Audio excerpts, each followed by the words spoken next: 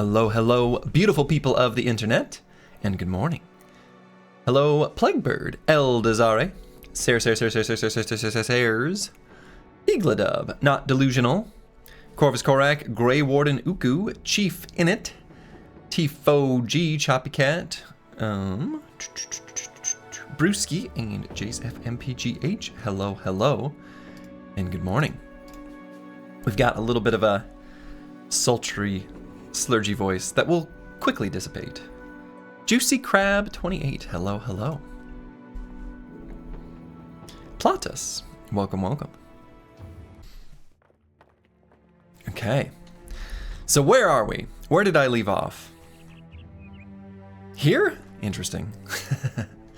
Raspy morning slurgy, a little raspy. But that's all right. I've got my coffee. I've already drank half of this, I suppose. May as well refill my mug while I'm holding it.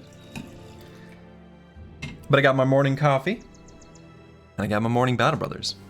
What else could we need? Helmsman 404, hello, hello. Reporting in from the train. Nice. Probably good. Watching a stream on the train sounds kind of nice. Is that a vase of coffee? Well, yeah, it's like a, what's the name for this thing? It's basically like a pour over coffee kind of deal.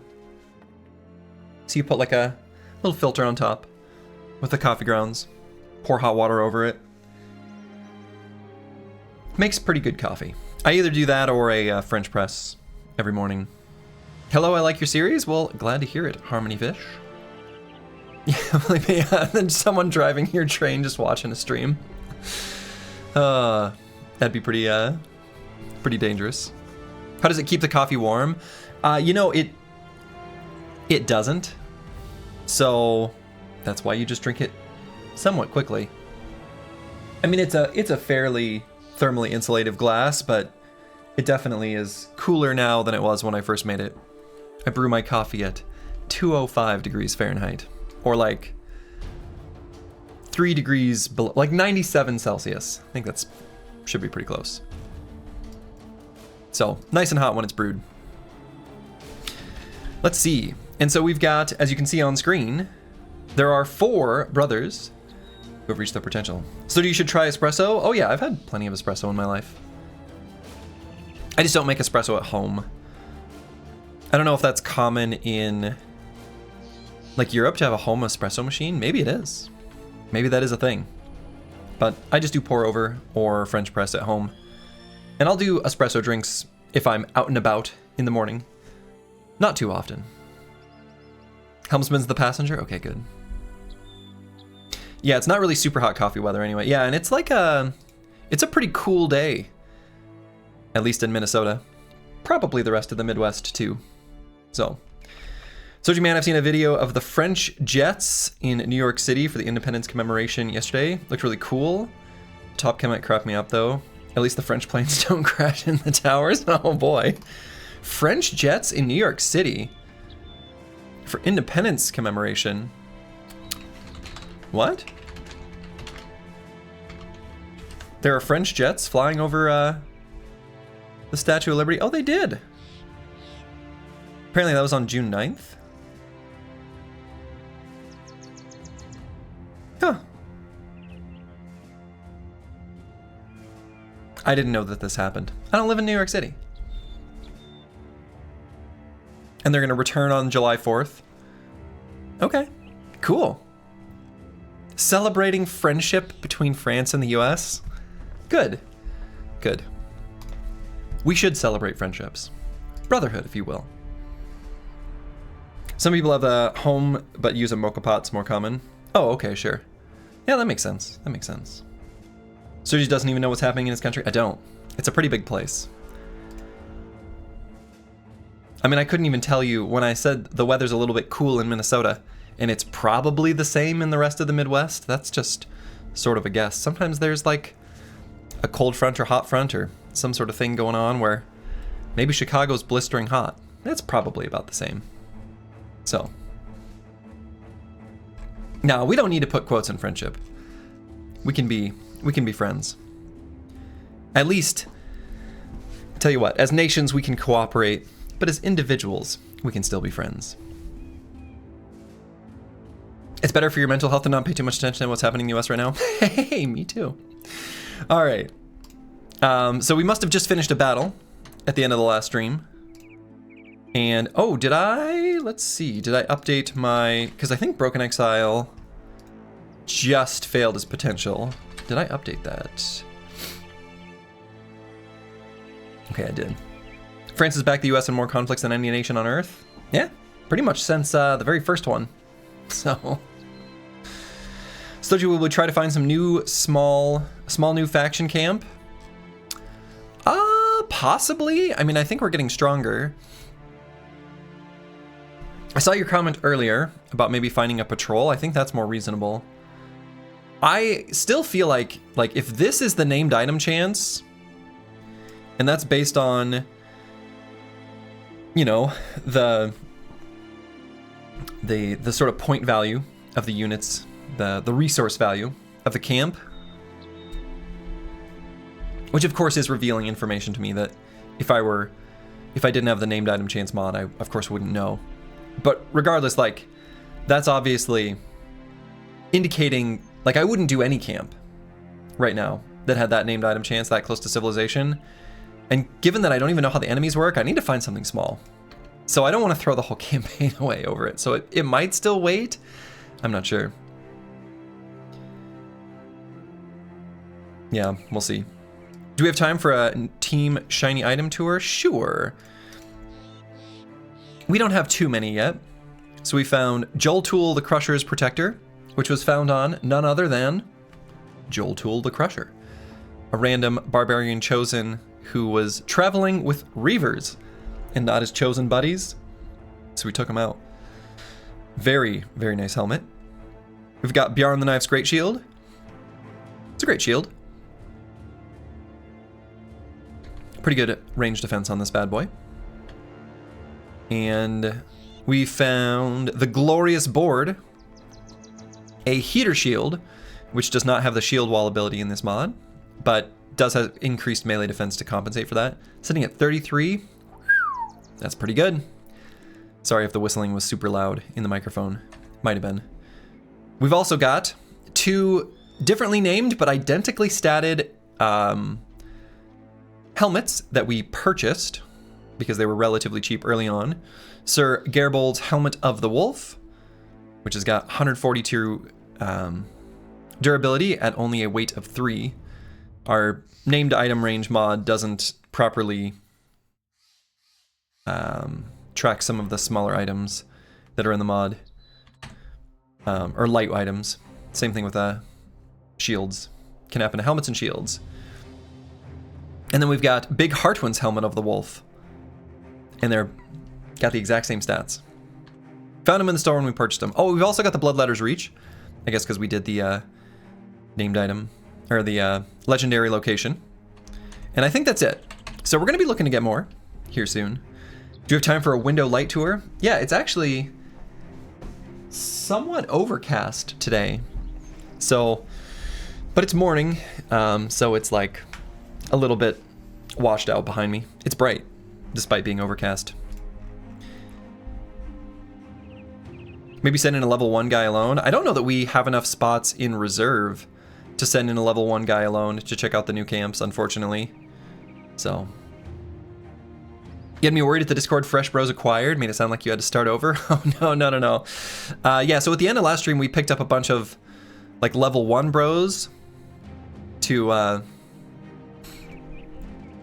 replace those who, well, didn't reach their potential.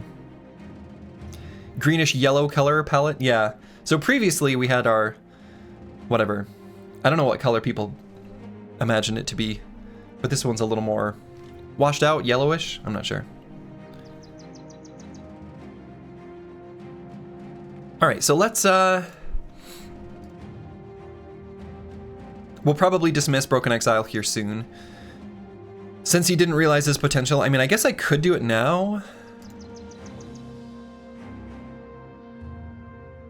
Maybe that makes sense, to just simply do it.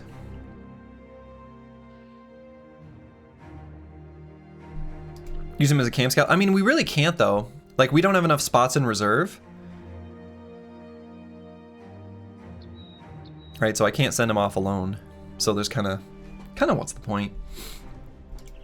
He's still like a useful brother. Because he's got really good defenses and we can have him pop Indom and sort of run off to the side. It's really too bad. Because this was kind of a cool brother. I was really hoping they would realize their potential and then get, something that can lower fatigue costs just a little bit, and then they could permanently Indom. Right, so if we had got the, let's see, Unstoppable perk group, we could have gone with Rush of Battle. And then had him dynamically duo partner with one of his allies. Then he could have just had permanent Indom, or Finesse, I think would have got us there too. Oh well. Maybe his purpose is to hold the line and die in a big orc camp. No, maybe. Anyway, we can level up the rest of the squad. So trash comps here. We got ourselves some swag levelage. And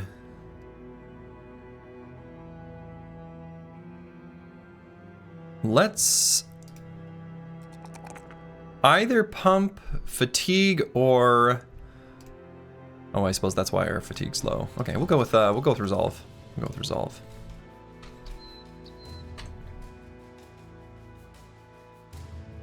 Sage. So we do want to make sure we get back to basics before we finish leveling up the bro. I kind of want to get flexible first, though. I mean, even if we take back to basics now, it brings us here.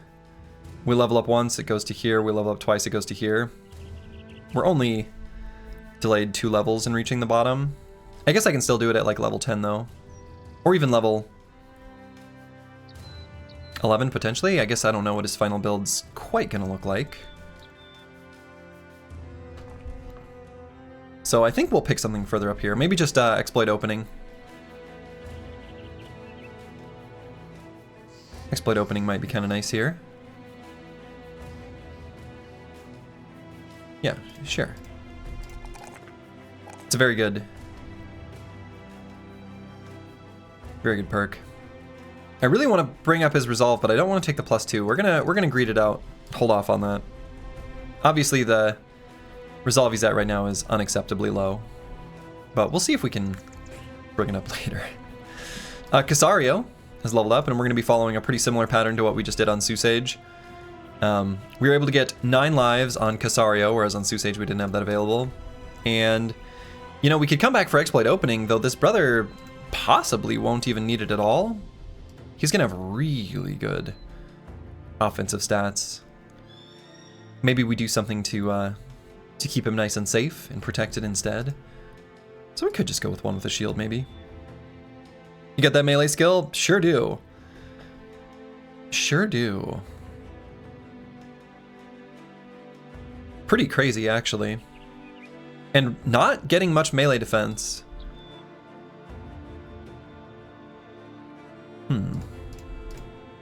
Actually, I might have these brothers swap shields.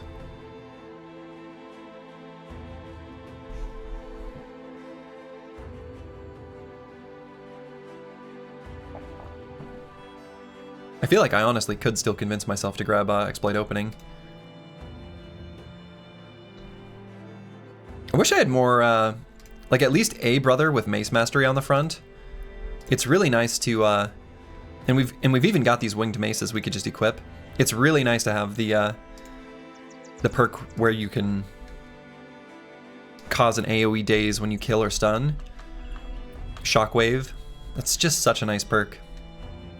And I really like it on the frontline Phalanx Bros. I think that's actually pretty alright. So yeah, I mean, I could still just go with exploit opening here. Like, the bro's gonna get attacked a bunch, so let's just make sure he's like more guaranteed to hit.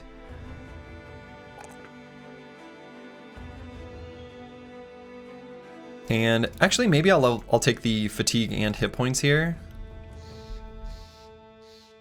I think that's okay.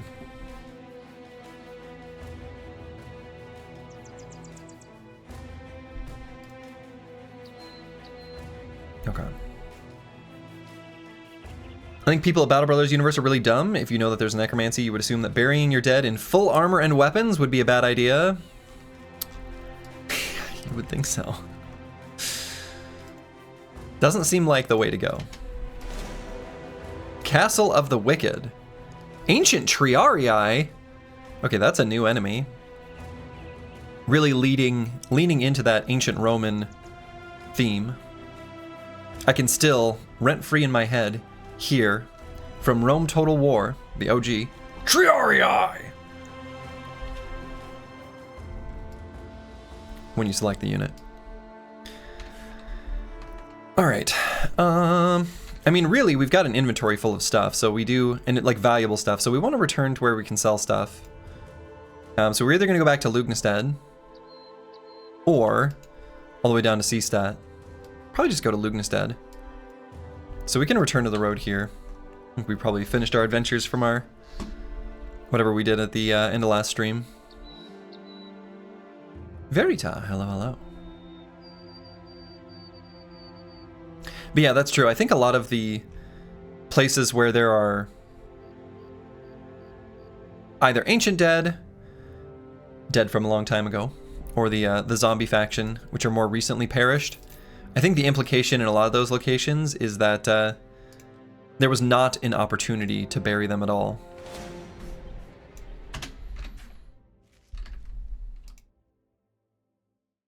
Just finished YouTube Battle Brothers Marathon. Happy to continue live. Hey, you love to see it. Welcome, welcome. All right, so we're just gonna start out with a delicious little snack. Beating up on caravan hands. A tale as old as time.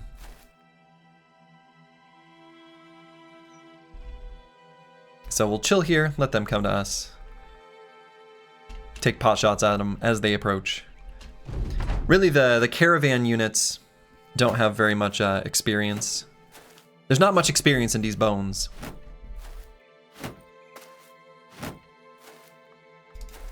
Oops, that's not where I meant.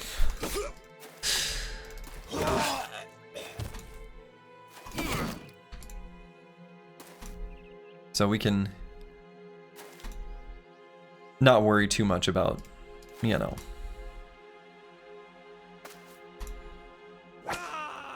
Got him.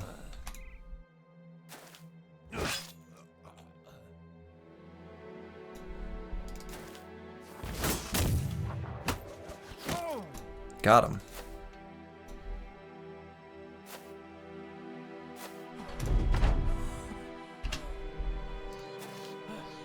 No.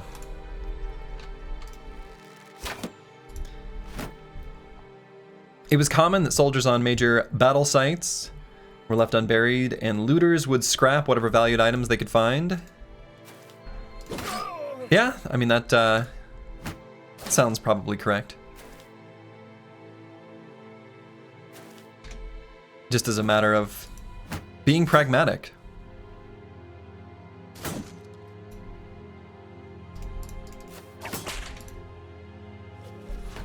If they had stuff you needed.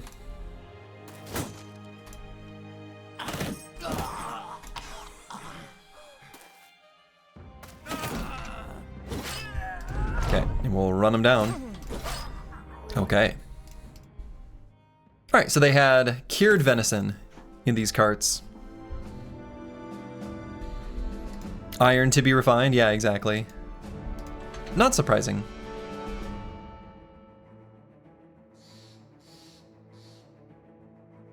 Pretty, I don't know. Pretty gross, maybe is the nicest word for it. Alright, group of briggies out wandering around. And you know, it's interesting, so we've got this, we've got Curseword here, who could be a backup banner for Wabakishko. Still not 100% sure if I'm going to train him up in that way.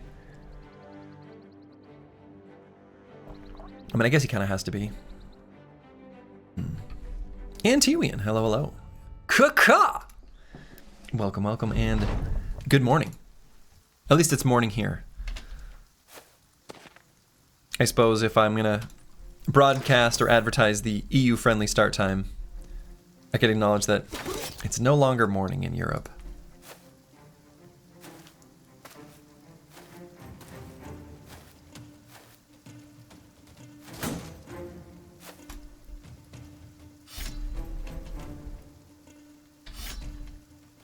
All right, we'll actually sit here, letting him have these high ground hexes, bait him into it. I'm not too worried about these enemies here. You see the Battle Brothers PvP tournament yesterday? I did not, so I don't really know anything about it, except that I saw it happened. I was pretty busy all day yesterday.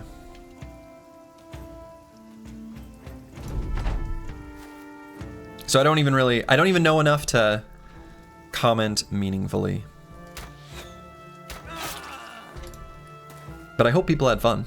I don't know. As someone, like, my overall, like, very high level thoughts are, as someone who has played and enjoyed PvP games in general, like, RTS is sort of my OG bread and butter, as I've sort of alluded to in the past. For a game to be a really good PvP experience, generally, it needs to be built from the ground up with that in mind, right? The difference between, you know, Slay the Spire and Magic the Gathering is like sort of core and at its design level. And I think the idea of PvP Battle Brothers is really cool, like conceptually cool. I don't know that it's actually playing into the game's strengths.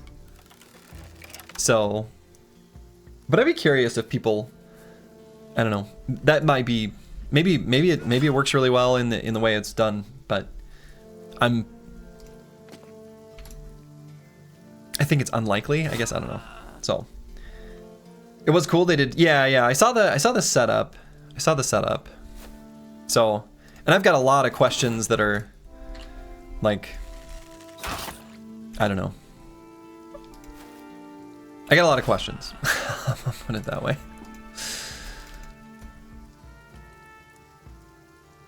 It felt very slow. Yeah, so it would feel very slow, and also like,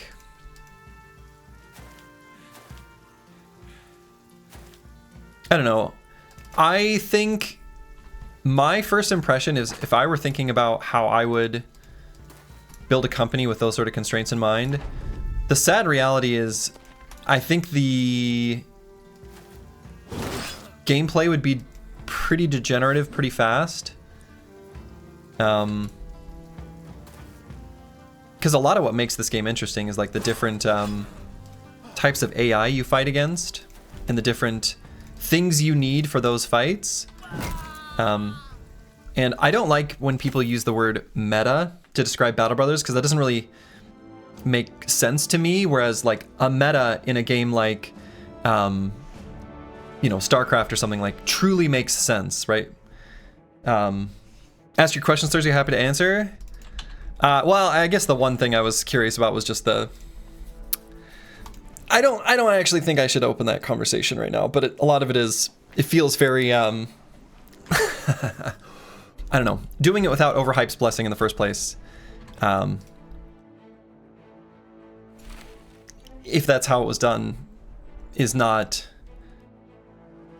a proper respect to the intellectual property of the game. So. You specifically asked Overhype? I mean, I saw that you had asked them, but you did not imply that there was a response. If there was, then good, right? So that's why I don't even, you know, I don't know. Anyway.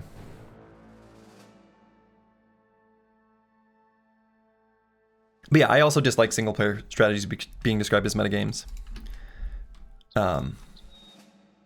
So I feel like the other thing too is like, again, I have no idea how the battles took place, but unless it were some sort of like King of the Hill or something like that, I mean, I would just like camp on some high ground in the back, or just like run to a corner, like in Total War games, or all kinds of things. Like I have no idea what actually happened, of course. And like let the enemy come to you, because why would you do it any different?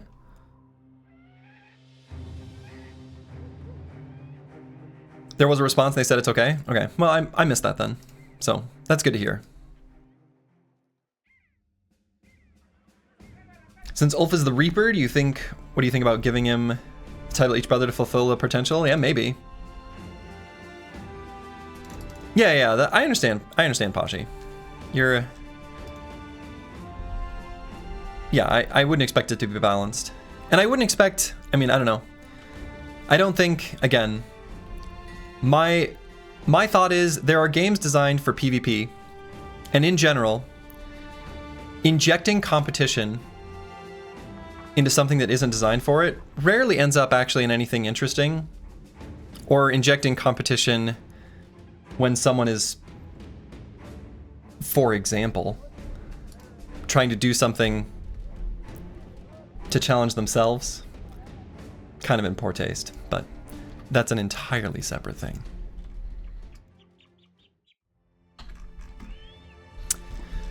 All right, so let's make our way to Lugnestead. I think we can maybe fix up one of these injuries. We've got the money.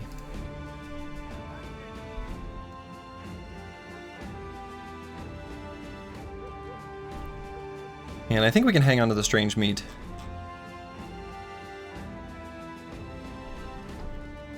And then we get devs balancing for PvP, and then we get screwed by campaign PvE. Yes. I mean, I think people look back to... A lot of devs who are on the older side look at, like, StarCraft, like OG StarCraft, like StarCraft Brood War. And the units in Brood War have the exact same stats in single player as they do multiplayer. It works great. And they kind of deviated from that in StarCraft 2. I actually kind of feel like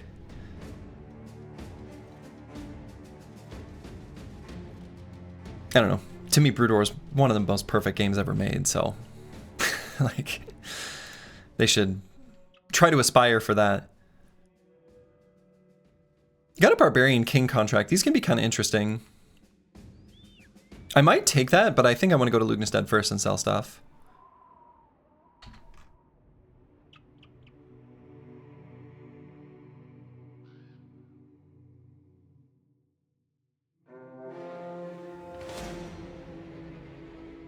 Okay, we can take this cute little fight. So let's level up some of the boys. Eldazare has leveled up. This is going to be our whip disarming boy.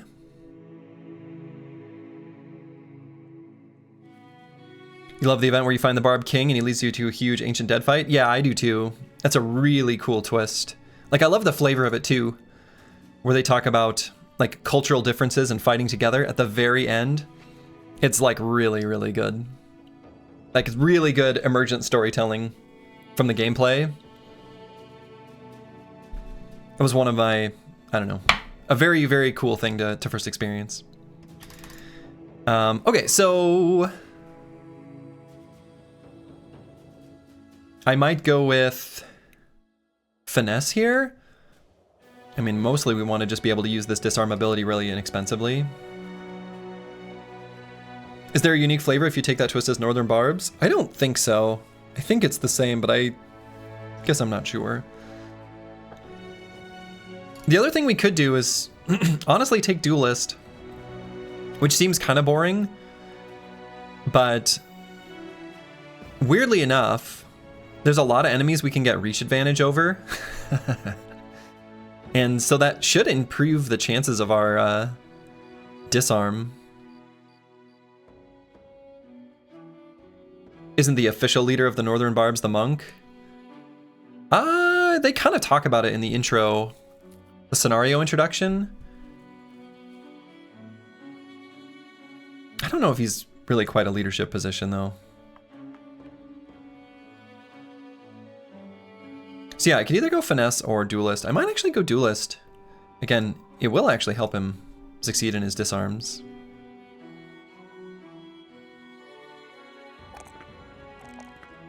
Very nice level up here. And let's grab some more hit points. Do the cleaver perks work with the whip? They do. Cleaver perks definitely do work with the whip. So cleaver mastery, of course, is a big one. Making disarm gain plus 10% hit chance. Considering it already starts with a minus 10% hit chance, it's kind of a big deal. But the other ones just aren't... like, they work with the whip, they just don't... Like, they functionally work with the whip, they just don't work that well. So once per round during your turn when you move next to an adjacent enemy, or excuse me, an injured enemy, recover 3 action points, is just not that relevant of a thing. Because you're not going to be doing that with the way you want to use the brother. And Sanguinary is like kind of cool. Your attacks that inflict bleeding inflict 5 additional stacks of bleeding. You know, that could be relevant with the whip, kind of making it do pretty okay damage. So, I don't know. That one's okay. Might be worth taking. Sanguinary plus armor. Yeah, but you gotta think, even with the armor pen from Duelist, the amount of penetration damage you do is still really low. And so any enemy with like even a little bit of armor, you're gonna struggle to get through that. I mean, if the enemy has pretty light armor and maybe you find a famed whip, you can get some through, but it's still pretty difficult to do. Bleeding Beasts is a lot more relevant, yeah, for sure, for sure. All right, Brewski's leveled up to the point where we can take Pole Arm Mastery. Let's go ahead and do it. Isn't 5 stack of bleed like 10 damage per round? Isn't it just 5? I think you take 1 damage per stack of bleed unless you're a bleeder. So it's just 5 damage per round, but maybe more relevant is that bleed stacks lower resolve and initiative. So you're kind of doing a stat debuff in addition to the damage over time. You can attack, oh sure, yeah, oh okay, I understand. Yes, you can attack twice. So yes, 10 bleed damage if you hit with both. Sure.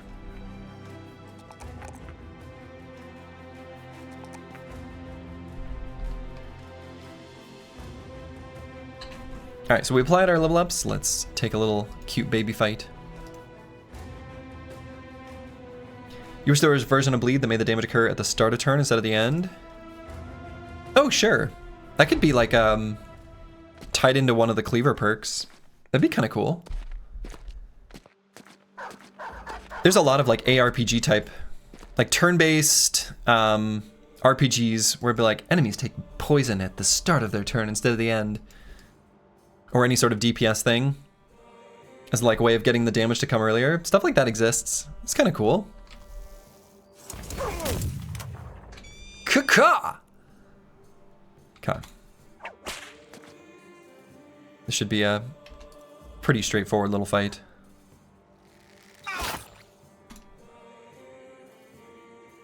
I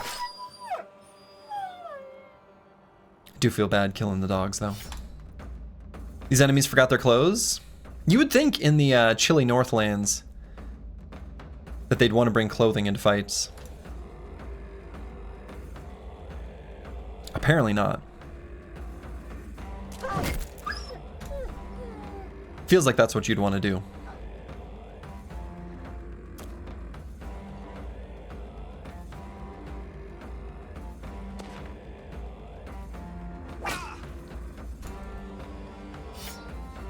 Whipped him. Whipped him in the head. Brutal. It's like they're Midwesterners. It's short. Yeah. No kidding. It's always the funniest thing to me. On like the first, I'm not gonna call it warm day. On the first like day where it is like 60 Fahrenheit, high of 60. So in Celsius, that's what? I don't know. 15. It's like 15 degrees. People in the Midwest would be like, I think it's time for shorts. Like in the spring. It's still not time for shorts, but it's like a desire for it to be warm. You just start dressing for it anyway. Manifesting.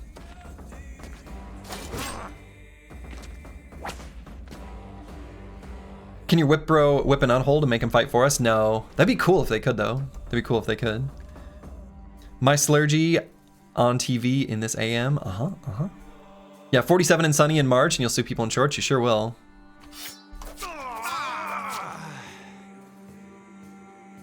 Travesty. Brutal.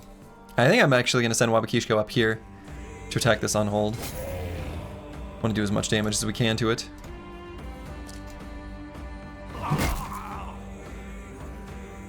"15 degrees Celsius is hot for you already." Well, there you go. You could find yourself in the Midwest US and fit right in.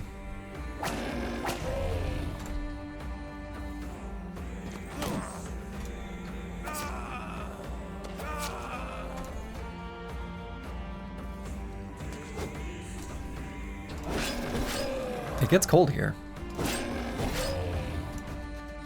There we go. That's pretty good experience for the squad to take out that on hold.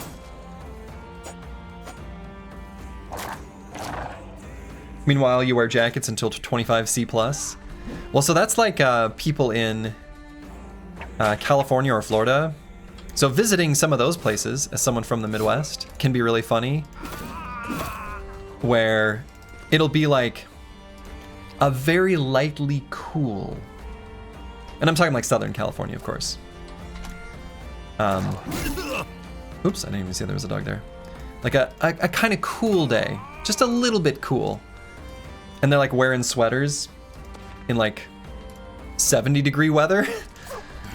So like what? 18, 19 Celsius. And it feels out of place to those of us who aren't from there.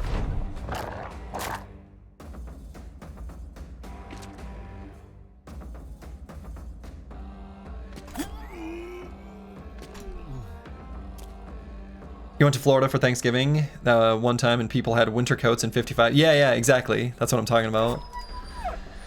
Where people have like full like wool jackets and winter coats and they're wearing like, you know, hats and everything, and it's like really nice out. At least what I would think would be really nice out. Grib, hello. Just stopping by? Well, welcome. I'm doing pretty well. I hope you're doing well. It's the weekend. Oh, I didn't do my prediction. I didn't realize. I wasn't ready. I wasn't ready for another level 11 to happen. Oh boy. All right, we can update our overlay because we just hit another potential. Plaguebird has joined the ranks of those who have fulfilled their potential, who have realized their potential. You love to see it.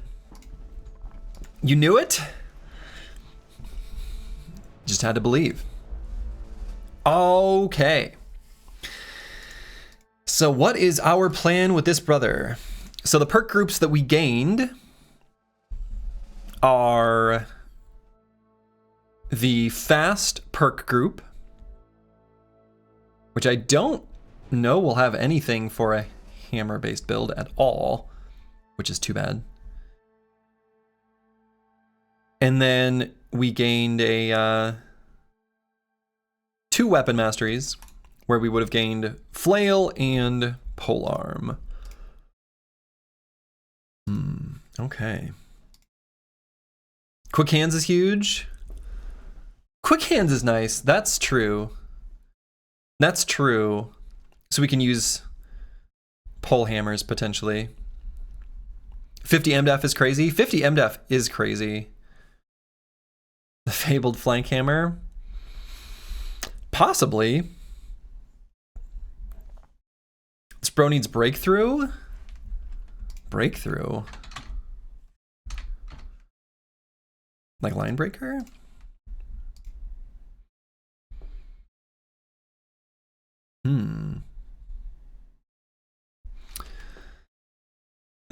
We could also go berserk chain / sensor. We sure could.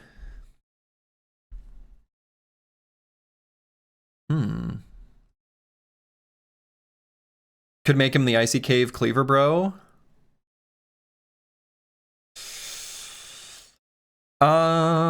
Maybe. All right, let's get to Lugnstead. I want to strip him down naked and inspect the goods up close.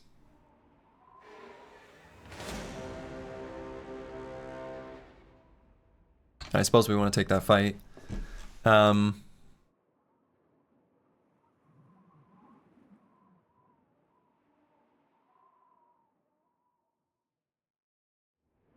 This is wrong in so many levels? Nah. But yeah, this bro is like actually really good. But I don't know, we might end up not doing hammer, like potentially. I'm gonna pull him out for this fight, and we're gonna level him up and figure all that out. We're gonna go to Lugnstead, sell stuff, strip him down, look at him, think about him, and then we're gonna figure out what we want to do, probably for training back at Tonderborg. Dawn is still denied, so let's wait till morning. Bingo. Flail spinner with Lone Wolf seems the most fun option, not gonna lie. I mean, true.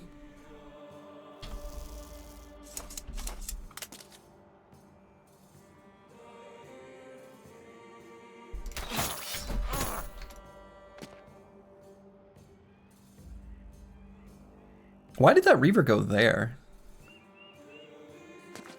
Weird.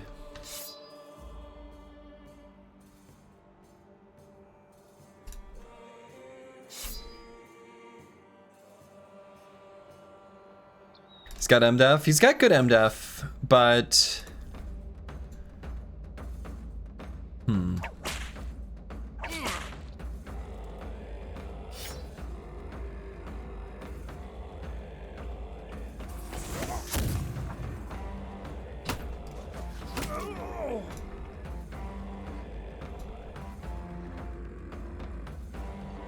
Flail spinner plus death dealer. Yeah, he can do a lot of things.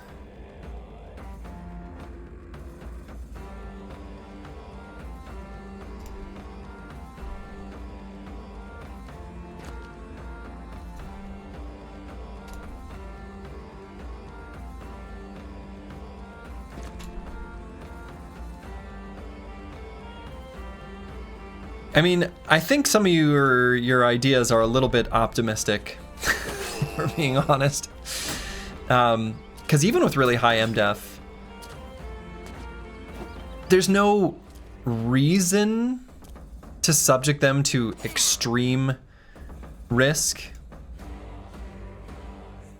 Like, there's no reason to send them out on their own, even if they technically can.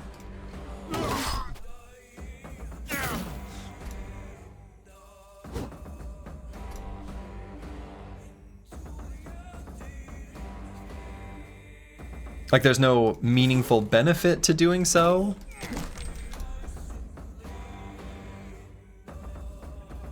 So. What? I missed.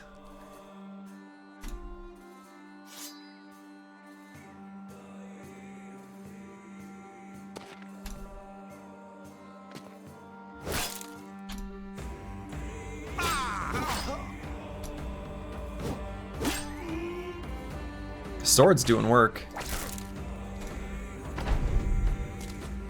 You like the flail option, not for the AoE, but just because he has subpar melee attack? Yeah, same. I think the flail option actually seems kind of okay.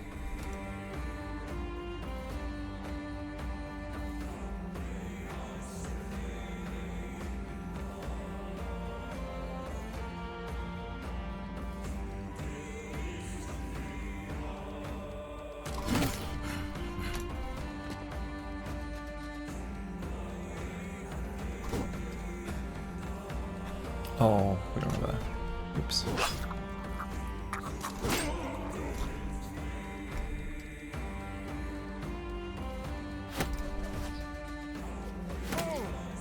Kaka!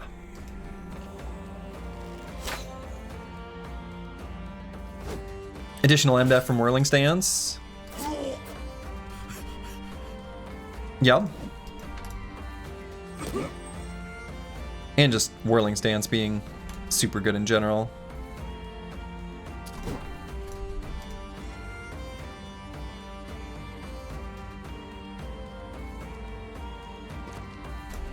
And CTRLS, hello, hello. Is it ever worth it to wait on weapon style choice and see if there are any cool fames available? Could maybe do that. Hey, you got that guy disarmed. Eldazare doing what they are designed for.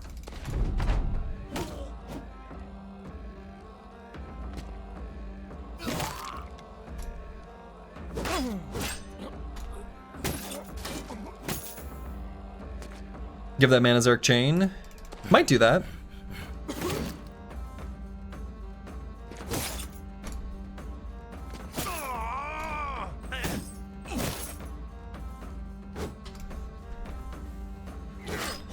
Zerk chain could be a pretty good option. I agree.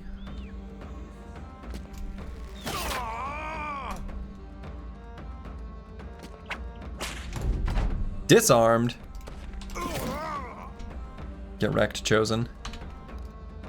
You feel like with the two-handed flail, you'll be able to AoE one-shot most enemies?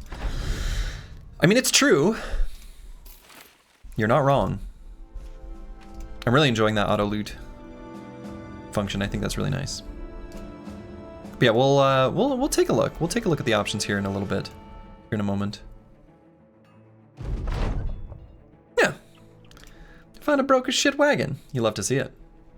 There's also the option to buy mace for him. Or probably better to buy heavy armor. Yeah. Probably. That's kind of what I was thinking too. So that one of the things that was going through my head is like, realistically, we probably want to buy an armor for him. And then so then we can figure out what we actually want to do with that brother. And Plaguebird may be sent off to fight the Barbarian Madman. So we do want to make sure that if we do that, that he doesn't pass away. I might hang on to the most valuable of valuables here to get a better sale price for them. Actually, what is any recipes here? Oh, not really.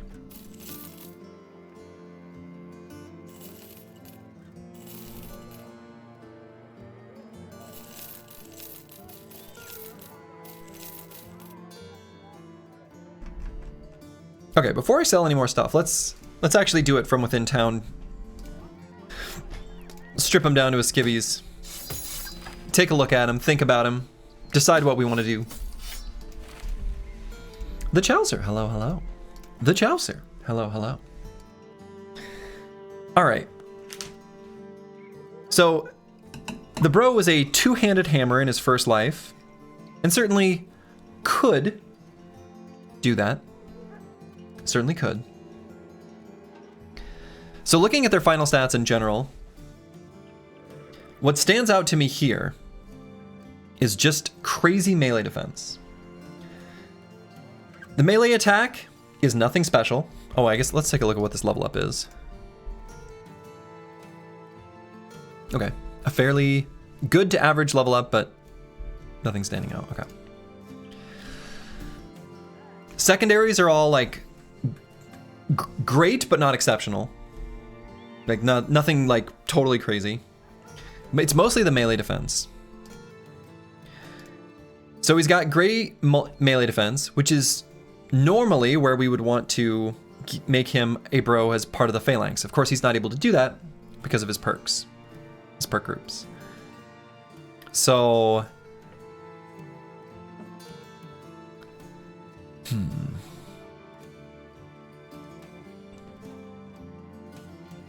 So he's got the two-handed, powerful strikes fighting style, and we're going to lean into that. Formidable approach will make it so that he's, you know, able to get pretty good melee skill against enemies when he approaches them.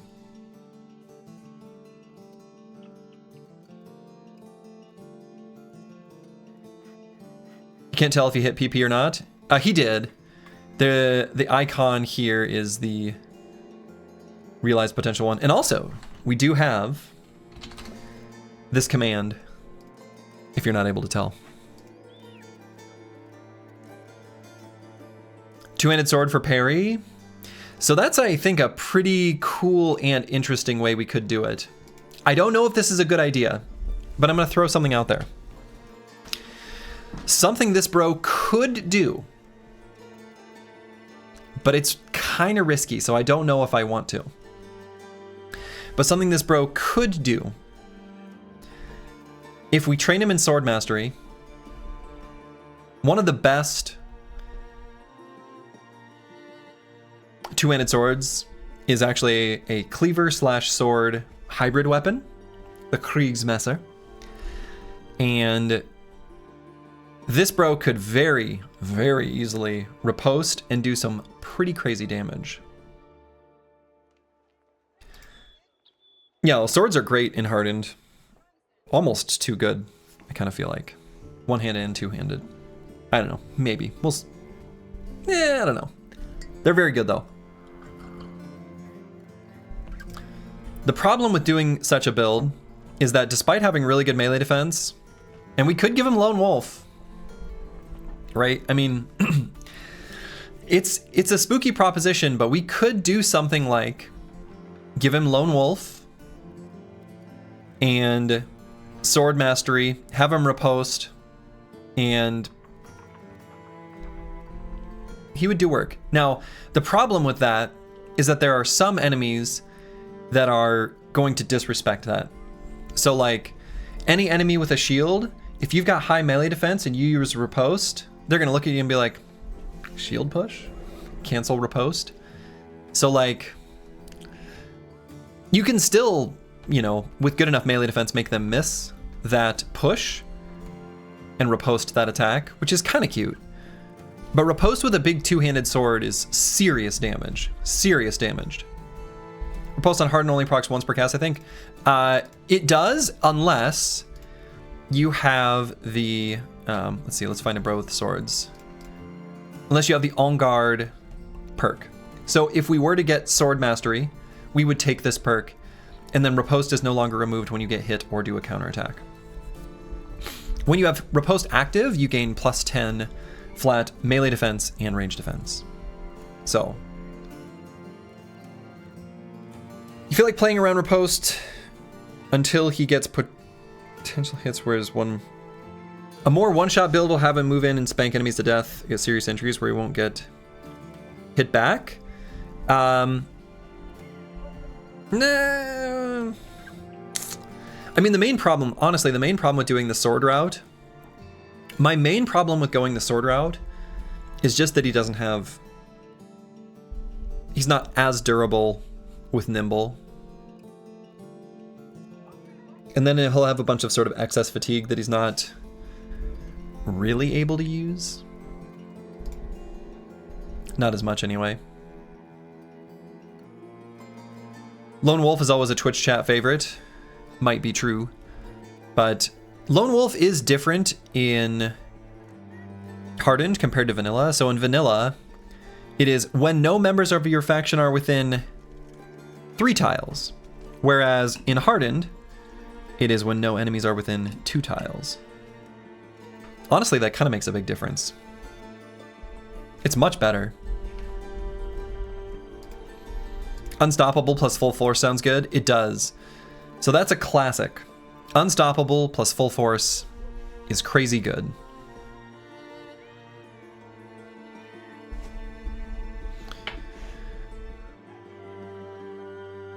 I mean, one of the things to think about is we are not limited to a 12 origin, you know, we can have specialists, in other words.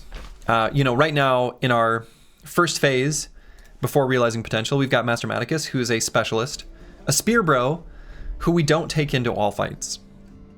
We could make Plaguebird a sort of specialist build that maybe isn't relevant in all fights, but in some of the fights where he is crazy good. So I don't mind the idea, truly, of getting him sword mastery and turning him into a lone wolf solo fighter specialist who can be a guaranteed victory against the barbarian madman.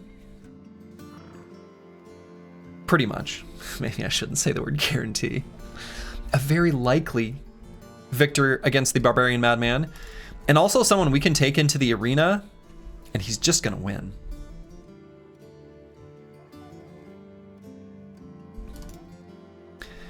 Because I feel like Lone Wolf plus Riposte with a two-handed sword. Look, that's, with this much melee defense on a two-handed bro, is pretty crazy. For the RP alone, it's great. If you die, it'll be glorious. Yeah. Plaguebird approved it. Let's do that. Leroy Jenkins. I think so too. I think it sounds like a cool build. Right? And so what I think we're going to do, I want to go to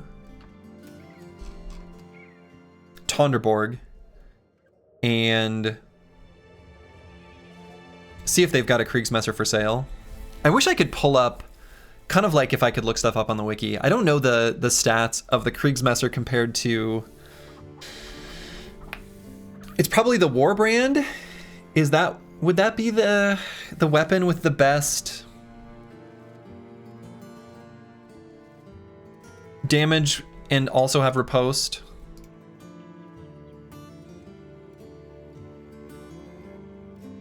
I guess we have a weaponsmith here. So the two-handed falchion is like a baby version of the Kriegsmesser. And then the Zweihander doesn't have riposte. Warbrand also give you some AoE options. It will, but I don't know if we necessarily want to do that.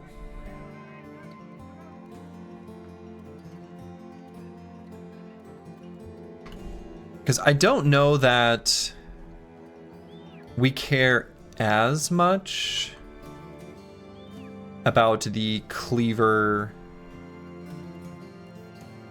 specific.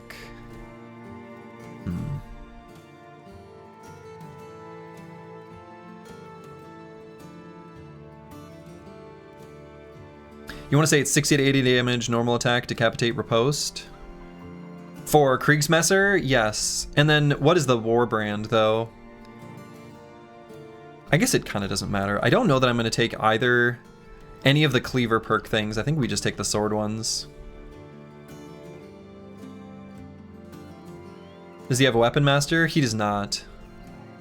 He does not.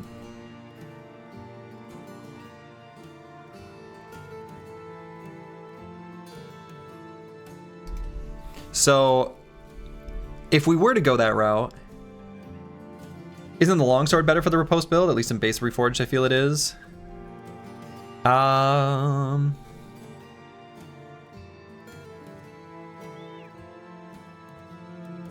Yeah, so there's the longsword, Kriegsmesser, Warbrand, and the Estoc that all have riposte.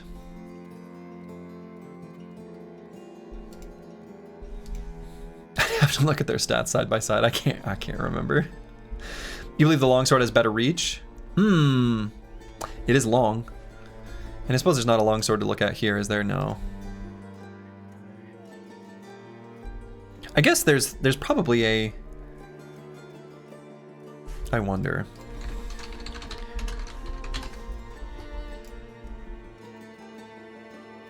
I know that there's a hardened design doc that Darkso has, and he's got a section on, yeah, armor rework, helmet rework, bunch of stuff, but does not have any information on the weapons. I was just wondering if the weapon stats would be there somewhere.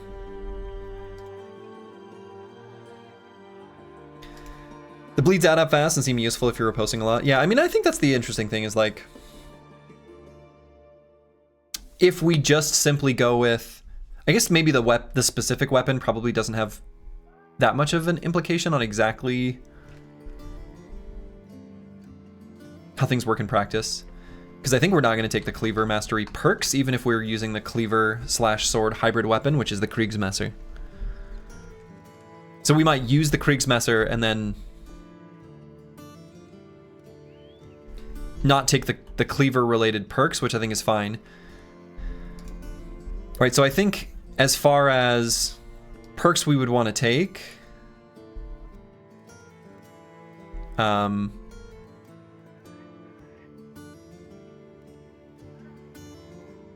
Sword Mastery still seems pretty good. Can you train the sword weapon group? Yeah, I think that's what we're talking about doing. So, yep, exactly. You're still in favor of the flail route? Seems wrong to do the... Oh, we're gonna go to the training hall. And in Hardened, you can once per brother, you can learn one weapon mastery or one armor mastery. So we're going to learn Sword Master is going to be the plan. Or the sword weapon group, maybe is a good way of putting it.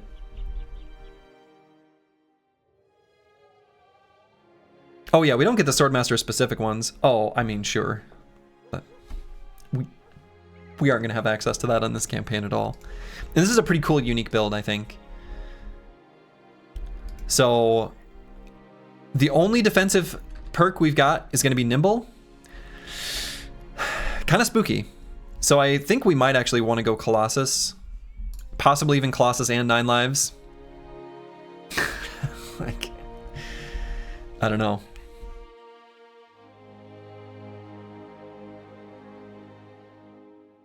So then if we went Lone Wolf, we would go with Riposte, Sword Mastery.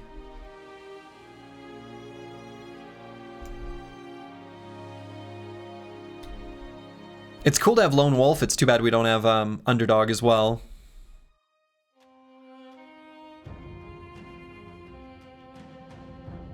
We would definitely take Sweeping Strikes.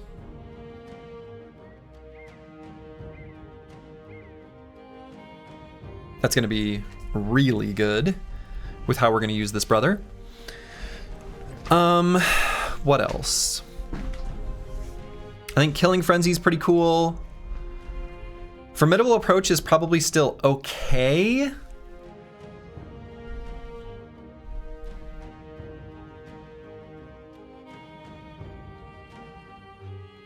Anchor for anti-push. Oh, yeah.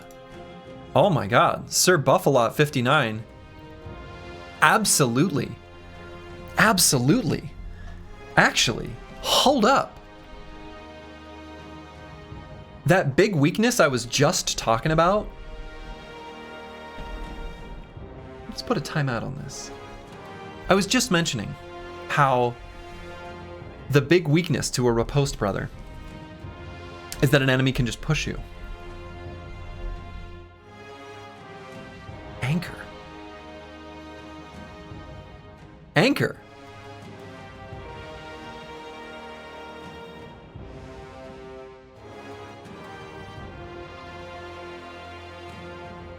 Approach with Fencing Sword seems strong. I don't think we're going to use a Fencing Sword. We've got 102 initiative, so we're not going to benefit from Lunge. So I think we would just go with a different type of sword. You're a big flail guy, but you support Slurgy doing sword stuff. There's a lot of fun sword stuff to do in this mod. There is. And I've done a lot of flail stuff in the past, and I really like flails, and flails are really good. But I want to lean into making a fun sword, bro. They can't push him anymore if we grab Anchor.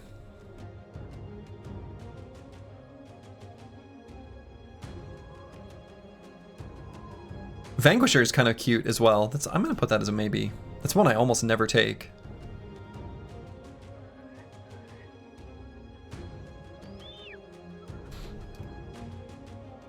And I think Killing Frenzy makes sense. Plaguebird is no longer a cripple. No one will push him again, ever. Oh, man. That's a true rags to riches kind of story. You don't like fencers without the new fencer perk? You had a team with a fencer on each flank. One with and one without. The one with did a lot of damage, but not nearly as fun. Or one without did a lot of damage. Yeah. Yeah, the fencer specific perks are pretty fun. I kind of like the way this bro's coming together. This is some bullshit, and I like it.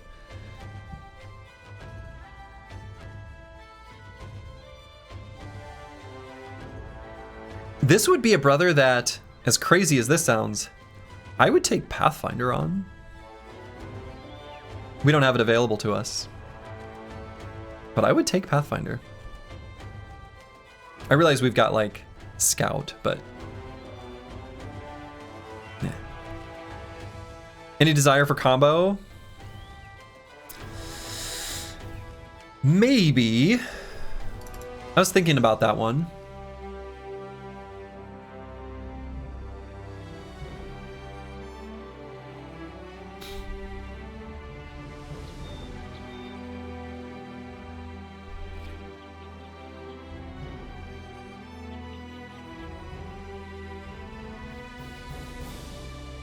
Isn't he going to stand in one place and take aggro and riposte all? Yeah, it's going to be the idea. Yeah, we are going to get action points from enemies missing. Yep.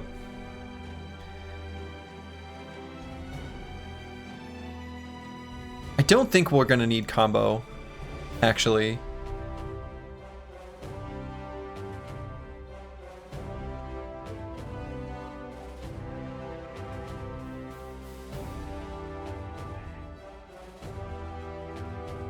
I don't think we want Unstoppable on this brother. We're not really going to benefit from the initiative too much.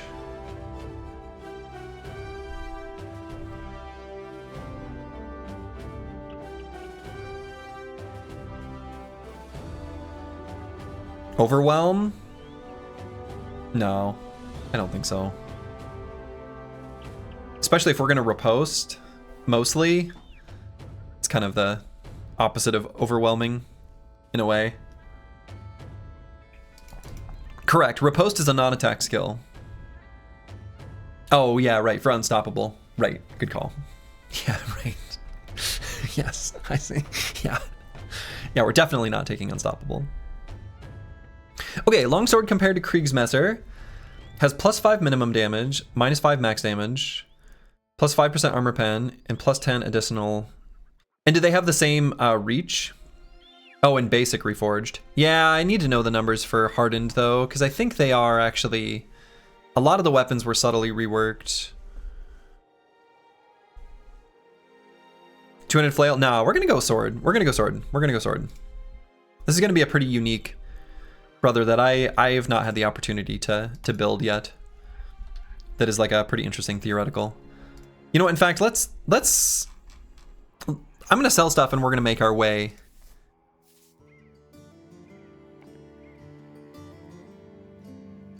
over there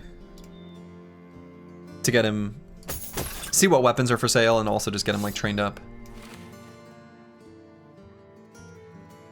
Rotation for emergency withdrawal? Yeah, maybe.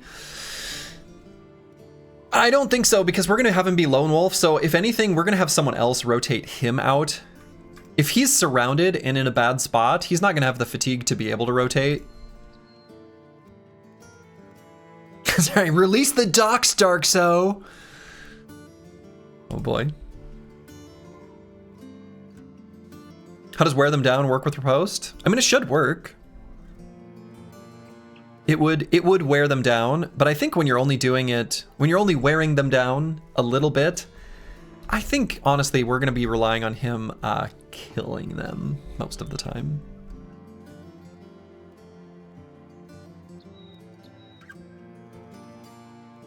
That's going to be the most likely outcome.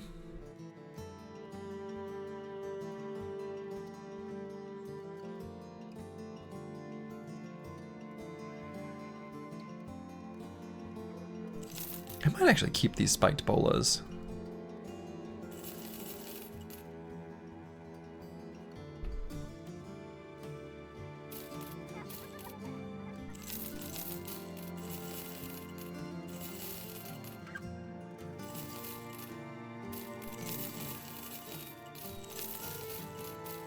Okay, so we're just vendoring stuff to get filthy rich.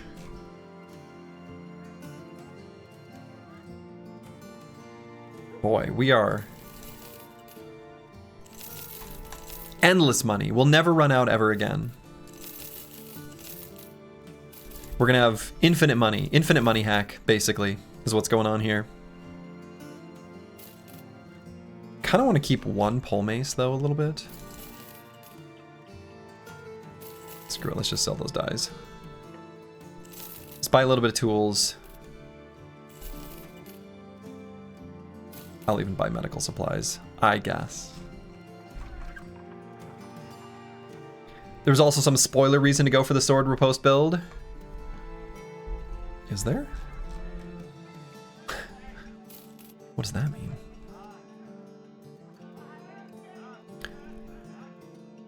So let's see. Yeah, so let's make our way towards the Thunderborg. Then we're gonna figure out Plaguebird.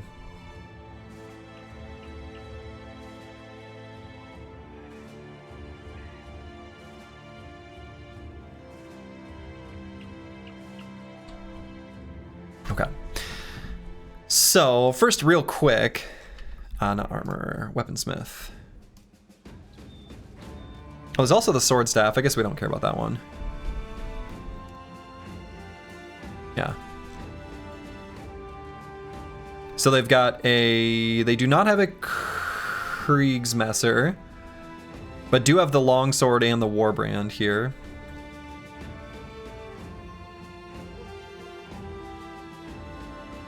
So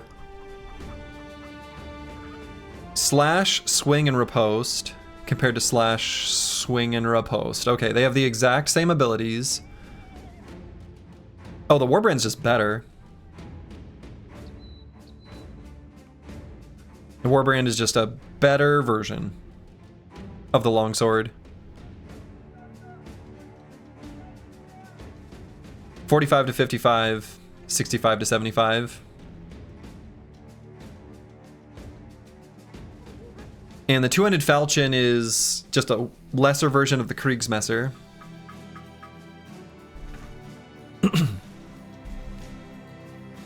The nice thing too is thinking about potential famed item finding stuff is that if we didn't take the cleaver perk to improve the Kriegsmesser, then if we found a famed warbrand or famed Kriegsmesser, we could use either. Better yet uglier? I don't know. This is like the warbrand redemption arc here. And the skills cost the same fatigue value, yeah. I mean, I'm gonna buy a warbrand, which feels wild. Yeah, stats are all changed compared to base Reforged, exactly. Yeah. God, what is the stats of a Kriegsmesser? I wonder if I can find... Hold on. I'm actually looking in the Discord to see if anyone ever posted a screenshot of one. Damn it. No.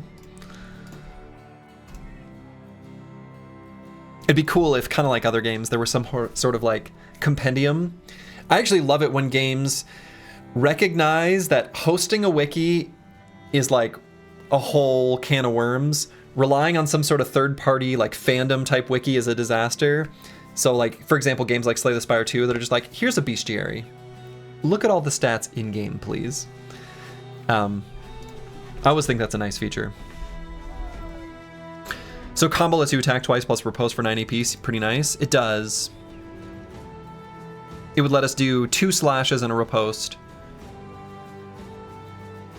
It also lets you swing plus slash plus riposte. So 6 plus 2 plus 1. So combos actually does really well with these numbers. What weapon are you looking for? The Kriegsmesser.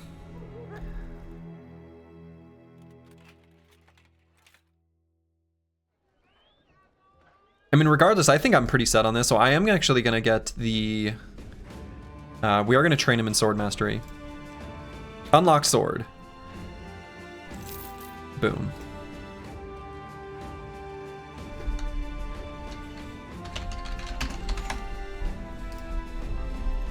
Does one of the sword masteries auto-riposte at the end of turn? No.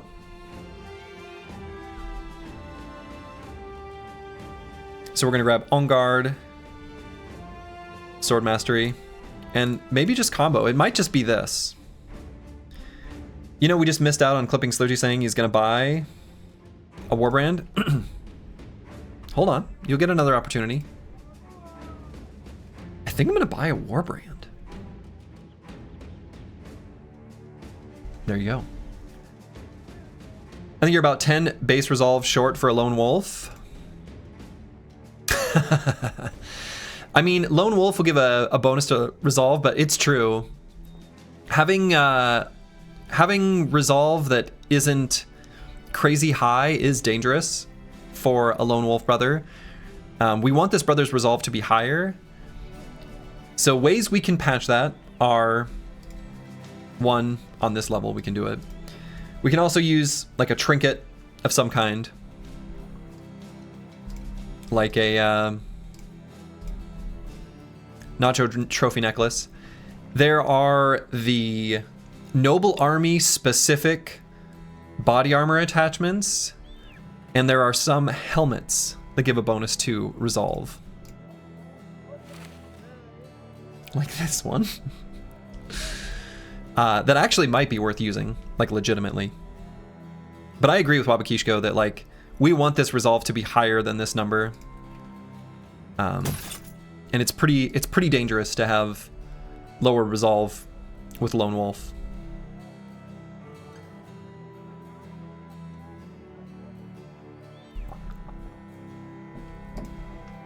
Like quite dangerous.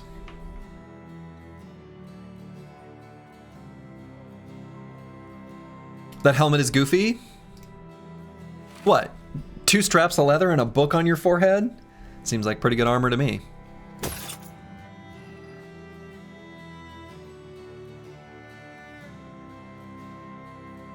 Book plus Idurok armor.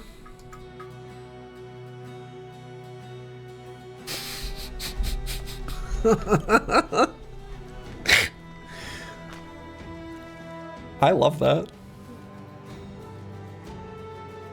Book plus Idurok armor? Oh my god. Wow. That is something.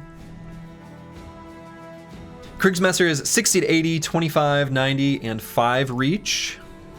Thank you. Aurelien Degoy. 2762. Thank you. I appreciate that. And that is in Hardened, right? So it's actually like... Is this just worse than a Warbrand? I think the reach of 6 is like super relevant. 6 compared to 5 is a really big deal. And that's because a lot of the spooky two-handed weapons, a lot of them have a reach of 5.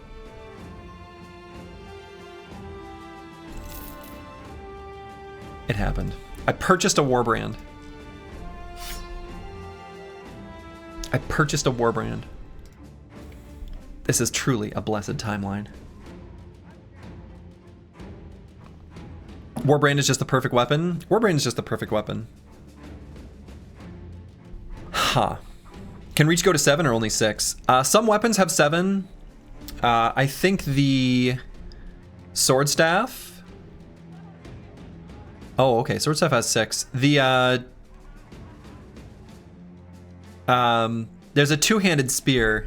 The Spedum, I think, has a reach of 7. And a pike has a reach of 7. That might be it. It might be only those 2. Let's go feed him to the madman. I think he should be good against the madman, right? You're probably going to need 2. They break pretty quick. 56 durability.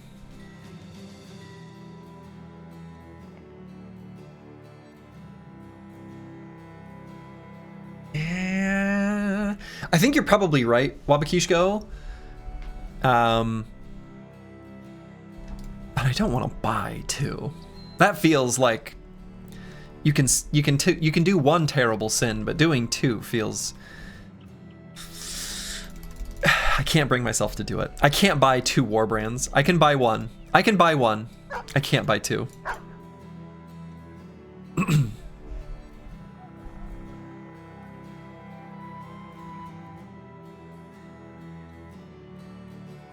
Oh, and Broad Metal Look 2, let me,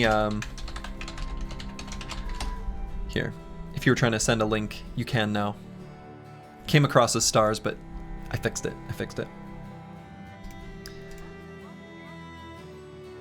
You can send whatever link you were trying to send earlier.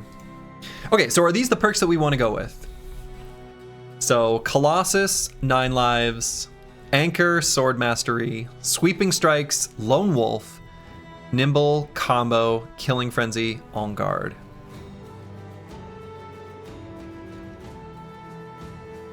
Yeah, we're definitely taking Sweeping Strikes. Definitely taking Sweeping Strikes. This one's incredibly important for the build. Incredibly important. The other thing too that's like kind of interesting is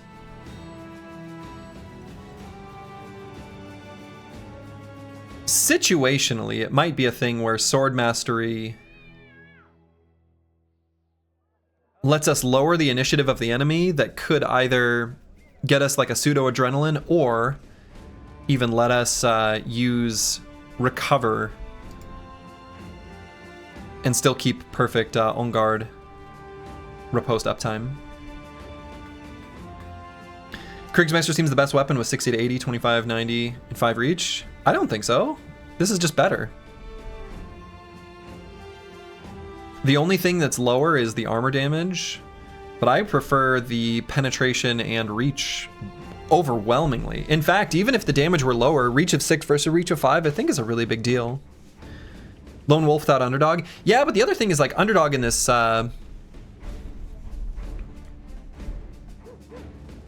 in Hardened is actually not that good. Because instead of lowering the enemy's melee attack, it increases your melee defense, which is, once you reach 50, like half the benefit. No second wind. On guard got that AP recover when the enemy misses you. No, we're definitely not going to do second wind. In fact, I think even combo is already dubious. Definitely not taking second wind. Definitely not taking second wind. Unstoppable maybe? No. Because we're going to be using Riposte, which is a non-attack skill, so we're going to lose a stack. We also don't really care about our initiative, and we don't really care about action points.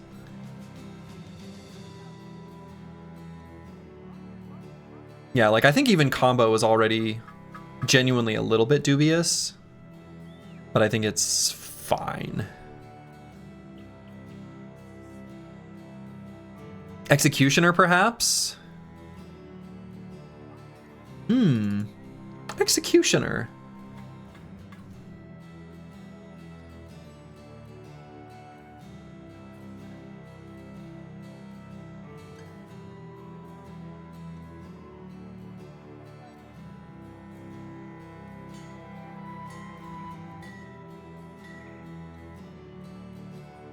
I think Executioner's not a bad option. If you're mostly riposting, what about the two-handed fencing sword? I don't think it's as good. The S-Stock?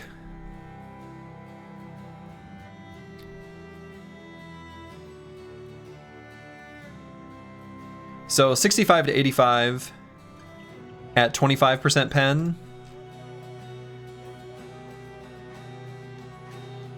I think the 30% armor pen makes it, and the at least a little bit better armor damage. Oh wait, where's that stock? Oh, that's a great sword. What am I looking at? Where is the S-Stock? Oh, I guess we don't have one for sale here. I mean, we could still do it in the future. It kind of doesn't matter. That's not an S-Stock, yeah. They look kind of similar. S-Stock's just a skinnier version. I'd have to look at those stats, but regardless, I think it's the same build, so it kind of doesn't matter. You've been picked. How did you turn out? Well, Curse Word, you are a... actually, an aura bot, but we already have another one that realized their potential, so I think we'll probably level you up as a backup in case Wabakishko gets injured. I think it's going to be the plan. So, does Formidable Approach give you 15 melee attack until you attack or until you hit? So it gives you 15 melee skill until you get hit by the enemy, but you must move into range with them. And I think Plaguebird is mostly going to have enemies move into range against him instead of vice versa. Where I think mostly we want this bro to be built as defensively as possible. What's to the right of Adrenaline? Oh, Survival Instinct? Survival Instinct is fine when your stats are low, but not for this bro. But you just need to move in range once. To that specific enemy. You get extra melee skill against that enemy, but not against all, right? So if we move against one enemy and gain extra melee skill against them, and then other enemies come in contact with us, it's not like we get melee skill against those other ones. It's just the one enemy. This is one of the best perks in the game, but I think with the way we're going to use this brother actually isn't really that good. Your stock may have a slender body, but it does its job. Ayo. Isn't Overwhelm good generally? Not if you're riposting. Not if the enemy attacks you.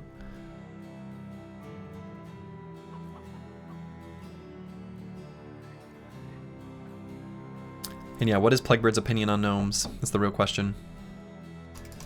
Yeah, so I think like Executioner's an okay choice. I also legitimately don't even hate Vanquisher. You hate gnomes? You heard it here. Vanquisher is kind of a cute way we can move while remaining anchored. We said no to Death Dealer. I mean, I just don't think we want Death Dealer. It's extra damage on an AoE attack, but we are mostly, again, using Riposte. Most of our damage is going to come from Riposte.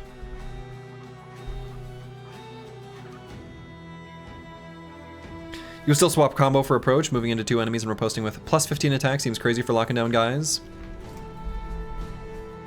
And killing them quickly. I don't know. 3 from the left on the top row. Survival Instinct? No, we don't want Survival Instinct, I don't think. That's really good when you have low stats. It's like a way of, it's like fast adaptation, but for defense. Anchor seems unreliable. Why? It seems like the most important perk, I think, for this build to work. Since we don't have access to Indom, if we're fighting against like Orc Warriors or anything with a push ability, any enemy with a push ability, we need this. Like, we need this. I think this is like unquestionably required for this build to work. Otherwise, it's pointless.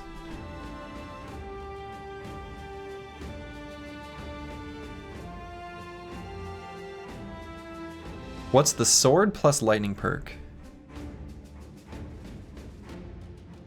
What? Rush of battle? Nope.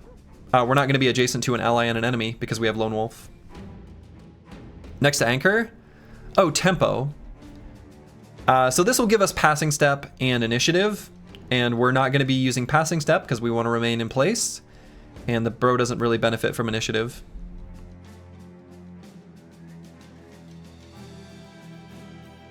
No, so we're not, I don't think we're going to do that. And the Tree 3 sword perk is on guard.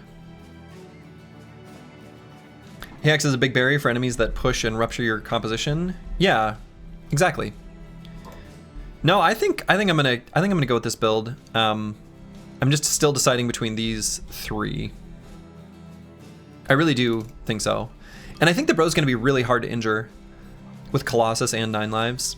Or excuse me, with Colossus and this much hit points. Does Vanquisher work if you kill an enemy during their turn? Parts of it do.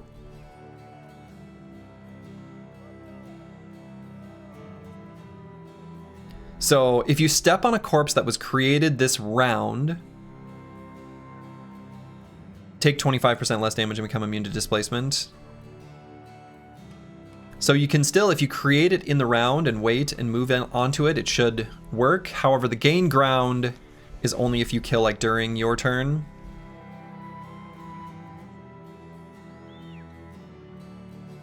We could take the Cleaver Bleed perks. I don't think we want to. This isn't a Cleaver anyway. Anchor feels wonky. It feels like you'll get the benefit one turn too late. No, I don't think so. All right, so let's give a hypothetical. Orc Warrior moves forward. Okay. Actually, let's back up. Start of the turn. We wait. Orc Warrior runs forward. We run forward into Orc Warrior. End turn. We start our turn. We're standing in front of the Orc Warrior. We attack. We riposte. End turn. Anchored. So I think it'll work.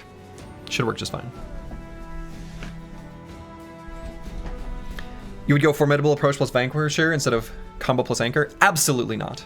Anchor is absolutely gonna happen. Anchor is crazy good. But yeah, I think without Gain Ground, I think I don't like Vanquisher either. Do you have enough initiative for that? Sure. All you have to do is wait. If anything, we want... I mean, yeah, we're faster than an Orc Warrior.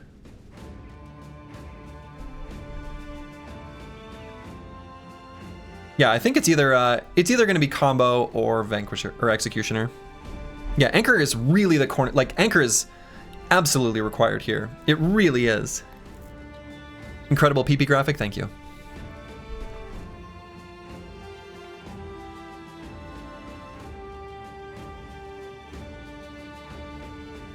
And I think Combo is actually probably fine.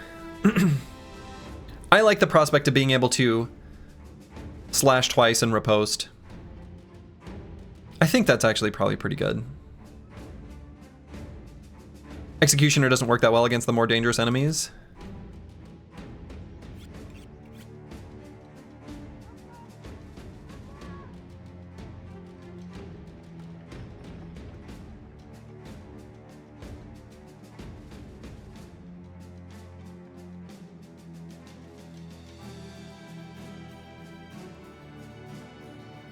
I think it's probably true. I'll probably just go with Combo. It's a way of dumping our fatigue early on. I think it's fine. You might be missing some hardened mechanic, but does the Sword Bro really want to fight heavy armor orc without Hammer Bro to strip it first? Does it want to? I mean, kind of. I think it's okay. Mostly he's going to be built as like a tank, basically. Executioner better since you're going to stay him out with Combo quickly while getting swinged out often. I mean, there is that risk. Right, we're going to stay him out pretty quickly. We're not going to be taking Unstoppable. It's not going to work here. I mean, I really think it's the final perk that's in contention. I think all of the other ones are set.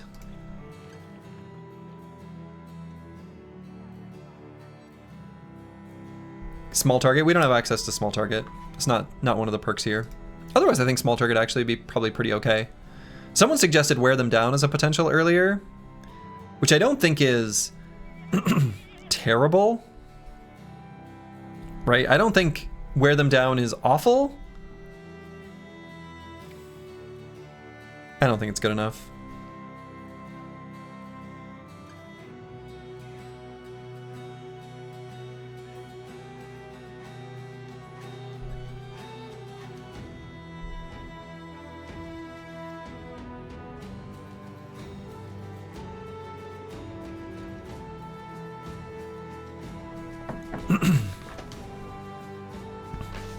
No, I'm still between Combo and Executioner. Combo lets us like put out more damage in the early rounds of the fight. Executioner could still be good against some enemies. Combo also helps with sweeping strikes.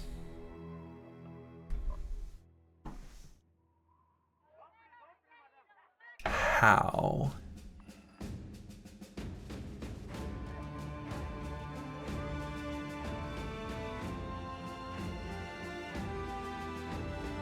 How so?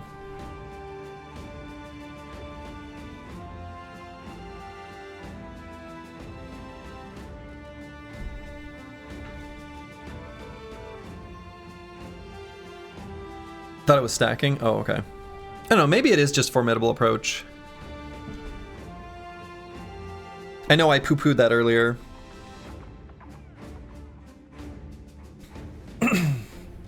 Maybe that is going to be better.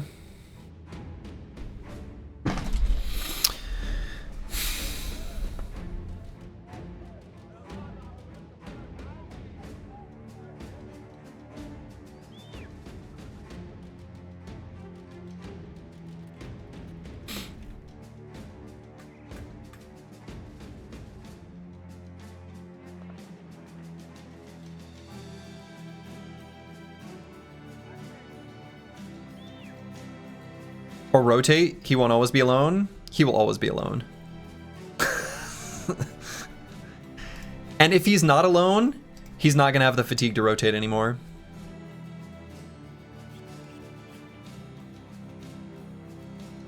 Taunt if you encounter a dodgy enemy.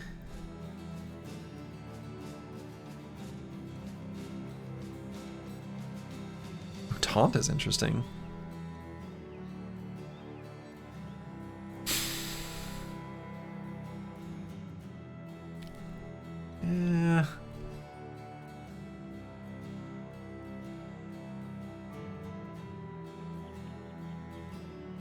Move in, end turn. Riposte plus anchor with formidable, kill, move against new enemy, repeat. Move in, end turn. Riposte plus anchor with formidable, kill.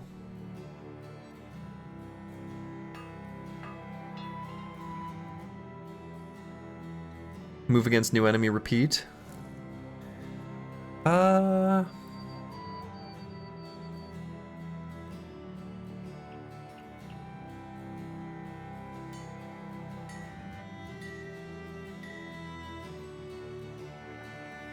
I mean, if we've got Lone Wolf, we're gonna have a pretty big pile of stats.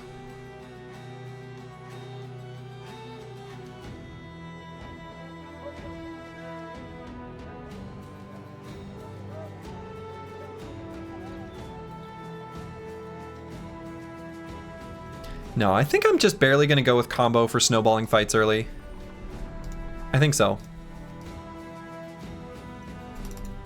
I've decided combo. No more hemming and hawing. And this brother is absolutely ready for the Barbarian Madman. There it is. You love to see it. Plaguebird shall be chosen to end the Barbarian Madman, to avenge apples and fruits.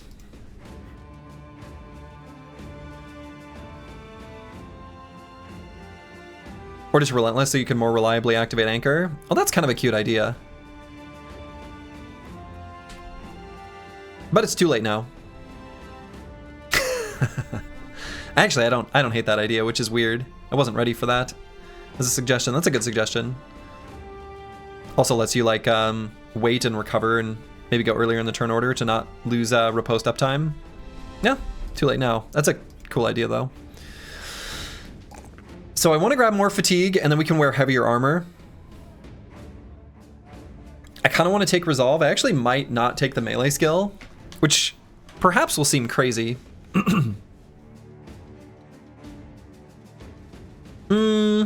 Is that true?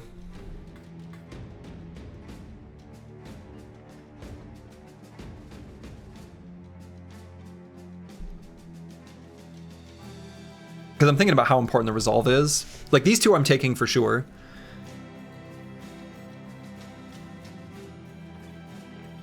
Resolve already seems great, especially with a Nacho Necklace. Yeah, but think about it this way. When enemies are surrounding you, you are taking a hidden resolve Malice. And when you do not have bros like allies adjacent to you, you don't gain that hidden resolve bonus. The game doesn't tell you this, but you gain additional resolve when you're adjacent to your allies, and you lose resolve when you're adjacent to like each subsequent enemy. Because it just does. So resolve on a bro who is lone wolfing is not only like, it's not only a more important stat because you don't gain that benefit, but also like you're all alone. Like you can't be, your bros can't save you as easily. They can't fix things. And we are going to take this bro into the arena. This bro is absolutely set up for battling in the arena. He's going to be an arena god. So we will be able to gain resolve from that. And I think that's actually a good idea.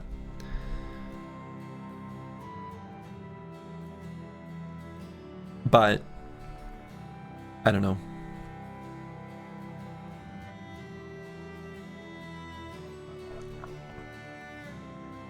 We can maybe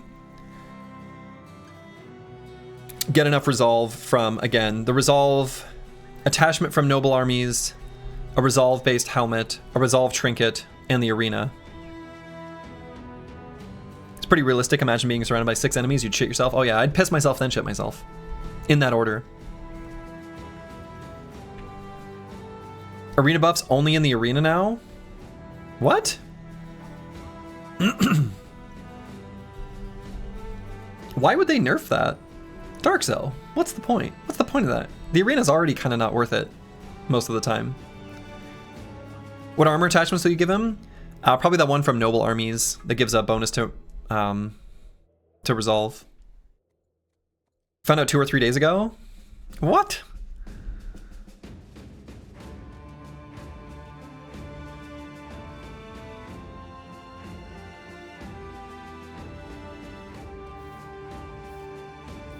I'm gonna go melee skill. And then I think every single veteran level is gonna be melee skill, melee defense, and resolve.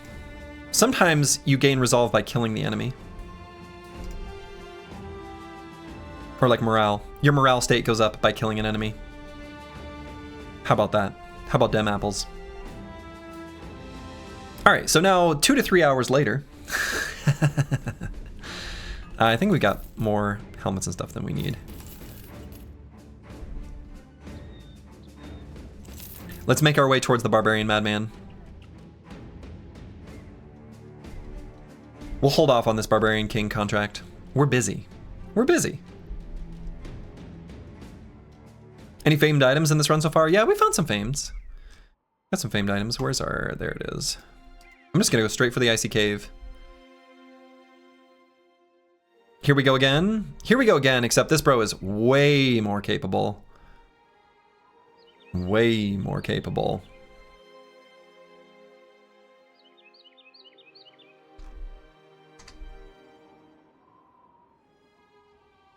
Impossible to lose this time? I mean, Lone Wolf in the Icy Cave goes hard. Given the +1 action pot. Yeah, so we're going to take a moment. We're going to equip heavier armor on him too, probably. Despite the fact that he's nimble, we're going to put heavier armor on him.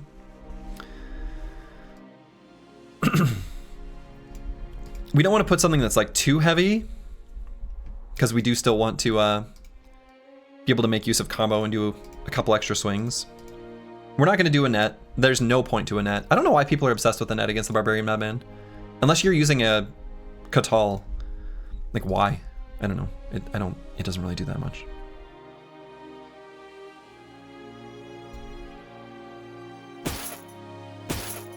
So we'll probably go with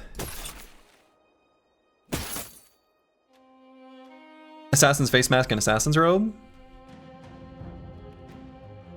That'll make sure even when we're attacked, I think we're going to be able to slash and riposte every turn. We're also going to have to release the Warhound. One of those famed helmets? We've only got one famed helmet. Oh yeah, I guess we have these. No, that's true. Yeah, we should put on a famed helmet. Oh yeah, look at that. Hound doesn't break Lone Wolf? No.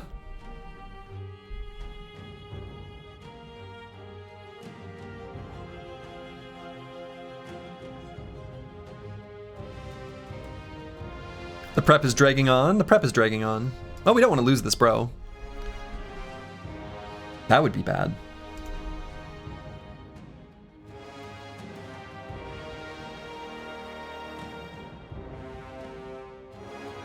Net is free if you got quick hands, and we don't have quick hands. And it's not free anyway, you still have to spend the AP. Like, I don't know. Even if you have quick hands, it's not even that good. The Barbarian Madman doesn't have, like, hardly any melee defense.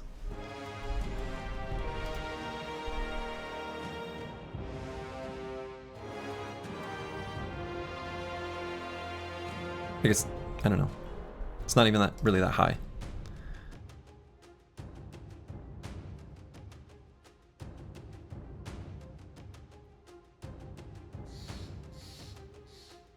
I'm just deciding if I want to wear heavier armor than this.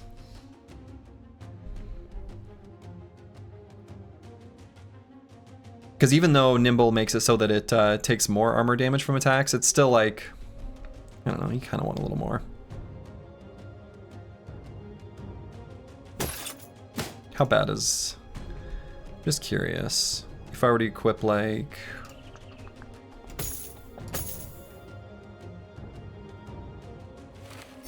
No, I think we'd rather just go like this.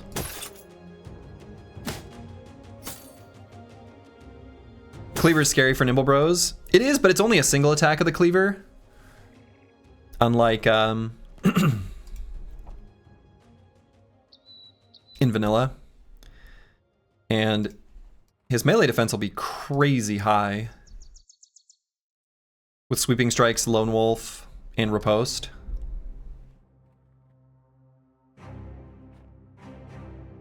Do we want to use the Fireblood Tonic? I guess so. I think we kind of do, actually. It will let us release the dog earlier on. Pre-shot Firepot gonna help? Not really.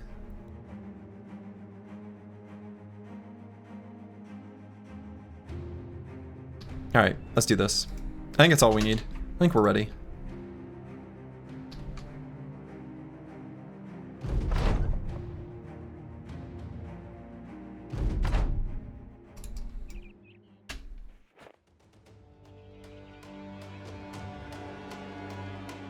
Okay.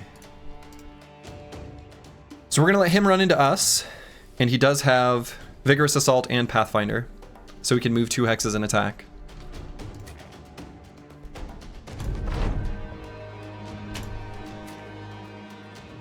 So we can move in.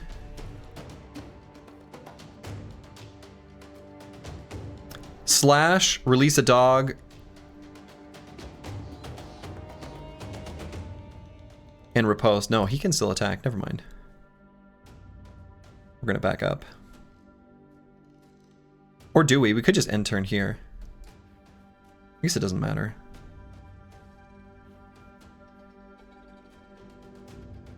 Vigorous Assault gets canceled when he waits. Oh, shoot, you're right. Oh my goodness. Ooh, I didn't actually know that about Vigorous Assault. You're right. He already cannot attack us this turn, right? Okay. And we are faster than him. So we actually don't need to use Riposte. So we can move up here. And we're not going to be able to slash swing. So I guess we just move up here, slash release the Warhound. And then we'll have 2 extra AP we can't use, but I guess that's fine.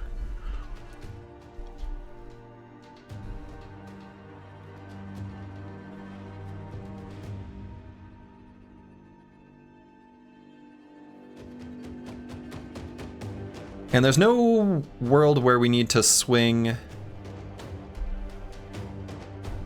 I guess we can always just put the dog below us anyway. Why not release the Warhound first?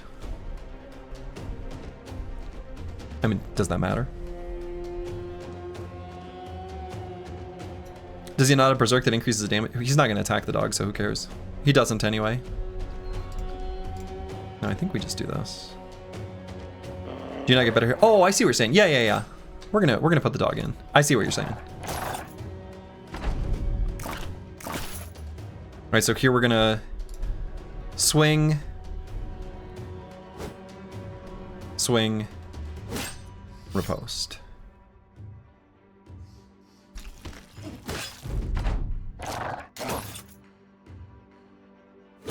Swing.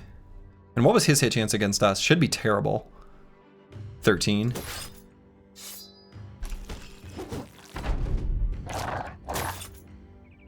Just gotta make sure we're always able to riposte. So I guess I just riposte first.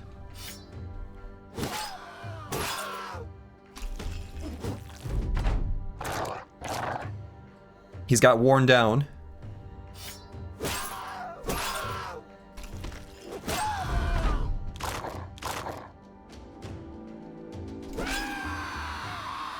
Flawless victory. Let's check out this cleaver. It's terrible. Okay. You did well, Plaguebird. We should have looked at his stats in the fight. I should have looked at the numbers. But that's kind of what I'm talking about. He's a strong boy. 90 to 110 damage is terrible. Yeah, because it only attacks once. And so one thing to think about, I know that sounds weird, but let's compare this to a two-handed flanged mace. Do I still have one? Yeah, I've got one here. So here's what makes this confusing. And this is one of the things, this is one of my big gripes about Battle Brothers in general. There's a lot of abilities, like the Cudgel, that has a flat increase to its damage. It's just on the tooltip. The game doesn't tell you about this. This is a problem in vanilla. It's a problem in a lot of things. I don't like it. I don't like it. So this does 95 to 115 base damage. So let's ignore armor ignore. Let's ignore everything else. And this does not gain that. So it does 90 to 110. So it does less damage than a two-handed flanged mace. Base. Less base damage. It has less armor pen. It does not apply daze. This is a famed item. It's heavier. This is a 6 AP attack, just like this one. It costs more fatigue. Like, this is a terrible weapon. It's just a terrible weapon.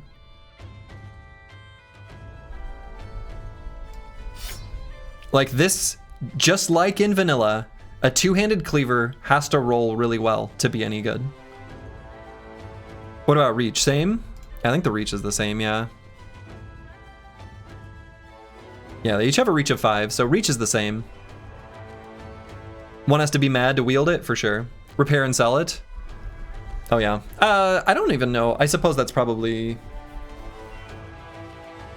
gonna recoup its cost in repairing. I'm still not gonna do it. I'm just gonna keep my same, like vanilla repairing self-imposed rule. What does reach do exactly? So reach is a binary of you either have reach advantage or you don't. I guess or you're tied, but then just no, both people don't. And it is a flat 15% more melee skill. More being a Path of Exile style modifier that is a multiplicative on top of anything else. Preventing enemies from gaining reach advantage against you is a really big deal on a defensive brother. I think you said once in Hardened there's no point in repairing. Generally speaking, that's true. Pagani Zero. What is this? Oh. Generally speaking, that's true. There's no point in repairing because items still sell for half price at 0 durability, sort of scaling along that. With a really expensive item like this, it probably is financially incentivized to repair it. I'm still not going to bother. You play PoE, you get more means multiplicative. Nice. Okay, so this bro is going to be awesome. And he's actually immediately going to make us way more powerful. So we're going to start with him having Lone Wolf out on the side.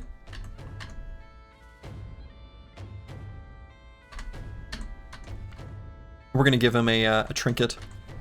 a resolve trinket.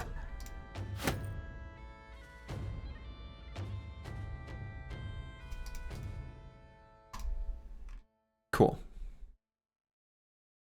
But resolve is going to be one of the most important things for this brother to gain over time. Resolve is a really big deal for this brother. 67 is actually way too low, even with the extra benefit from Lone Wolf. That's the one thing that will get him killed.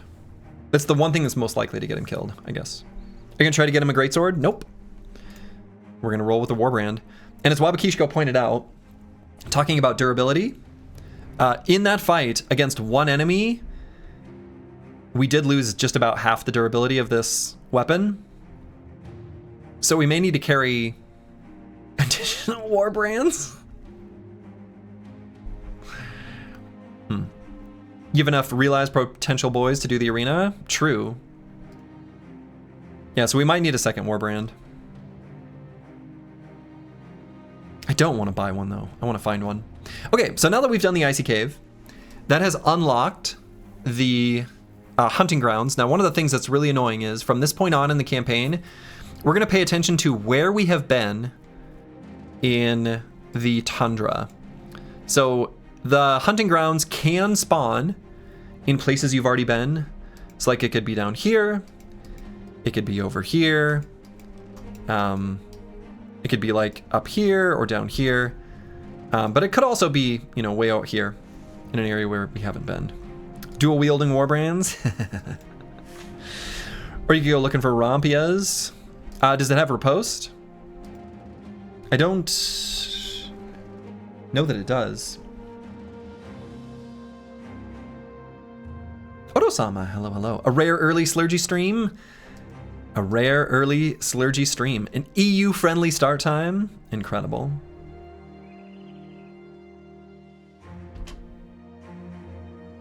What was the fine location here? Come on. Tooltip. There we go. Barbarian Outpost, southwest. Let's maybe go back to Tonderborg and do this Barbarian King contract. He's not blue shifting today? Apparently not.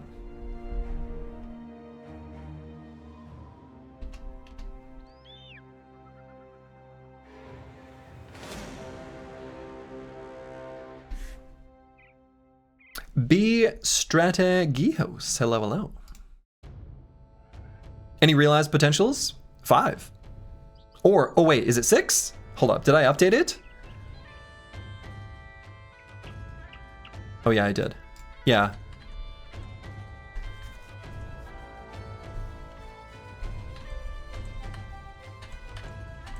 Yeah.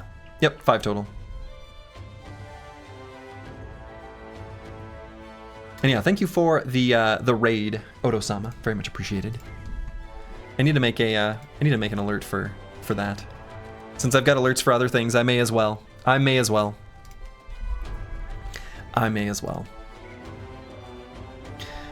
Okay, so do I want to fight the Barbarian Chosen here? Probably can. 6 soon? Yeah, who's level 10? Oh, Eric O is super close. And Setaz is close as well. No worries, of course. Always a pleasure when you're streaming during times that are not in the middle of the night for you. Yeah, I know, right? I say I'm able to catch your stream. However, often when that happens, you're having coffee. You have a lot of afternoon coffee, I guess. So maybe you should be awake all night. Let's see. We can probably do this fight. Plaguebird can test out his capabilities a little bit. I think he actually can. Oh, and we start with Anchor. Interesting. Okay, that's kind of cute. That's kind of good to know. So if you start with Anchor active, that's like kind of good, right?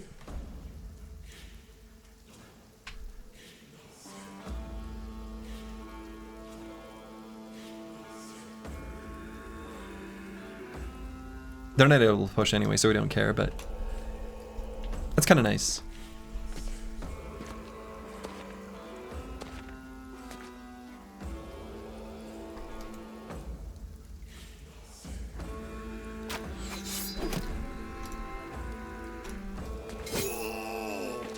Give that guy a little bonkins.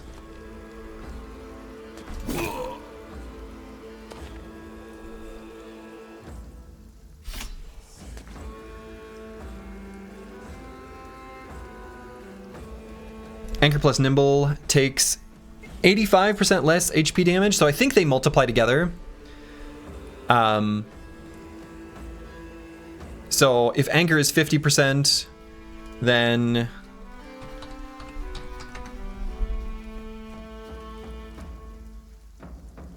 wouldn't it be 80%, not 85? Oh, wait. No. Put Anchor on the hill? No, I don't think they'll engage him if he moves here. I think they're gonna run back. I'm actually thinking about putting Plaguebird here. I think he's got enough melee defense that if he attacks, I think he's actually gonna be fine. He's a very strong brother.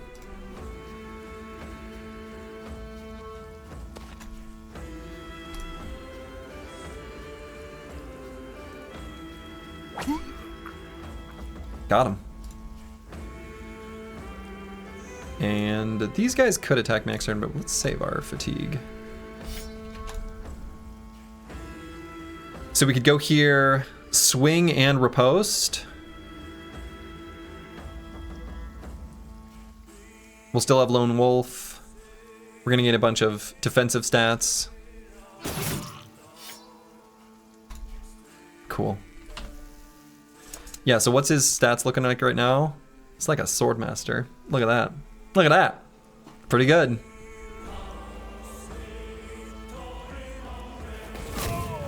Yeah, so how many tiles is Lone Wolf and Hardened? It's 2 instead of 3 like in vanilla.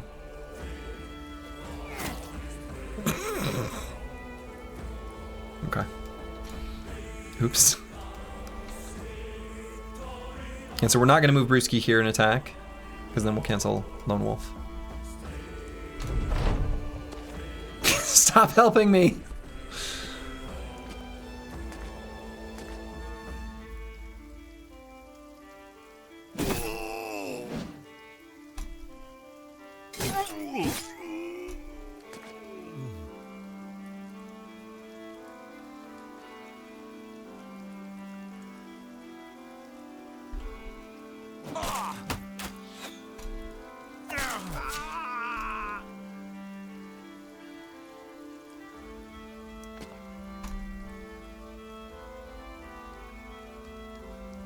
And might put a dog down?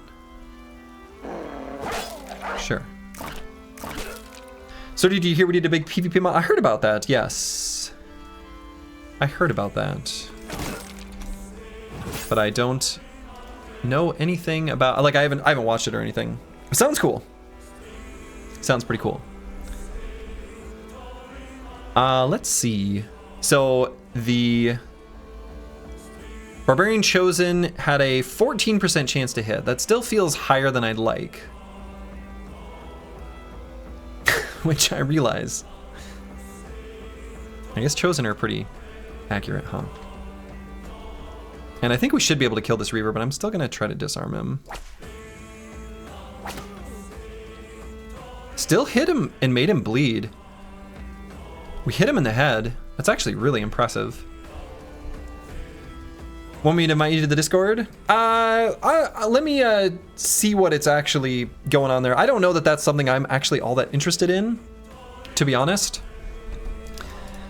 I think so I love PvP games in general. I like Magic the Gathering, I like StarCraft, I like all these things. But one of the things is like, I don't really think that Battle Brothers is designed or meant for PvP. Like the way perks work, the way the game plays, what I want to get out of it. I don't know that I'm all that interested, personally. You think they'll ever add dwarves and elves to Battle Brothers? Not in the base game, I don't think.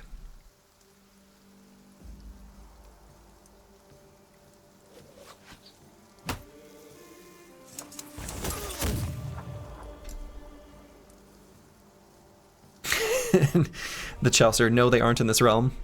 with knowledge of the game's lore. Sir thinks the event is stupid. No, I do not. I do not. Are the devs done with Battle Brother? I don't think so. They are actually playtesting a patch currently, which is crazy. You a lot of fun? Well, good. Good. So we are able to do swing and slash and riposte. So we're going to do that. Man, that is so good.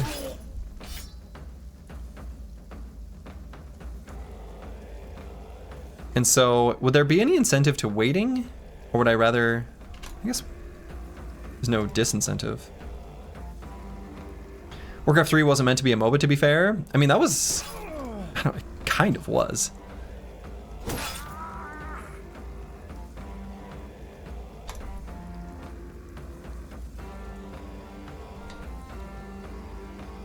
Are you still dead in this run? Yeah, if you're dead, you're still dead. There's no magic to undead you. I mean, unless we're counting necromancers, but I guess that's kind of its own thing. Battle Brothers is not a PvP game, yet you're glad some people like it. Yeah, that's kind of my thought. Do you ever play used map setting games in Brood War? Evolves, hello? Yes. Sure did.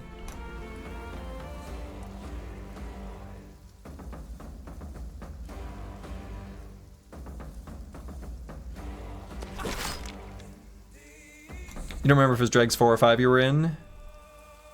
I mean, you can... The queue is working. You can try to join and it'll tell you.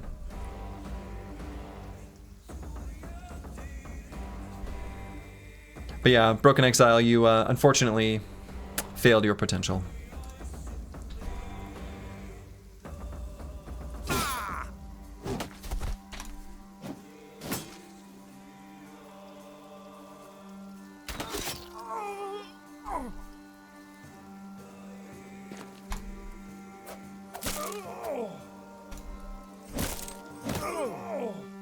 Yeah.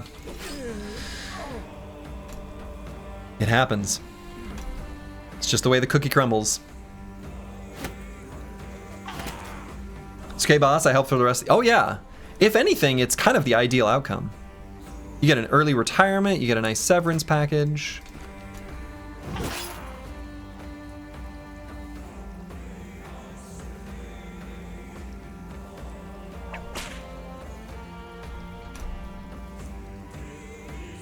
So now we can just slash twice and then riposte.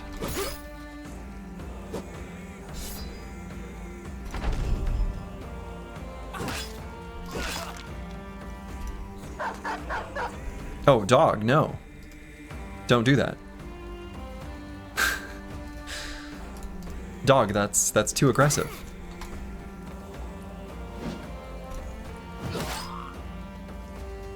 Plaguebird just, and hopefully that's enough defense to keep him. Yeah, alright, he's fine. Plaguebird just 1v1'd 2 Barbarian Chosen. I'd like the record to officially reflect. And the only enemy, or the only unit that damaged him was Erico, trying to help.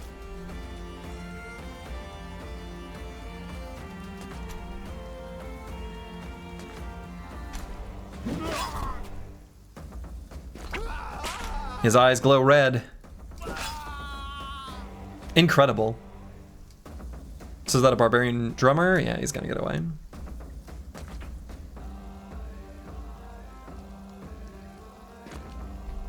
Okay, it is over. Lovely. Nice little fight against some barbarian chosen. Now, I don't want to get too overconfident with Plaguebird. Skew Baney 1369, thank you for the sub, very much appreciated. Warbrand Gaming, yeah, and I think it is clear we are going to need a second Warbrand. We are going to need a second Warbrand.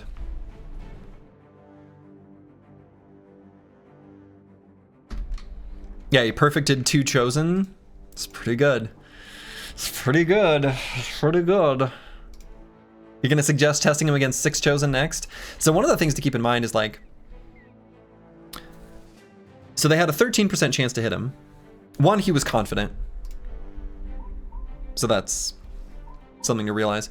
But if enemies are surrounding him, you know, the difference between an enemy having a 13% chance to hit and then with two more enemies surrounding him. Oh, I guess it won't really go up to 23% though, because we'll gain 10 more melee defense from sweeping strikes, but that'll be at half value. So basically he'll be at enemies having 18% chance to hit him. Actually, I guess slightly less, because we're going to gain a little bit of additional bonus from the multiplicative effect of Lone Wolf. It's like closer to 17%. Still, once you get to those sort of, it's not actually technically exponential, but increasing defenses, you want to make sure to be mindful. The difference between a 5% enemy hitting you and then 10% is they hit you twice as often, even though it's only 5%. So you don't see yourself in realized potential or failed potential? Does that mean you're still in the lineup? I can look.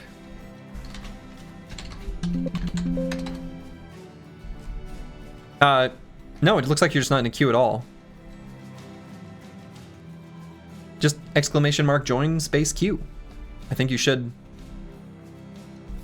be able to join. Q said he was picked. Did I type his name wrong?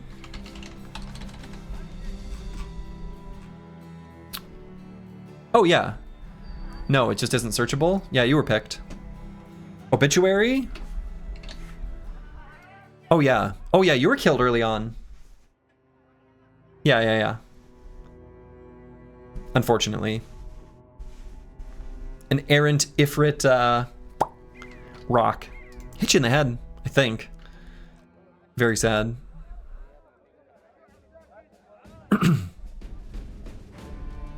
Okay. So do we want the second warbrand for this brother? Seems wild, but I think so. The brother losing his weapon is like fatal. I can't believe this, but we're gonna equip a second warbrand. And we can get a rondel as well.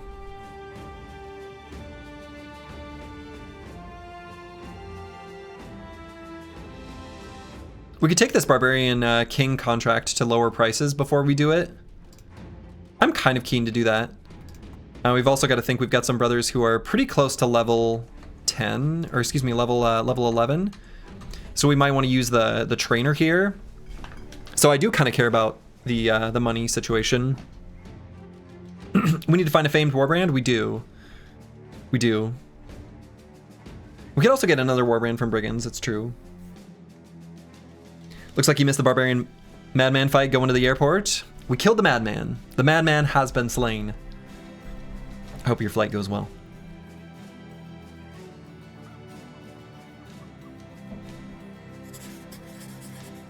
Last reported in the Boulder Hills east of you.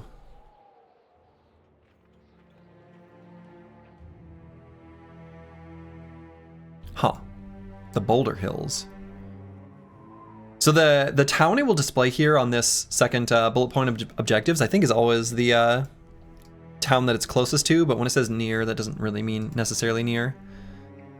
I guess there could be text calling this Boulder Hills that we're just not able to see. All right, so let's level up King Ted. Actually, I'm going to use the restroom real quick. Then we'll level up some bros, and then we'll go fight the barbarian, barbarian madman. I'll be back in just a moment. I'm back. At this point, you have a feeling a famed warbrand would benefit more from durability than damage, which sounds crazy. It sounds completely unhinged. Okay, King Tet here is a bro in the phalanx, and he's got okay stats.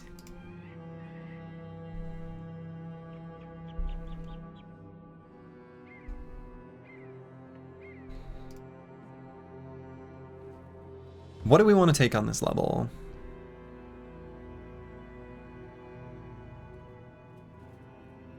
There's nothing crazy appealing here. We could do full force and give him this Warhammer. I think that's pretty okay. What's the end game for this run? We're gonna do all the legendary locations. That's the end game objective. Have a team of Chads, of the lowest of the low, risen to the greatest of potential, clearing the land of all its greatest threats. Yeah, let's do full force. Can we also do some of the new faction camps? Absolutely. Absolutely. I think we want to just build a team that can fight everything. Like I'm gonna go to the end game and make it so that this team can win in every single fight. That's gonna be the goal. 12 big PP bros and all legendaries? I think so. I've been missing the full force, so we're gonna have some full force attacks. And I think we're gonna be pumping resolve on a bunch of bros. Feels really good. All right, so I'm not gonna buy this Warbrand yet, but I might buy it when we return. We'll see. Hills east of you. I guess we should look at the terrain too. Boulder Hills might be what this region is called. And if he's in the hills east of us, hills is of course like this kind of terrain here. Might be going to this camp, the Slave Taker's Rest. Barbarian King often like stops by a camp. There he is. Okay, he's got some Chosen with him. What's the build with the Warbrand? He's gonna be Riposte God. So we can quickly review. Basically the idea is with Anchor and then a bunch of the defensive perks and a two-handed sword, we are a sort of like a two-handed weapon tank with really good sort of damage return. With Lone Wolf operating independently of the formation. It is a somewhat... here's what I worry. It is a build that's kind of spiky. And not one we're able to fix if something goes wrong as easily, since he's operating, you know, independently. I worry that he's gonna have all sorts of glorious fights and then just kind of get unlucky in one fight and then die. But let's not let that happen. Yeah, he'll be a god until the 5% lands and gives him 40... Yeah, exactly. Sarah's kind of right.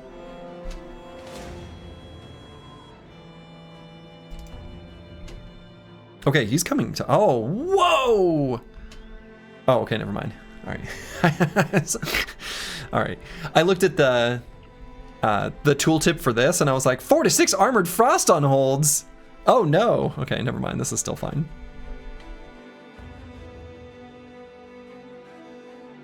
I was like, we're going to have to cancel this contract. Like, we can't do this.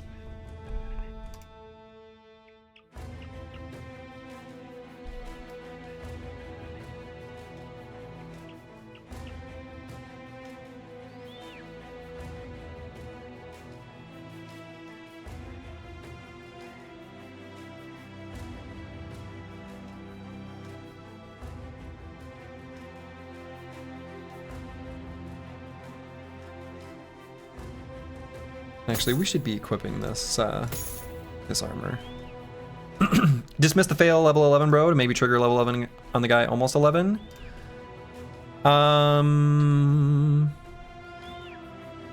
Actually, you're right. That might get us there. It'll be really close. I think it's pretty close to around 400 experience. I was gonna wait till we got a new recruit. But maybe we do just go ahead and do that. Oh, and we should move this. Oh, and this. How sad. Kind of forgot to move his gear over fully.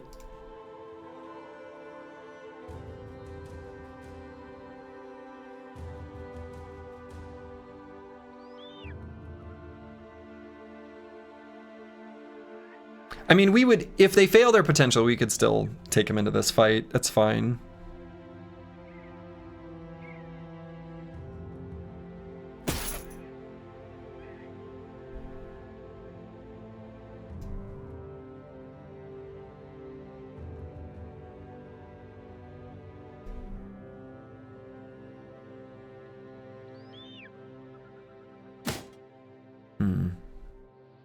Will the whip bro ever get a cleaver? I mean, we'll put a cleaver in his pocket probably, yeah. We'll put a like military cleaver in his pocket. I think so.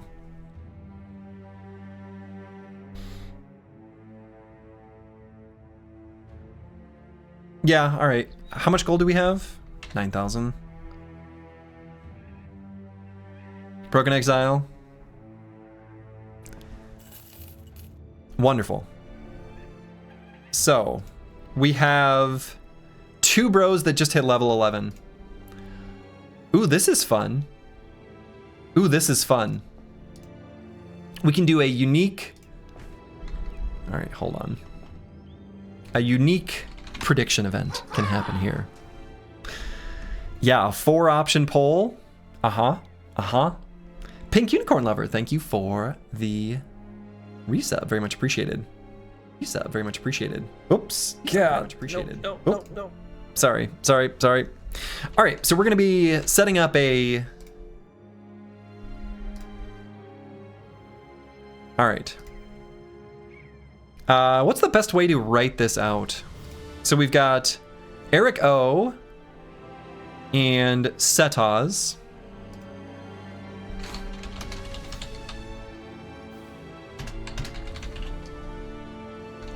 How do I spell Eriko again? E-R-R-E-K-O. EK0. Yeah, exactly. So, we're going to do it like Plotus just outlined. Where 1 is yes or true or whatever. Did you not just repeal? I don't think so. I don't think this realizes the result. Oh, no, it does. It does because their wages increase.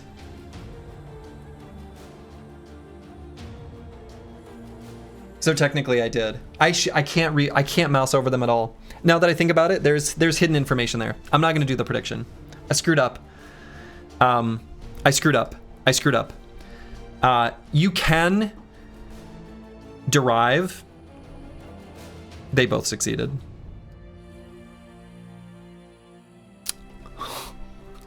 Well, I screwed up. That's a good point. By highlighting over them, I think the only thing that you would know, I guess also mood. So it has to happen from a, I didn't realize, okay.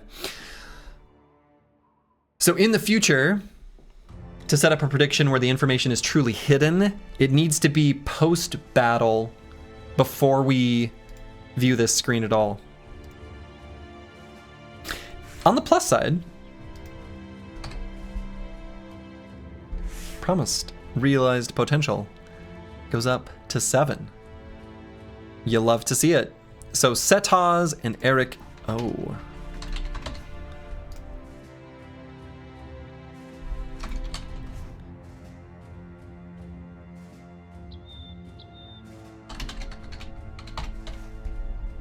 You love to see it. Okay. Well, now we need to make some decisions. I wasn't ready for that. Oh, also, look how student interacts with this. I mean, that makes sense. Cool. Okay. Another 3 hours of decision making? True. Unexpected delight. So we're gonna strip him down naked. Because this is a normal thing.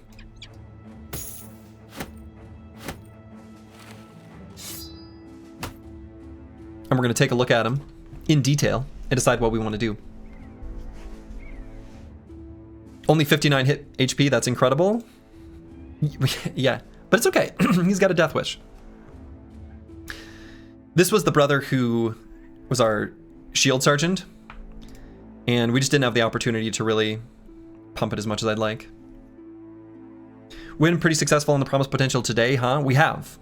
We have. Today has been a good day for our potential. Barbarian King watching a raiding party approach, only for 2 of the guys to strip naked for a couple hours. Normal stuff. All right, so this brother's going to remain a shield sergeant.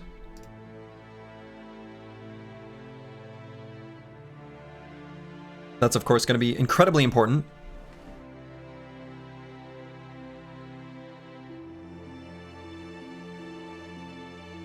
Still got to level up here.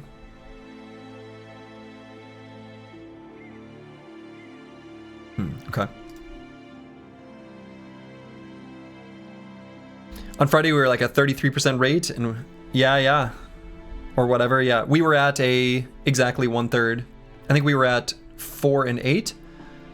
So yeah, we've succeeded 3 since then. Just a casual 90 melee attack cripple.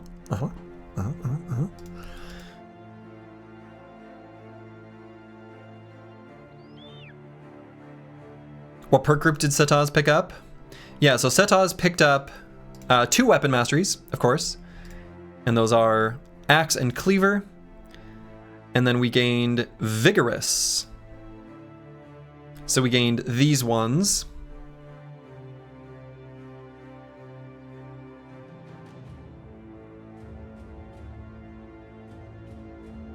I don't know that any of these will be relevant for this bro. He has the option to do Cleaver, Duelist, Quick Hand things. He does.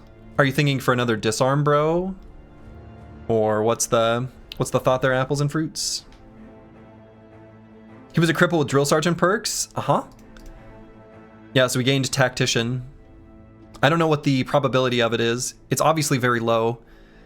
Because every single, with all of the bros that we've churned through, even all the ones that we've hired and then immediately fired, he is the only one that we've seen. Military Cleaver plus Disarm.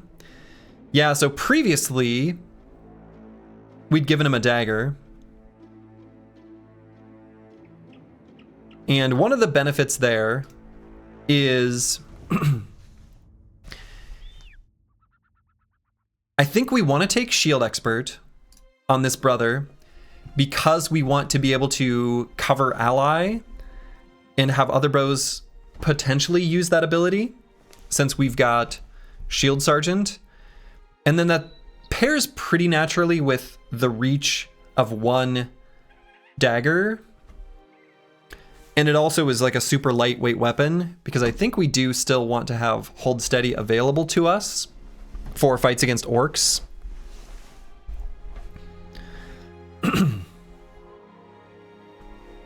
He used to be a Vigier, so it makes sense. No, I like this. I like this, Brewski. Setaz carries the slouching posture of a man with a broken back. He explains he was once upon a time, he was a Vizier. Vizier? I don't know how I should pronounce that. But his poor vocabulary suggests this may be a lie, but is not. He simply speaks the common language of these people as a second language.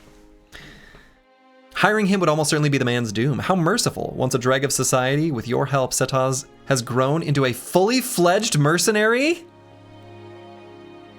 Is that flavor text just added on?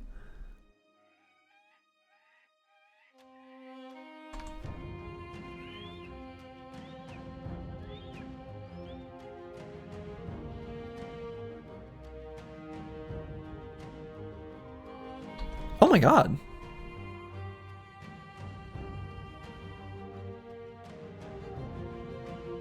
I didn't realize that the word dreg was actually in any of their descriptions.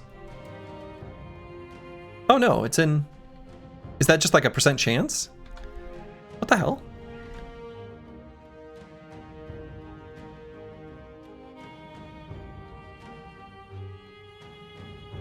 Or does it happen like, huh?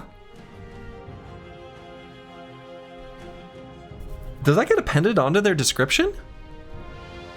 Or is that... I have no... Huh?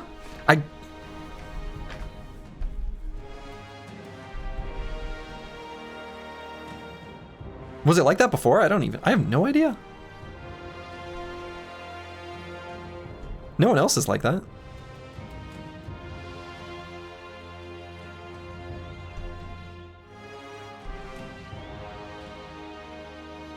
Okay.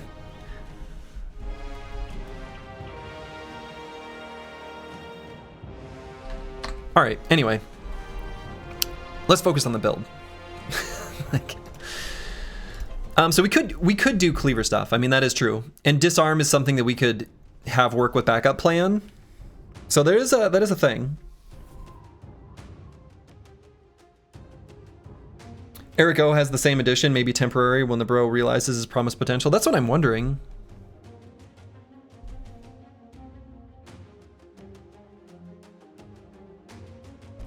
Cool.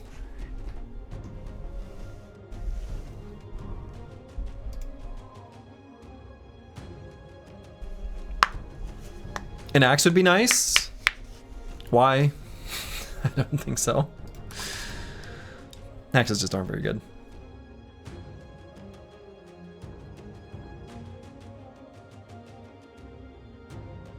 I mean, Bearded Blade is kind of cute.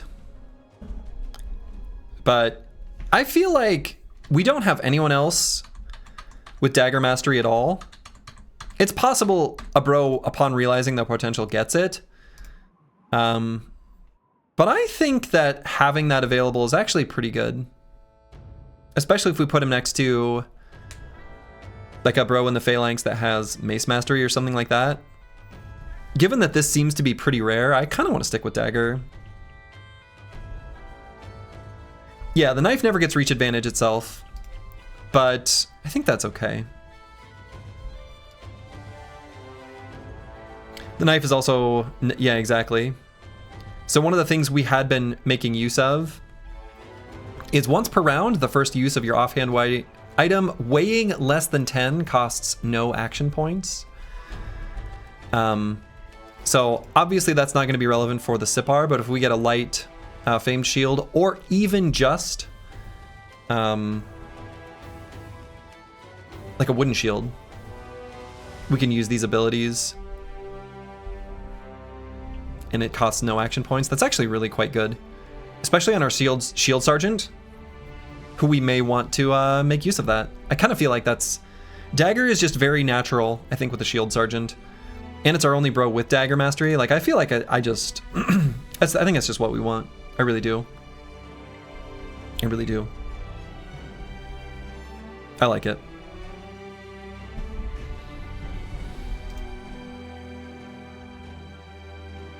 Okay, so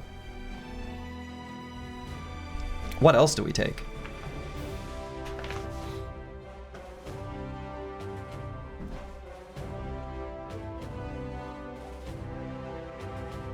We probably still want 9 lives on this brother with 59 HP. Feels a little bit low.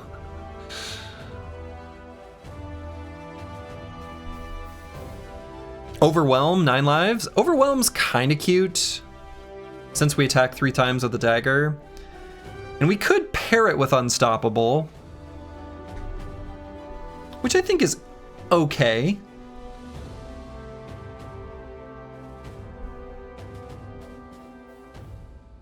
I do want to grab Hold Steady again for orcs.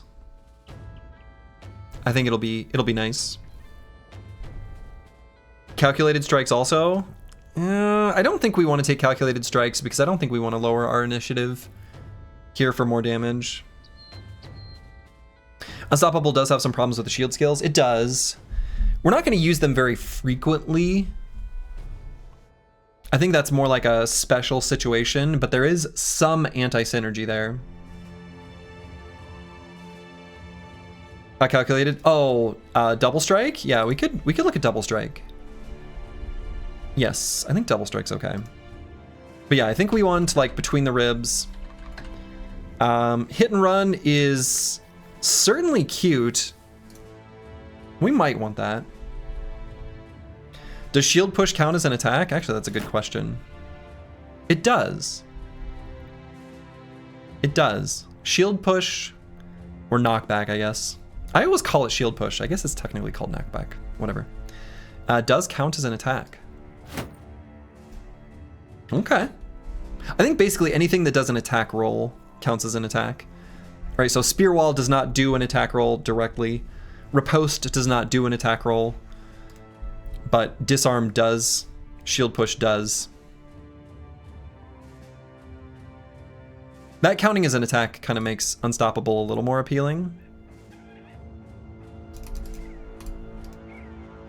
So what if it were this?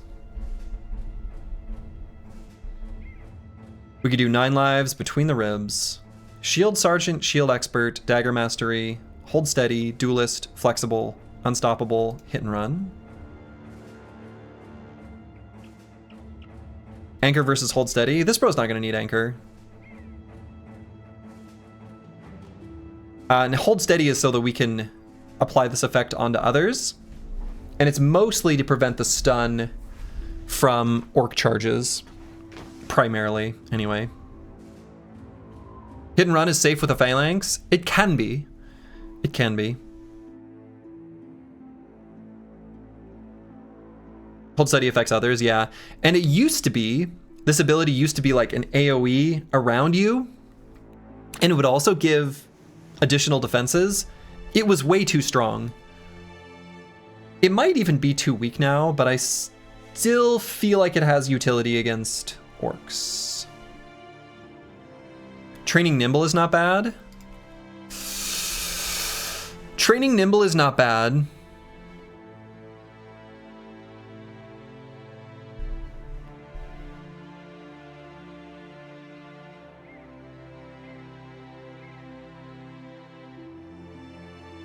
Or heavy armor plus flexible. Yeah, we could do heavy armor plus flexible. I think this brother's going to be wearing lighter armor to prevent as much armor penetration damage getting through flexible.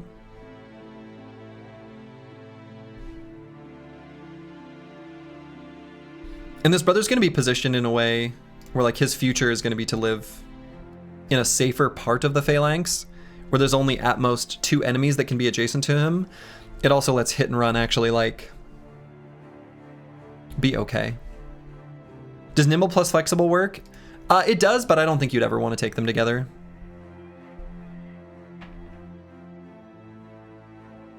I don't know. Maybe that's not true. Like, it could be okay.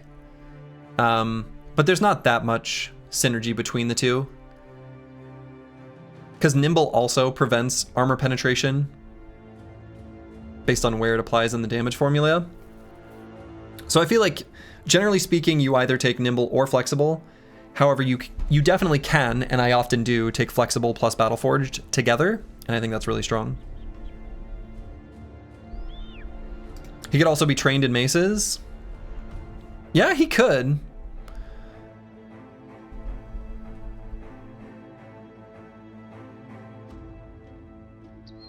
Yeah, he could be trained in maces.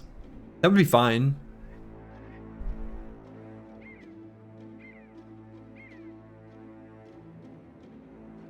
I think the perk that we would cut if we were to train in heavy armor would probably be Hit and Run. We have a winged mace as well. We do. I do want to have a frontline brother with maces. But I kind of want to have a frontline brother with maces, at least in part because of Dagger Mastery. Like, one bro with a Katal.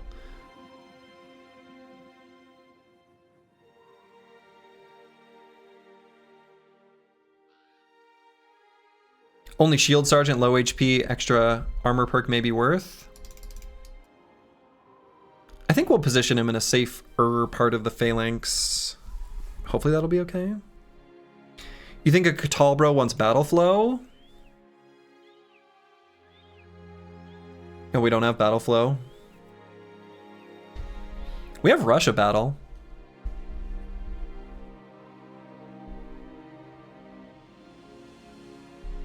which I don't think is bad.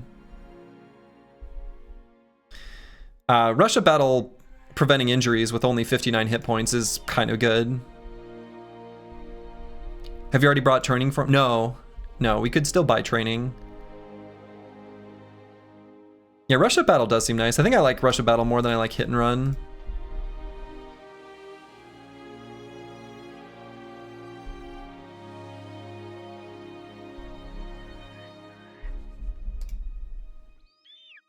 I wonder if there's situations where we would want to make Hold Steady cheaper via Rush of Battle.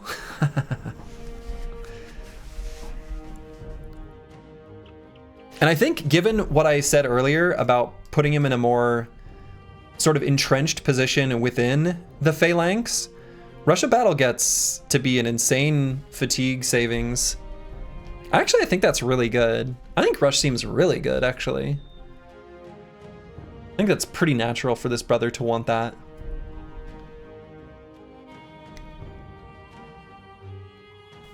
That even makes Hold Steady like a fairly reasonable cost too.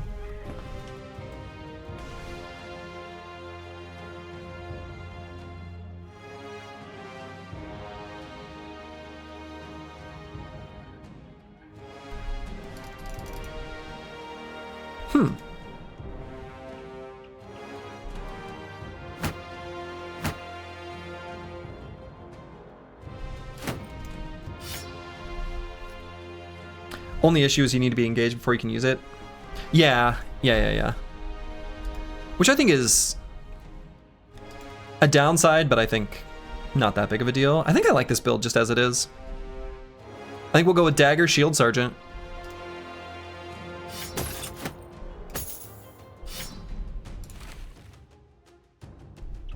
I think it's good. And actually, I think I want him to have a better backup dagger. No training? I think we're just not going to do any training. I don't know what I would train in. I think it would, if anything, it would be in heavy armor to take Battle Forged, and I guess we would cut Between the Ribs or Unstoppable.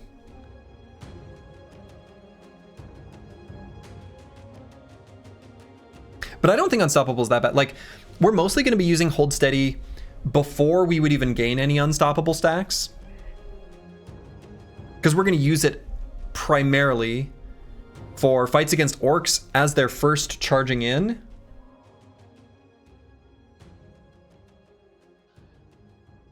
And yeah, Between the Ribs is so good. I don't think we get rid of this.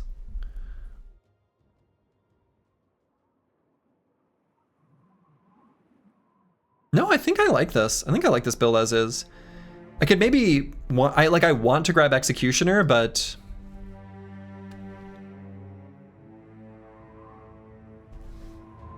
I don't know. Mace also be nice with a cheaper stun in AoE days. I think we are gonna get Mace Mastery. Like, I definitely want a bro who will be next to this brother with Mace Mastery. So we're just gonna hope that either Susage or Casario gets it naturally, and if they don't, we might train them in it. I think that's gonna be the plan. Or King Tet. That could also be a way we do it. So I think I'm gonna go with this build as is. We're missing out on some damage by not having Executioner. And we could do Executioner instead of Unstoppable, maybe. No Phalanx? Oh, shit. No, we have to do Phalanx. Pause. Timeout. We gotta cut something.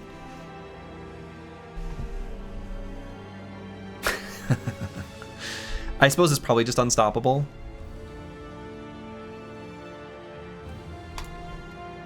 I don't think anything else is cuttable.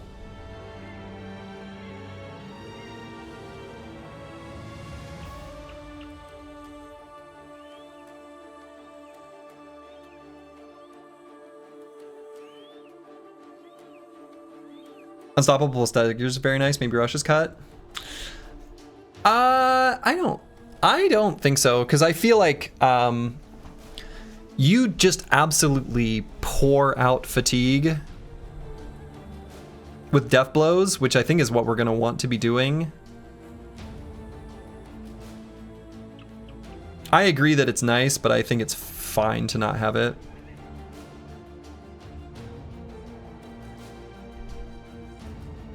Yeah, this was almost a terrible mistake, so thank you, Sayers, for catching the phalanx. You don't think executioner is that important for this kind of Catal build? Yeah, yep, I agree. And yeah, we're gonna need some fatigue saving mechanic. And again, I think there could be situations where we want to hold steady on another part of the battlefield, and making that cheaper via rush of battle, like situationally, could be really relevant. Honestly, cut hold steady? I don't think so. I think we want one bro with hold steady. I really do. Letting orcs get their initial stun, like if we can prevent that, man, that makes those fights so much smoother. It's so much simpler. I don't think we cut hold steady. I really don't. I even think that when we're fighting against undead, and there's that new Wailing Mistress, whatever she was called, even giving entrenched 2 bros for the resolve might be a thing we want to do. So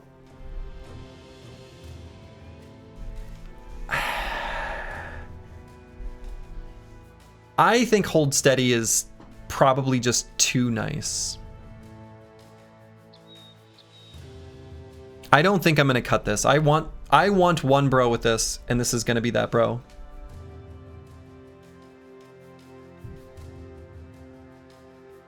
It's niche, but hold steady is also good against snakes and unholds. Definitely. Yes. Also snakes and unholds. It no longer giving the plus 10 MDef makes it a lot more situational. Yeah, I mean, before it was way too good.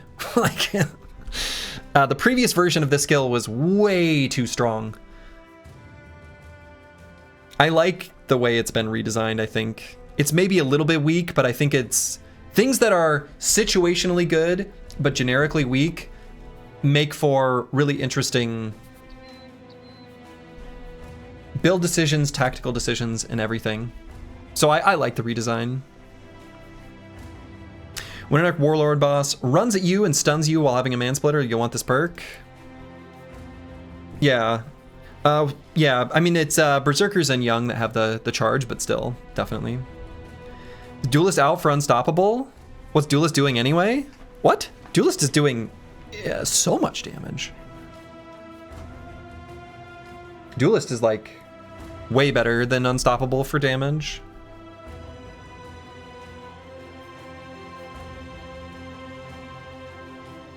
We're talking Hardened, Dreglord, or DRG Lord. I don't know anything about base Reforged. I've only played Hardened.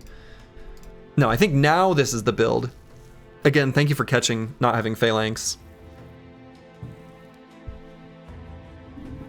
This feels like the build. Unstoppable's not that necessary, but I do think Rush of Battle is actually really good. I thought Orc Warriors got the stun. They do not. I mean, I could maybe cut 9 lives. I think that would have been a okay option. But I think we're going to appreciate 9 lives against enemies with puncture, perhaps. Yeah, Orc Young and Berserkers. I think Berserkers still have it. So do I take 3 Resolve or 3 Fatigue?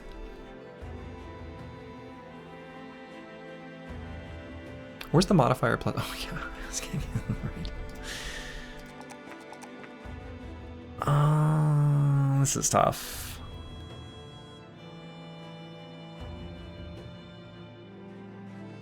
Yeah, I think Berserkers don't use it very often. I think they have it though. Probably Fat. I mean, if we want to be able to use the hold steady,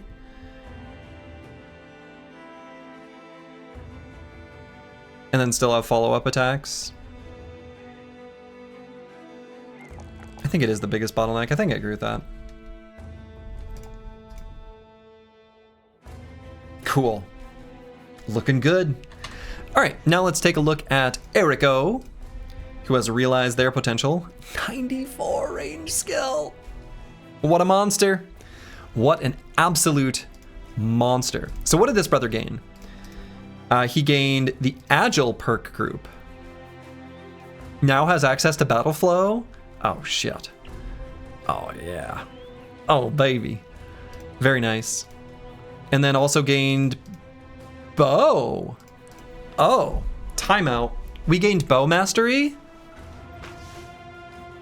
I see.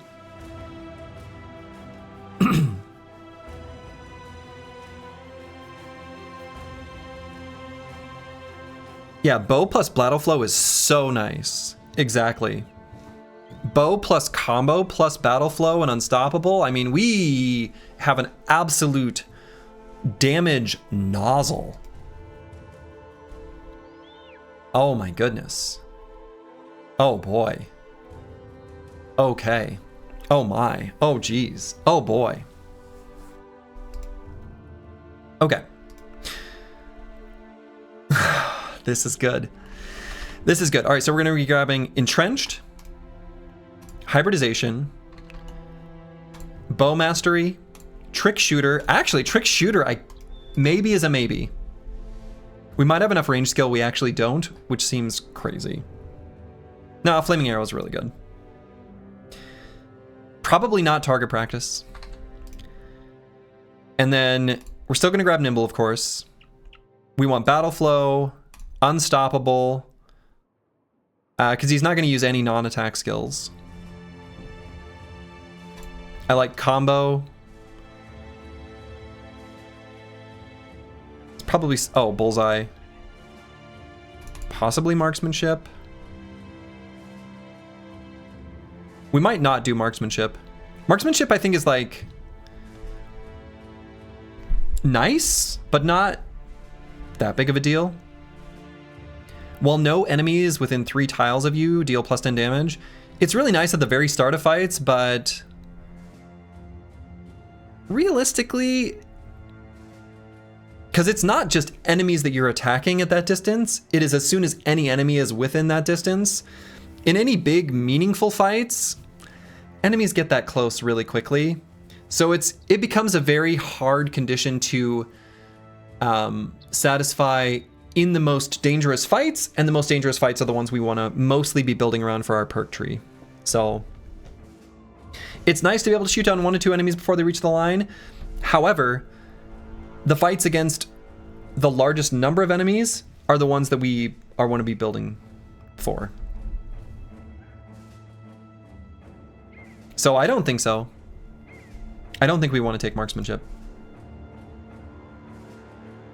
Other perks are too good compared to it. Agreed.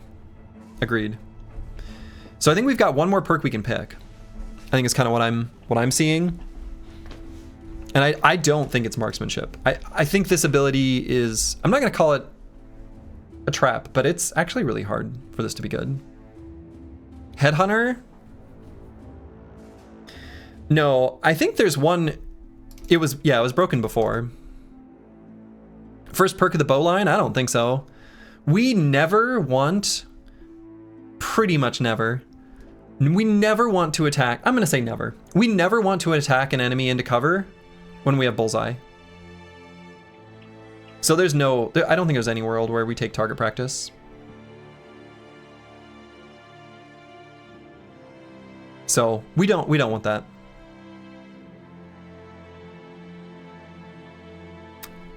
I actually think Scout is possibly okay. So one interesting thing about Scout here is that if we position this brother, like for example here, where we have exactly 3 allies adjacent to us, exactly 3, we still gain the benefit from Entrenched for more range skill, and we do gain an additional vision, which lets us, with a 0 ranged penalty helmet, make use of the additional shooting range for bows, so we can attack at a range of 8. I'm not saying that's what I'm going to take, but I think it's worth considering. I don't think we're going to take 9 lives on this brother.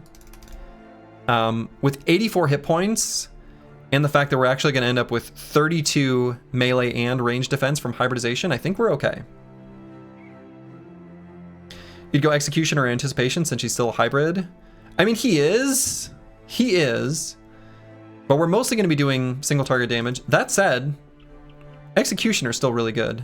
Definitely not Anticipation, I don't think, but I think Executioner is pretty good. Is hybridization necessary? I'm going to say yes. Not only for the bonus defenses, but Necrosavants, enemies that jump the backline, we're still pretty capable of fighting in melee, and I think we want to if the situation calls for it. I think we want to have that flexibility. I don't think it's necessary, but I think it's good enough. That way, I think we just want it.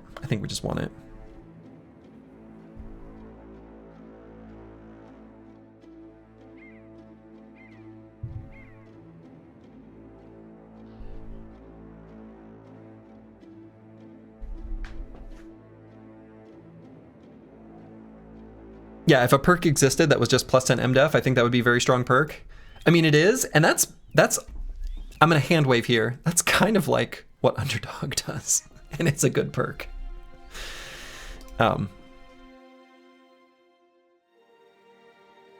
Right, I mean, this is just a really, and range defense is gonna be pretty relevant for this brother. So like, a lot of enemy ranged units are gonna they're gonna be very incentivized to attack this brother, so we like it.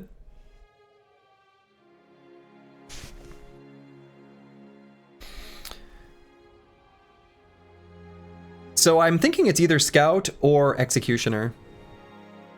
Would there be any other things in the running? I think Wear Them Down is like kind of cute, kind of okay, but I don't think that's what we want. I do think Executioner is like kind of good with target selection that a bow does get. And if we attack an enemy twice, the bonus damage is pretty relevant if the first shot does manage to injure them. Mace Mastery 100% stuns on a pocket mace. That's not bad.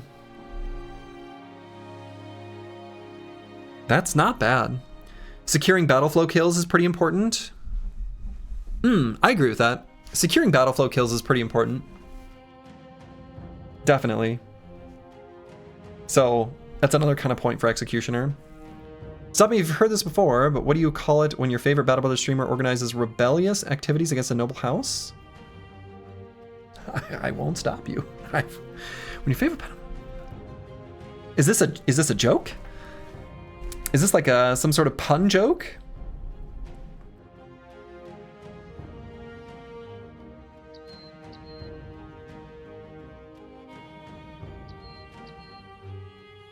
My brain is not finding an answer. So go ahead, Mono Idol.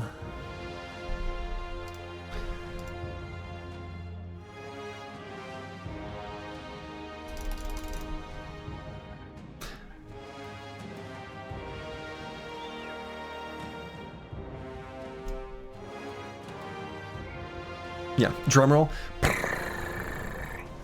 I would tap the mic, but I think that would be annoying. What if I tap the... How about that? Is that a terrible sound? That might be a terrible sound. I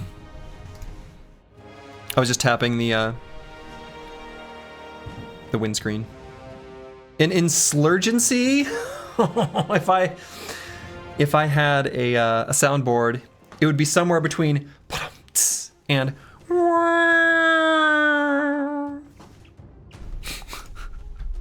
incredible. Congratulations. Your comment gets pinned for a full hour.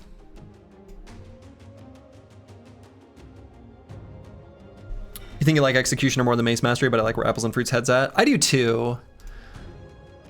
I like where Apples and Fruit's head is at, but I think I agree. I like Executioner, or honestly, I'm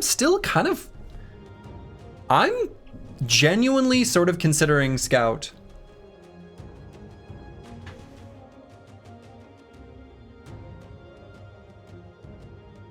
I know how that may sound, but being able to shoot one tile further is kind of good in a lot of situations.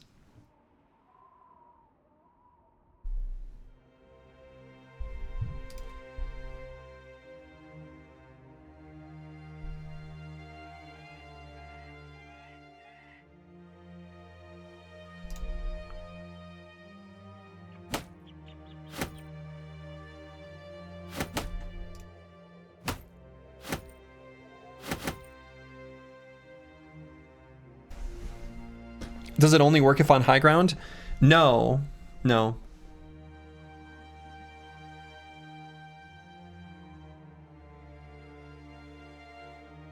And yeah, I think pocket two-handed mace is actually what we'll end up doing. That's what we've got at the moment. I think we'll keep it that way.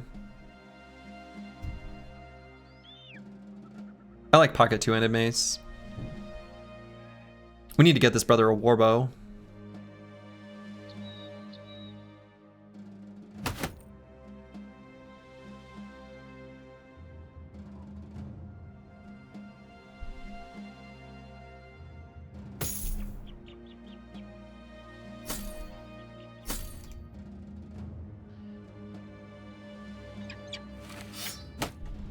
If it was Berserk instead of Battle Flow, I think a one-handed mace might be better. That's fair. I think that's true. So yeah, I think my decision here, it's just between Scout and Executioner. Is that a new Goblin weapon? No, I think the Boondock Bows are split into these tiers naturally. The Boondock Bow and Reinforced Boondock Bow. That's also from Vanilla. That distinction. No, it's a thing. It's a thing. You could also take rotation. You could also take rotation. I don't hate rotation.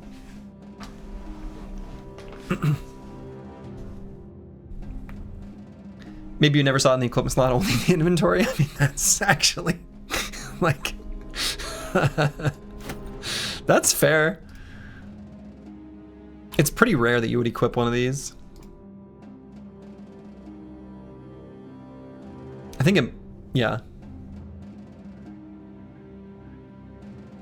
Rotate in, quick hand, and bonk.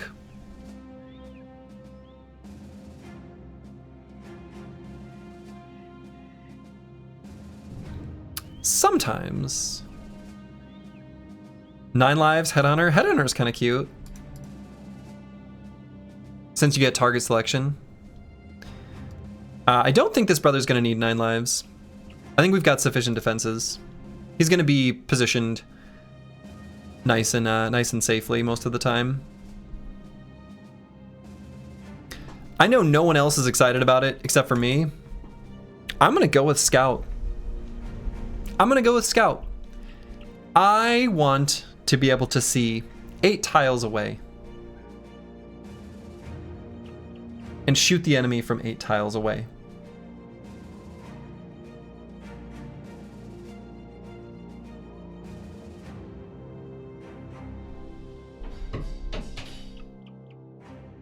It also lets us get into positions onto high ground in certain situations more reliably. Technically 9 with Bow Mastery? No. So Bow Mastery, the way this works, it increases your shooting range. In fact, we can take the other perks and we can show this. Increases your shooting range, so we can see that this has a range of 8 tiles, but our vision is only 7. It does not increase vision, unlike, I guess it does it in vanilla, right? So yeah, we can only see 7. So we can shoot further than we can see, and we can only shoot as far as we can see, which is why Scout gives us an extra range. That's what I've been saying makes this kind of nice. Oh, we're not going to use this Nomad Sling anymore.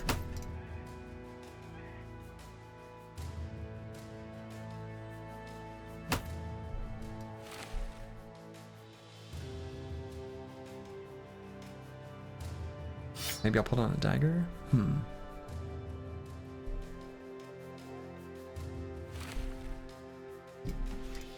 But yeah, I think I'm gonna grab Scout. Screw it. Boom. It's done. Slurgy has done it. Slurgy clicked the button. I've made a decision. And then we can do this final level up. Oh my god, it's so good. This is a max level up except for range defense.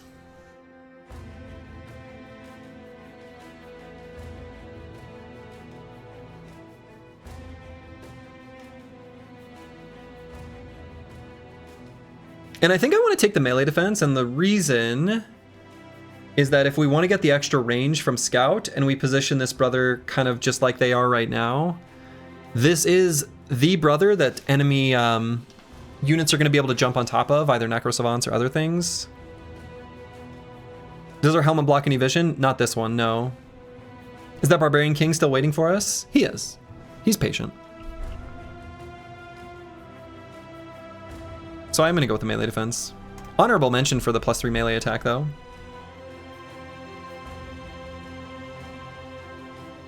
Cool. All right, so we can apply level ups onto a couple more bros here. Brewski's leveled up.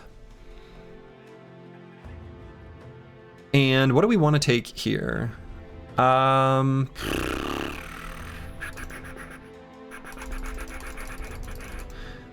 Maybe rotation?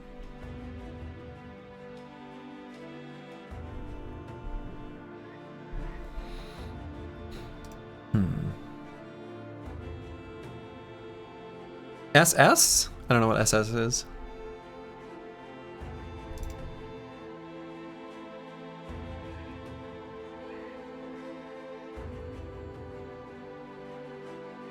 Sweeping Strike?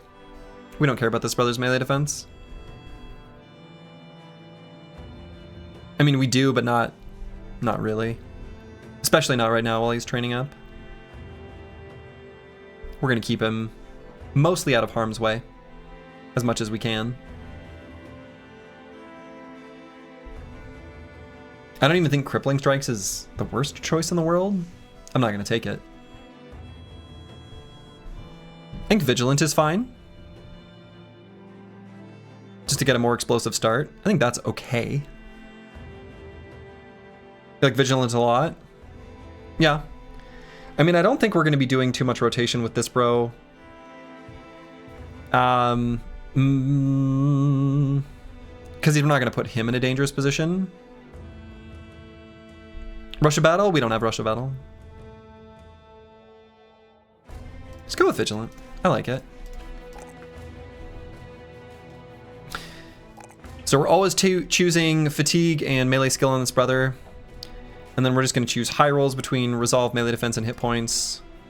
And possibly even high rolls in Initiative, actually. But on this level, let's go with the Resolve. Even though he's got the Talent Star, I think I still like that. And then Travesty is leveled up, which is not a travesty. This brother, let's go ahead and grab. We need another helmet with no vision penalty. I mean, we could just grab Unstoppable on this brother now.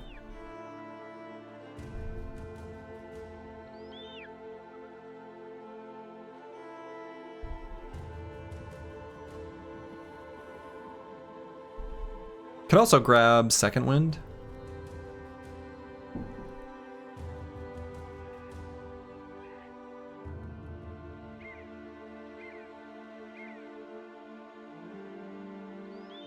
gonna go unstoppable.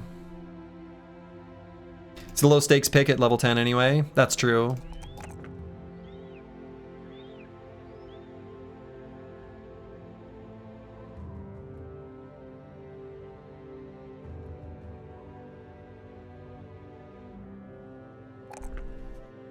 Okay. Sweet. Now we will fight the Barbarian King. And when he's mad.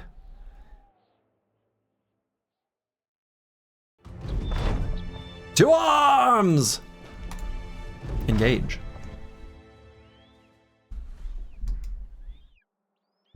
Look at that. We can start out the fight doing a big old attack on them. Cool. 95% hit chance. Look at that range. Look at that range. Beautiful.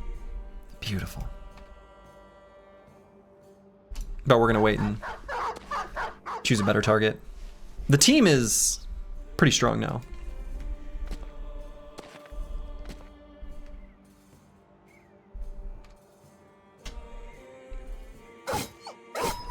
Something overconfidence.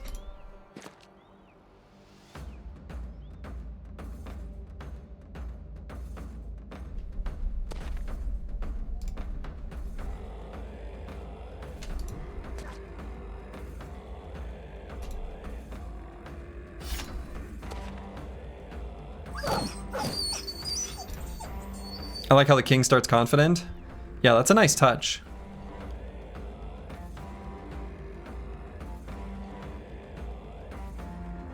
Family pride.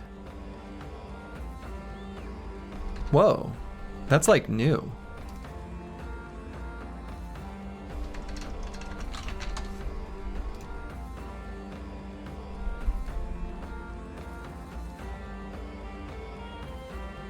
Or is it? I don't know. That's cute. Does fighting Barbarian King officially terminate weakness, dumbness, and cowardice? Sure feels like it, doesn't it?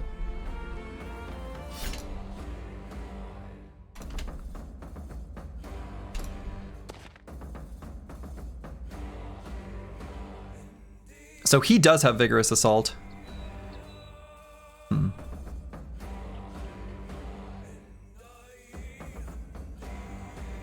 It's not new, it just spawn on Knowles and you never have those. I mean, that's fair.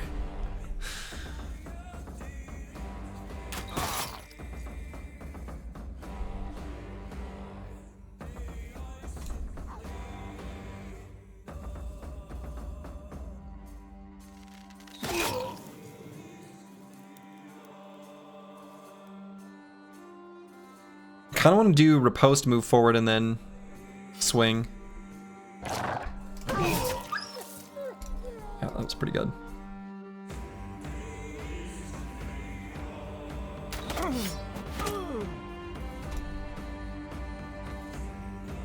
And would there be any reason to do hold steady on this turn? I don't think there's any stun or displacement or really needing to worry about entrenched. But Wolf killed the dog, Wolf killed the dog. Kind of stupid, right? It removes the dastard, etc. Which people that have that perk never have. Oh, I suppose that's probably true.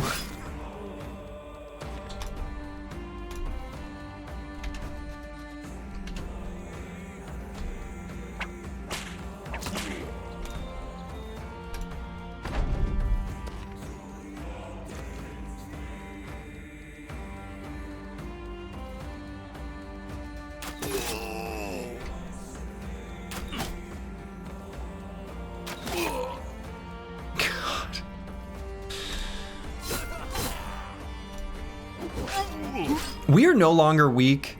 We aren't dumb. I don't think we need to be cowards. Anyone else feeling that?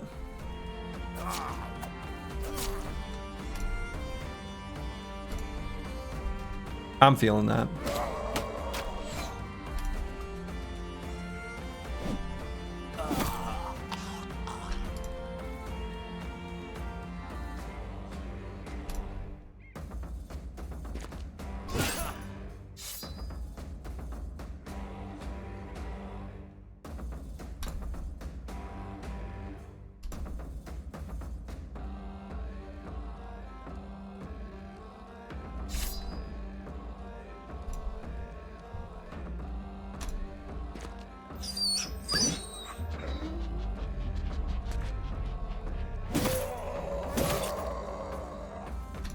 He's mad. He's gonna use adrenaline.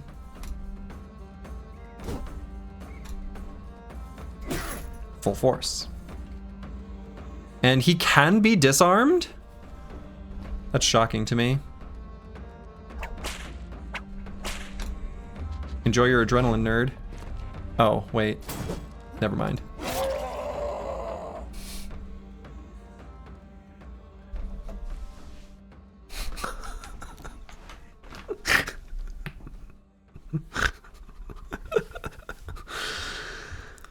I guess we gave him enough stacks of Feral Rage.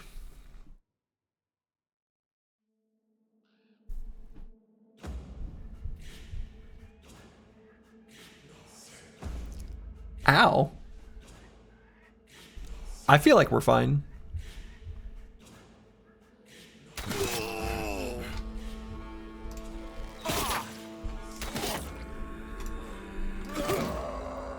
No problem.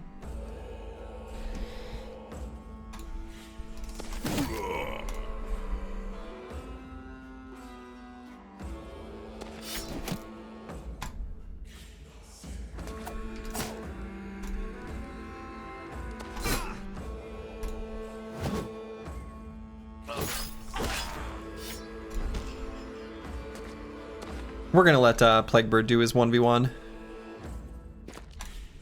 Plaguebird's over there playing a single player game. Let's go ahead and bandage that up, considering we were bleeding real bad.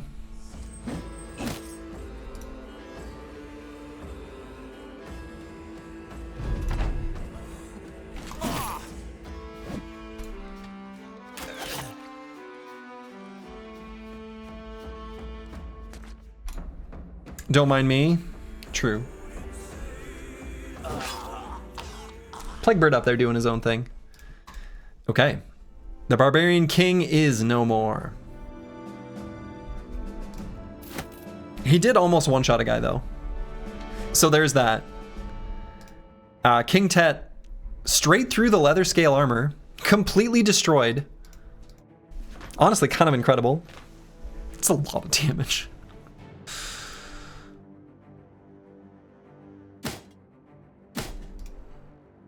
I don't even think we want to fix that up. That armor's kind of not that good.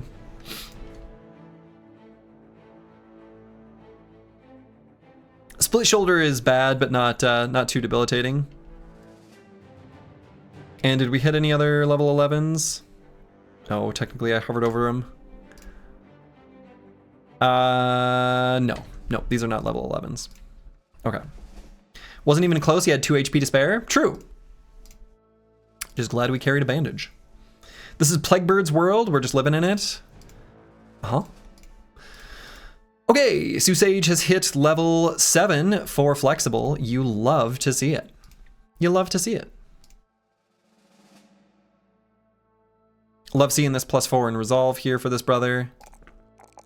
And I also enjoy the +4 hit points. But I'm gonna take the melee skill. How good is that helm? Not very good. It's really heavy. So if we compare that to like the RoboCop helms, it provides the same amount of defense for the same vision penalty, only it weighs 17 instead of 10. Pfft, get out of my sight.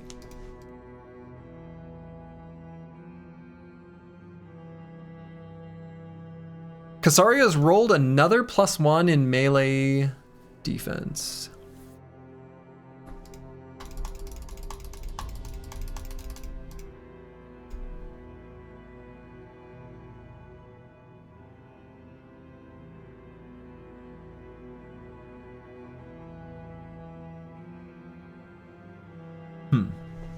Fire him?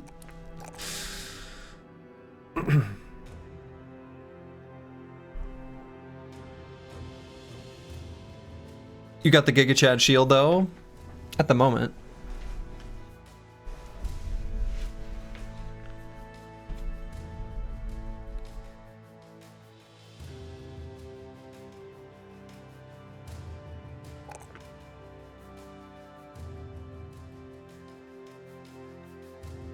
Yeah, we'll see. We'll see what ends up happening with this bro. Wabakishko's gain a level, a swag level. We're going to bring the range skill up to 70, which then you'll notice his melee defense will magically go from 26? Where's this mod? Oh, okay. Battle Fervor. Okay, I was like, where's that coming from? It's going to jump up by a flat 10. Boom. Well, plus the one we allocated. Or no, plus the one from Battle Fervor. So, pretty nice.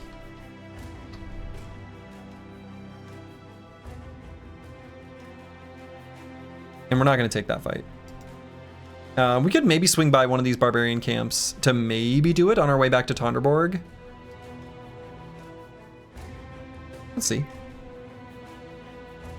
We shall see. So also keeping in mind that we've traveled through this area from the perspective of the hunting grounds. I hate that we need to track that, but we do.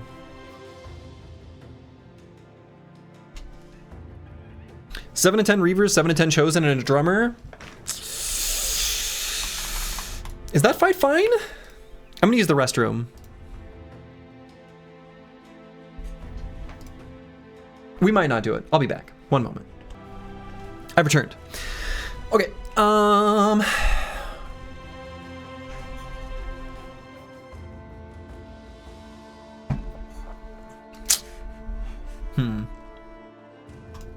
King Tet would have to sit out. So we'd bring in Master Maticus. Spearwall's not particularly good against Reavers are chosen because they have their survival instinct, letting them inevitably breach through.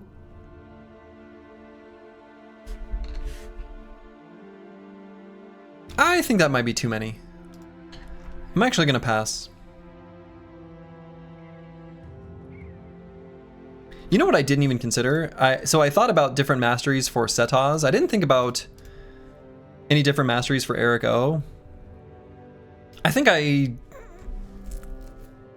am fine with... I don't think we need like throwing mastery. And I don't think we needed a different armor type. But I don't even think I considered alternatives.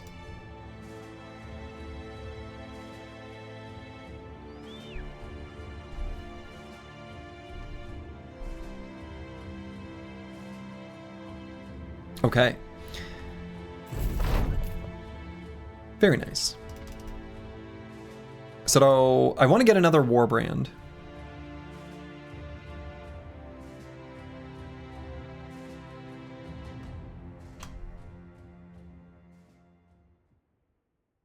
So they want us to patrol Wide Tall than Lugnestead. So that can give them the safe roads settlement condition, which makes you sell stuff for more. We've got a bunch of really expensive weapons, as well as these gemstones. So that can let us sell stuff in Lugnestead for like a lot of money. How close are we to our next retinue? God, that's a great question. Pretty close. And I think we actually go with Recruiter.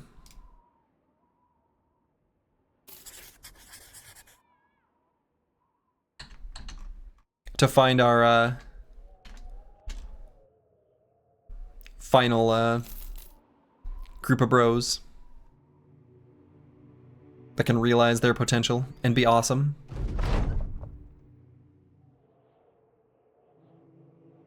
What the hell event is this?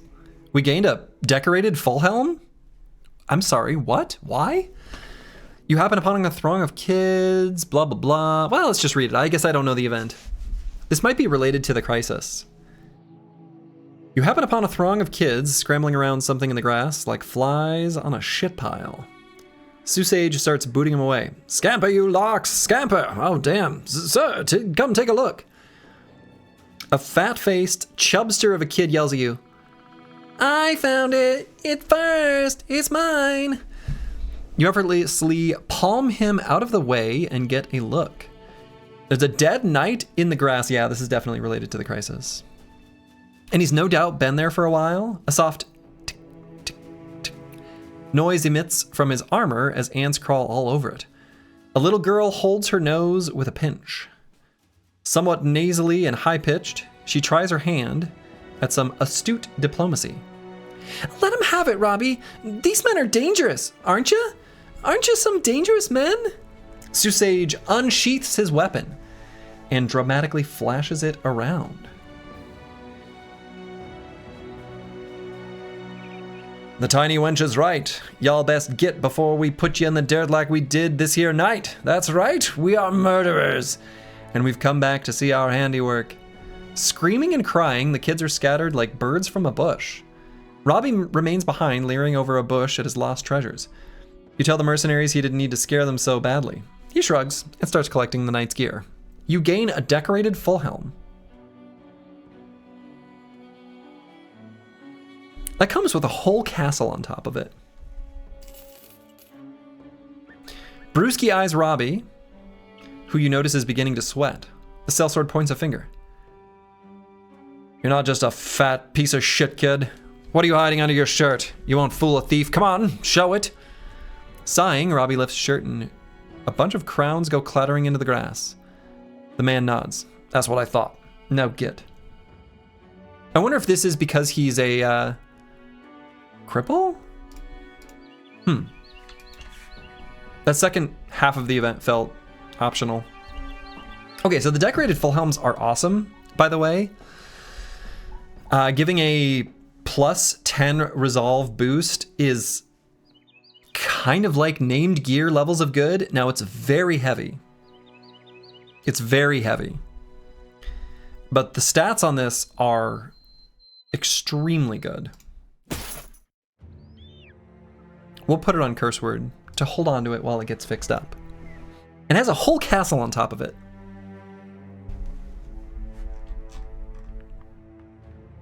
Wonderful.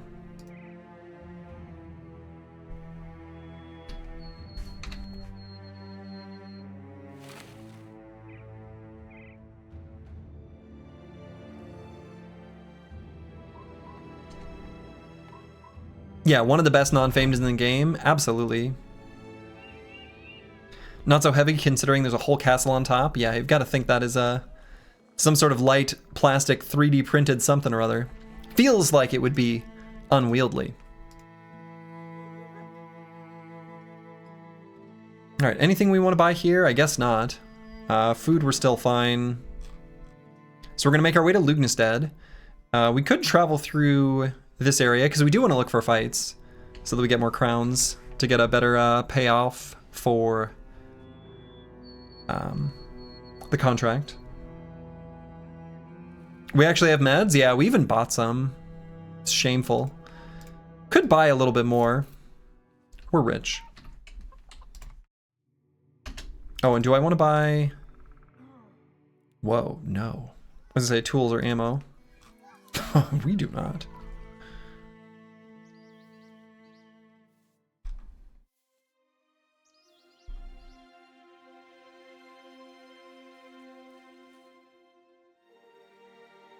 For the rest of the campaign, I suspect that we will have meds most of the time. You just don't get injured that much once you've got big chunky armors on. That's how you know we've transitioned to becoming the Dregs. Yeah, we used to be the Dregs lowercase, and now we are the Dregs uppercase. One thing to think about too is the watermill no longer requires... Oh, I didn't even visit the watermill. Can you just do this fight? No, you have to fight... I think you get the sword hilt from the hunting grounds now. It's no longer with the Kraken. So, something we should consider for either King Tet or Susage or Casario would be to make them a Jedi, a lightning sword wielder.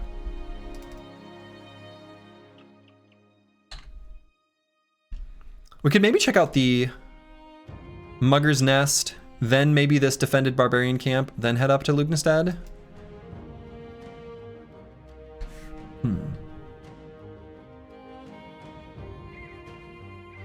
Yeah, let's do that. Getting the hilt from Ijarak is a little more book lore accurate. Really? That's in the books? That's referenced in the books? That's cool. It also feels like it makes more sense because, you know, that is previously like a quest chain.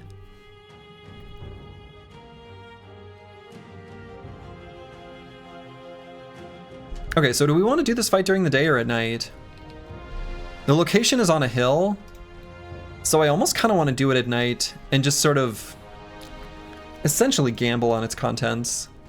Just in case they've got ranged units, because it's on a hill. I don't know, they get that stupid defender's advantage though. So, yeah, we probably actually most of the time want to do it during the day. Any tips on how to efficiently fight Necrosavants? Nets? Assuming you're talking about vanilla.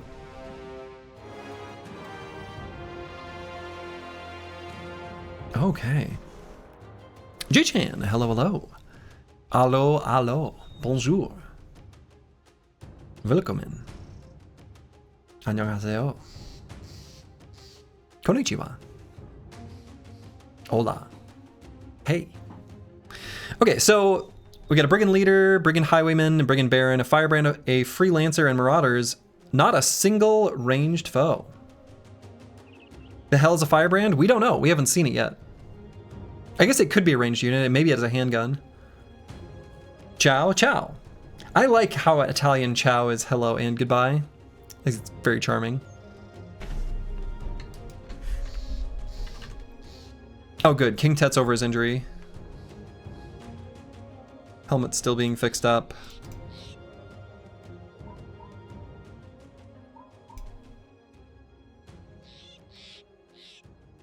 We could see what this Firebrand is. I think this fight seems okay.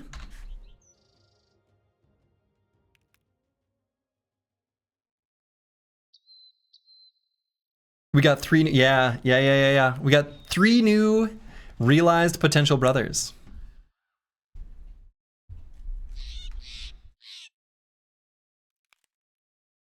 You're interested to see what I think of the Firebrand? Let's see it. We have a 2-handed riposte guy. Oh, we sure do, Rufin. We sure do. Plaguebird is so far, I don't think, been hit yet. Nope, that's not true. I believe that Eriko hit him once with a rock. No Kriegsmesser? I don't know that the Kriegsmesser is actually any better than the Warbrand.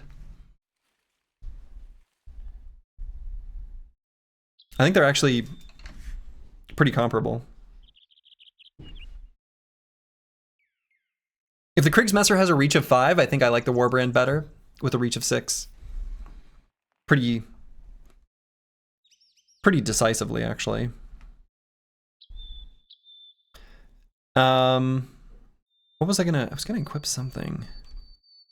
Oh yeah, I'm actually going to put an arming sword in Plaguebird's pocket for the moment, just in case, before we get a new Warbrand. Kriegsmesser lets you use the Cleaver perk, which is low-key pretty strong. Is it though? Which one? Just the fatigue savings?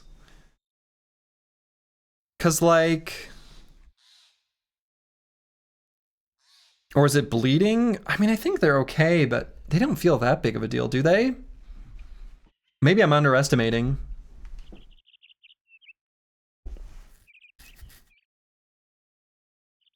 From the weapon mastery?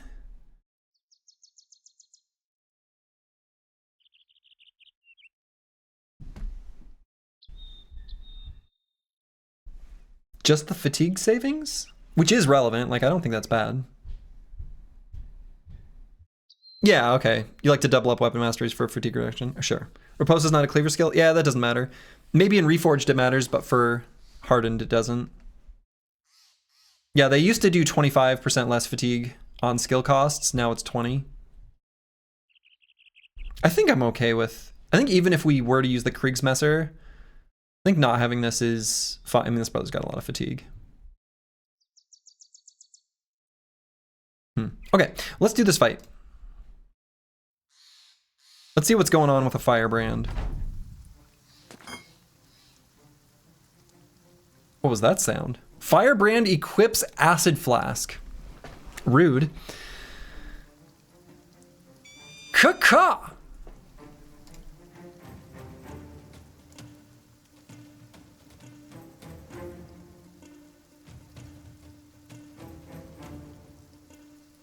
Okay, so we don't see the firebrand yet. Have we fought a freelancer yet? We have. We have. So we currently see 5, 5, 3. So the freelancer and the firebrand are the two enemies we don't see. I guess there must be up here. This hill is cursed, but we'll be fine. Yeah, I mean we're gonna start out backing up, I think. May as well. They don't have any ranged attacks, so it's kind of whatever. I mean, they're gonna have some javelins on a bunch of the highwaymen. Okay, do highwaymen not get them? I thought they did. Maybe highwaymen don't get throwing weapons at all? What? Am I thinking of a different enemy? I must be. Huh. Well, all right. Is that Geralt of Rivia? Here? Maybe. Just send a Riposte guy into the midst, he'll chop him up easily. I mean, he probably will. And I might put him, like, on his own distinct high ground. Can we dagger some fools? Why? Do we need to for some reason? I don't think so.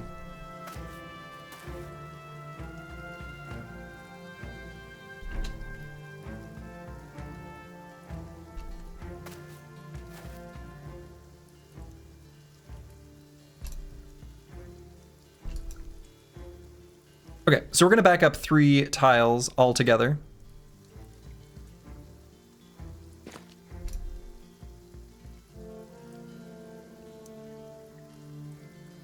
Uh-oh.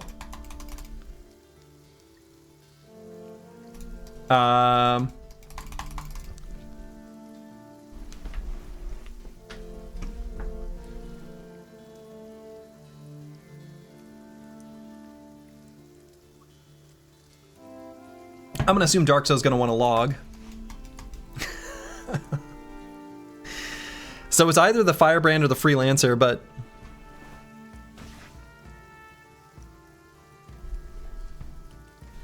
Okay. Same bug has been happening to a bunch of people? Yeah, I haven't seen it yet. I've heard about this, though. Alright, so I'll send Dark Soul the log. And then I'll, I guess, Alt F4. Unless Dark Soul's here and wants me to do anything before just, like, Alt F4ing. Yeah, some AI script must be crashing. Seemingly so. Because, yeah, we can still interface with the UI. At least kind of.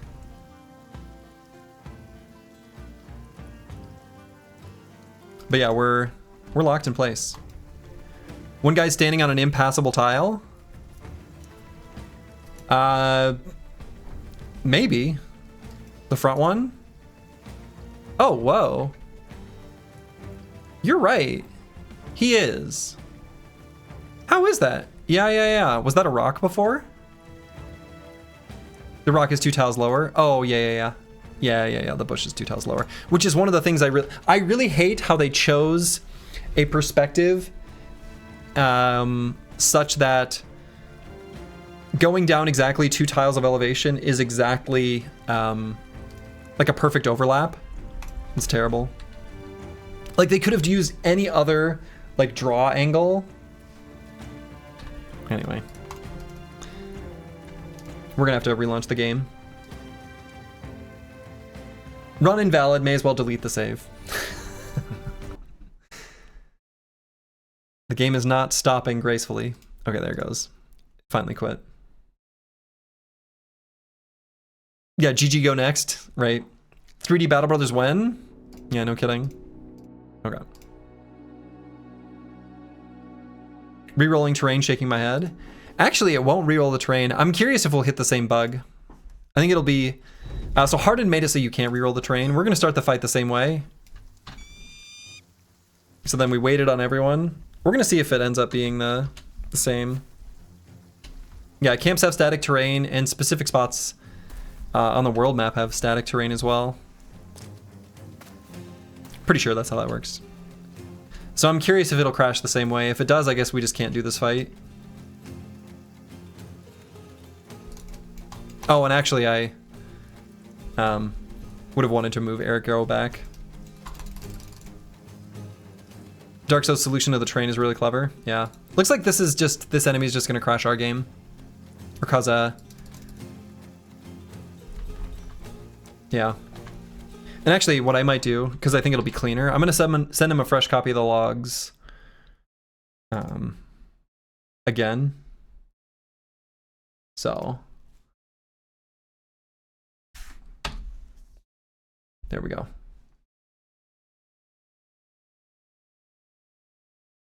Yeah, each tile has a unique terrain layout that's consistent across the run, which truly makes sense. Like, that's kind of how it should be intuitively. So I think Dark Souls solution is actually like how it should have been in the first place, I think.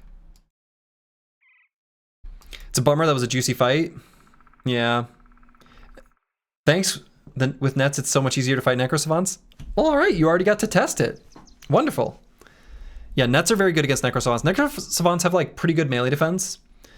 So not only is it good to like just take away their melee defense, but removing their mobility is really pretty nice.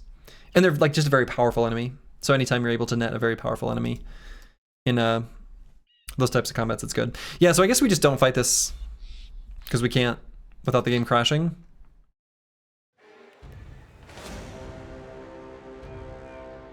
We found a sad group of barbarian nerds. Actually, let's rather fight him in the swamp than the forest. What if you use the falcon? Oh, we did. We could maybe use the falcon. So what I could have done maybe would have been to reposition that brother and use the falcon somewhere else.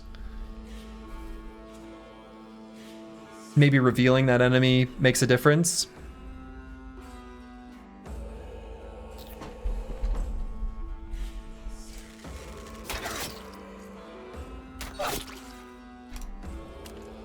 I don't know. It could be that it's only broken because the enemy's hidden. I mean, that's certainly possible.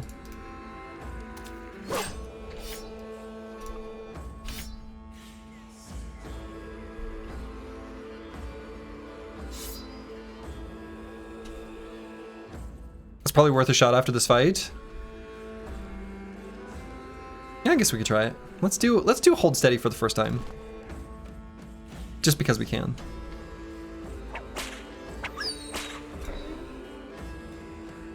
We secretly helped Plaguebird there.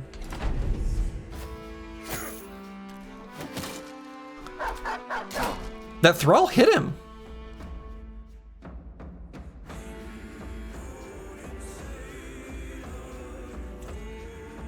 Unacceptable. I would like your save so I could try to replicate. Oh, okay. Should I send it to you now? Yeah, let me do that. Or do you want me to walk over there first? I'll just see. Yeah, I'll send the save file over to you. Oh, I see you yeah, you messaged me on Discord.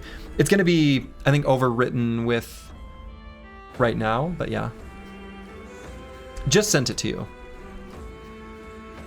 Looks like you got it, okay.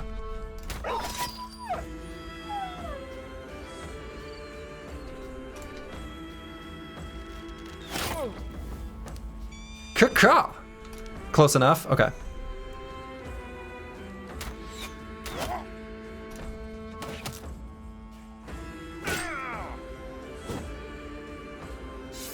Dude, this thrall just dodged and this thrall is like the god of war.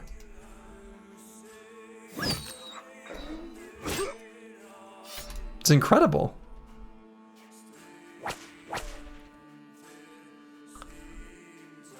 Wow. What the hell?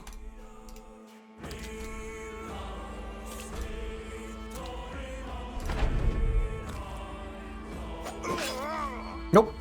Not anymore.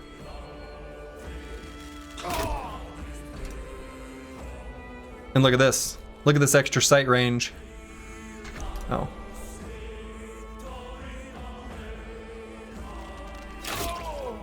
Got him. Oh, is he gonna bleed to death?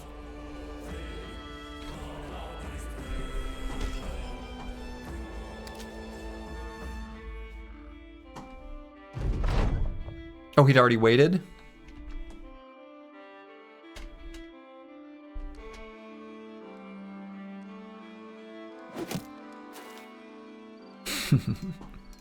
I guess we did let him get an extra throw. Yeah, it crashes the game. We could try repositioning our brother to reveal him. Here's the deal though. I want our first fight against a firebrand to be the first time I learn about what they do. I like the surprise.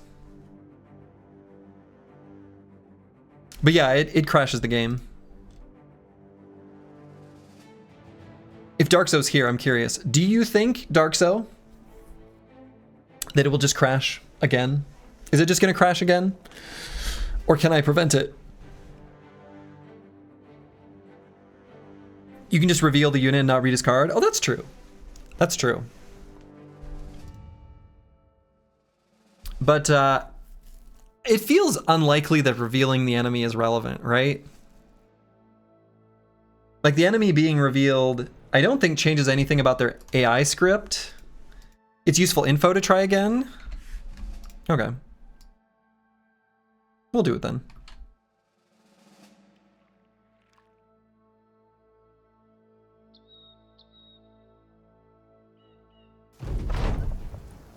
Do you want my save file now? Like right before the fight? I guess you've already got one. Ka-ka! Okay, there he is. Oh, whoa. There's a difference here, though. In the previous one, he equipped not a flash pot. It was a acid flask. And maybe that'll be the differentiating factor. Maybe that will be useful. So let's wait across the squad like we did last time. Oh, rude.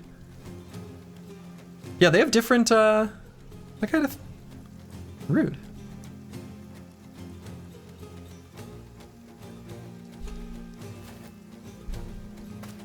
Yeah, they're acting differently. Oh, maybe this will make a difference.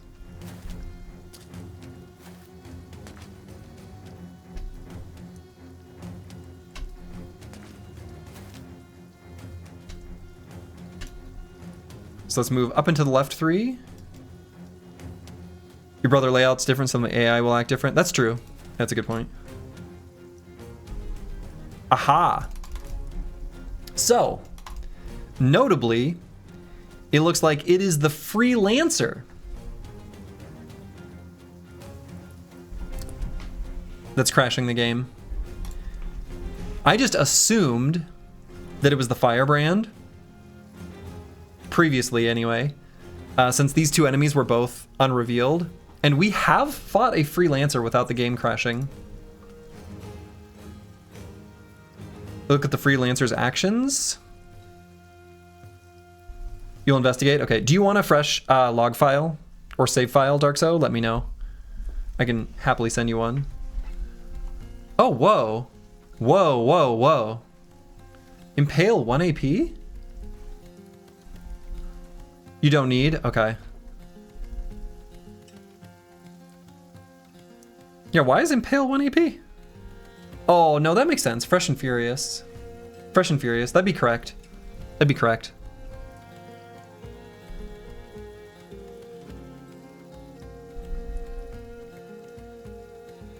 Okay, well, I guess we are not doing this fight. And we still don't know anything about the Firebrand. Well, we know a little bit. We know that they're going to get some random throwing consumable. Which, I don't think you want to put that in the log, Darkso. I think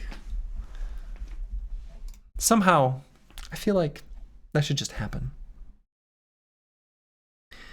You could console command kill the Lancer and see if it still crashes? This is a very naive question. Is there even a I don't think there is a console in Battle Brothers. Maybe there's a mod for a console? But that's not like a default feature. Is it? If it is, I've literally never, I don't even know. I've never even seen it. I don't think that exists without a mod. It's a mod? Yeah, okay. I was gonna say. Firebrand's an interesting enemy. You're not sure how you feel about it. It looks weird. So. Forgot it was a mod? Okay. Well, anyway. That's not a fight that we're going to be able to do. The Dregs move on. Our QA test is complete. Alright, we're going to take a look at this Barbarian camp. Decent famed item chance, 21%. Ooh. I don't want to do that quite yet. I don't think we're ready for that degree of Barbarian camp. And I think it's going to be nighttime when we arrive, so let's maybe do a little exploration and then venture over. Not that we can't do it, it's just that it can't be done. Subtle distinction, but true. All right, now I think it'll be pretty close to daytime when we arrive. If this is like, oh, that's like almost perfect timing. Unfortunately, they did not get the safe roads settlement condition. That's too bad. Let's cut this grass. There will be a patch of uncut grass. Actually, there is literally a... Oh, no. Oh, good, it didn't break. I have a tiny side table, and I just knocked over, but did not break, my my coffee container. We'll go ahead and move that to the other side. Oh, and then I pulled the... God, I'm destructive. It's a problem. Anyway, what I was going to do was point out the fact that I actually have a only partially mowed backyard right now. I've got an electric mower, and it doesn't have the most robust battery, so I can only mow half the lawn. But my goal is to slowly replace every single appliance in my home to no longer use natural gas or gasoline whenever it ages out naturally. So water heater, furnace, stove, vehicles. The plan is to never buy an internal combustion engine again. Anyway, you didn't need to know that, but now you do. Yes, I told you, Slurgy has the clumsy trait. It's true. Full force. And how does the S-Dock compare to a Warbrand? I am kind of curious about this. A reasonable goal? Yeah, I'm kind of a electricity nerd anyway. 55 to 70 is 60 armor pen. Reach of 6.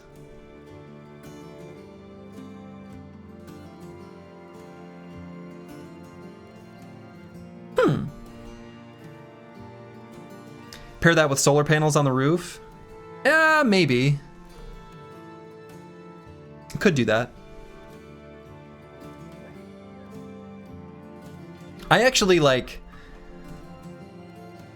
This would be a whole other side rant, but for as much as I personally advocate, appreciate, enjoy renewable energy, it feels weird and unnecessary for the consumer of that electricity to ever need to generate it, because it is a robust power grid that enables the true energy distribution of the future.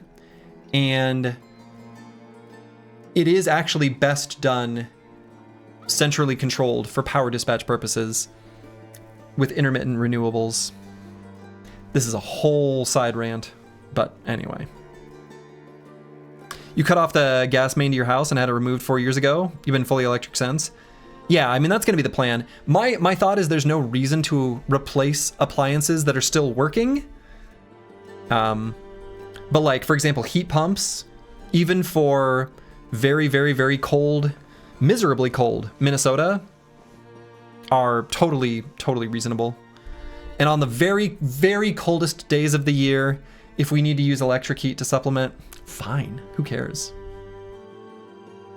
You change your own electric water heater with no previous training or study, and there's no way to do that with oil or gas. Yeah, for sure. And water heaters specifically really, really should just be heat pumps. But anyway. So I feel like I'm in a weird situation where, do I like the S-Stock?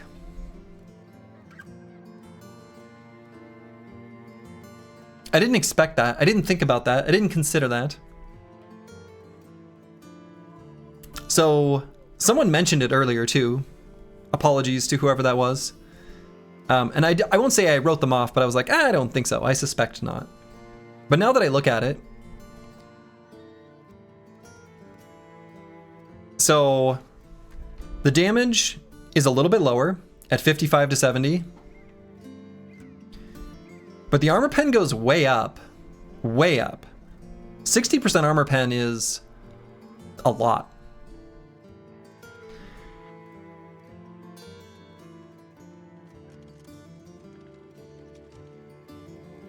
The sword thrust and riposte are similar. The slash is a little bit less expensive. S-stocking away isn't bad when you're going to be lone wolfing. Oh, using the lunge is a mobility skill? Maybe. Maybe, actually. Have both based on the enemy? Right. So one thing that's very noteworthy here is this is going to be terrible against Ancient Dead. You did want a backup sword anyway. That's true. So this is going to be worse against Ancient Dead, but probably better against anything living. Time to do math? I don't even think we need to do math. I think we know the answer. Like the armor penetrating damage on the S-Stock is just going to be better. By like quite a bit. And I think we don't really care about the armor damage that much. A little bit, but not that much. At this point, also get a Kriegsmaster and put it in your pocket just for good measure. That's fair. Riposte Swords Collector. Riposte Swords Collector.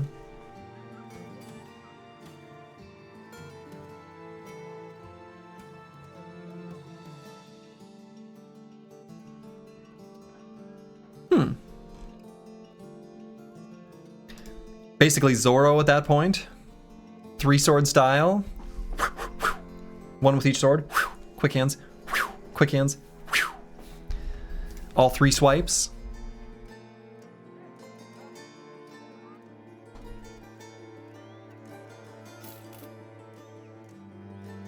I mean, we could just go fight a noble army for fighting a fencer for an S-Stock. Feels kind of stupid to buy one. Zoro from One Piece. Oh yeah, so a long time ago, I was at a holiday thing, and I technically won.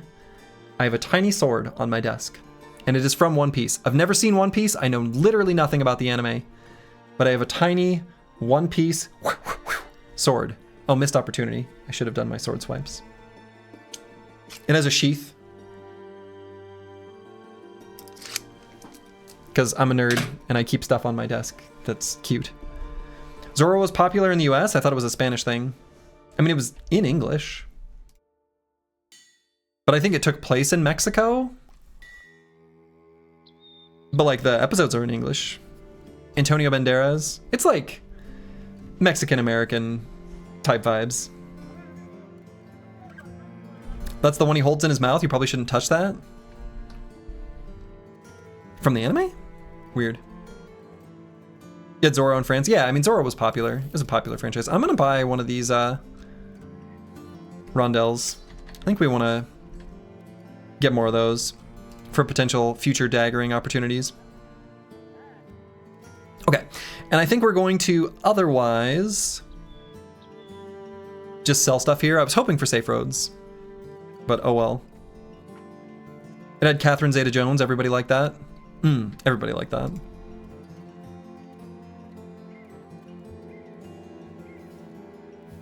Catherine Zeta-Jones offers something for everyone.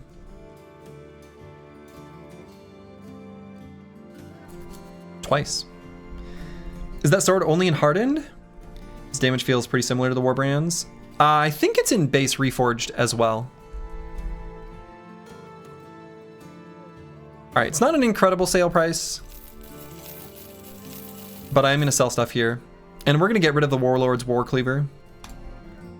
We don't care about this. I am going to keep the Winged Mace, though. And our silly Temple of Knowledge. I don't know if this is something we're ever able to get again, and we might actually have a use for it.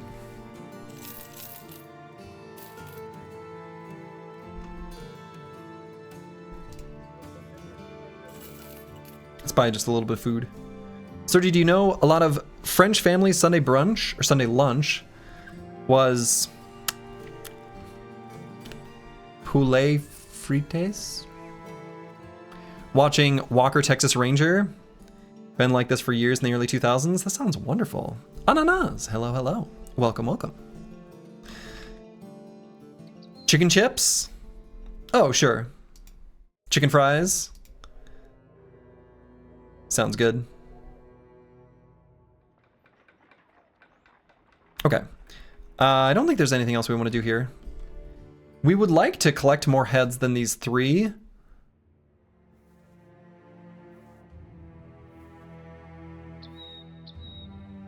Let's make our way towards Tonderborg, but maybe go off-roading a little bit more. We only have 2 days to return. Oh. Yeah. Great. And we've nearly fixed up this decorated full helm.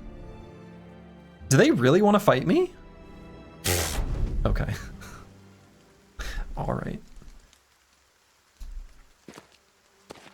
Sounds eerily similar to the Italian average 6-year-old late 90s lunch after school at grandma's. Ah.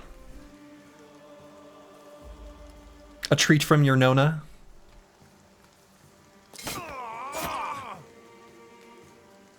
We just lunged.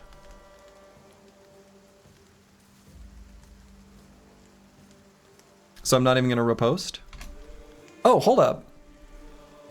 Oh, never mind, okay. I was gonna say, did we keep Anchor? We did not.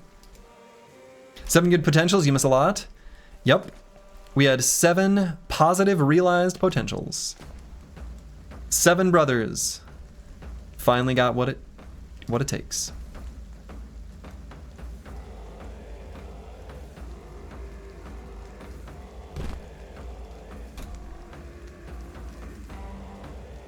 Six remaining.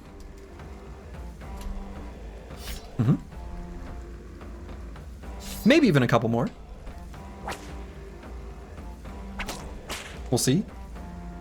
Boy, Eldazare, you know...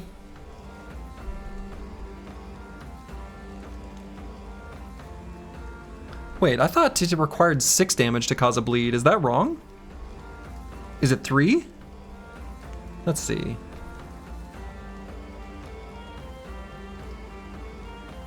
Is that a bug? So we applied bleed there.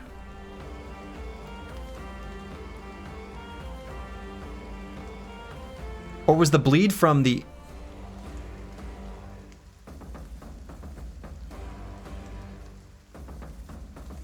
Huh. We hit for 8? Oh, we hit for 8. Oh, we hit his... Okay. Oh, okay. Sure. Yeah, we did 8. We did 8. I'm just an idiot. I read the first line and saw 5 damage, and I ignored the first half. I completely ignored that that's the amount of damage that we dealt to his armor. I just said, we only did 5 damage. I'm just an idiot. Never mind.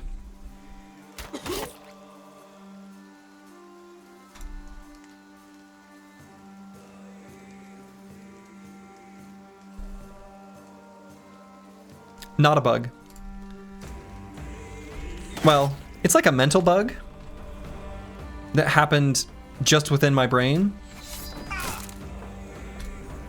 Make of that what you will.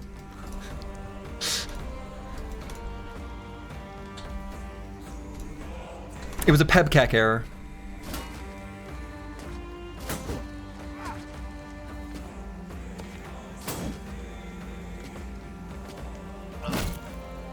Ooh. Trash comps. Got hit by a 5% and got smashed in the armor. Okay.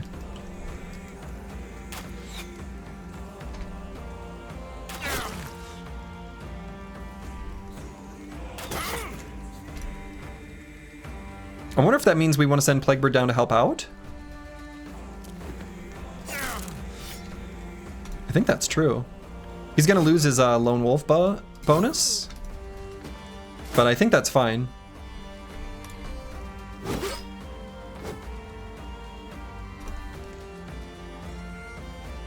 Yeah, my brain got, yeah. Just a little baby brain flaw. A little short circuit.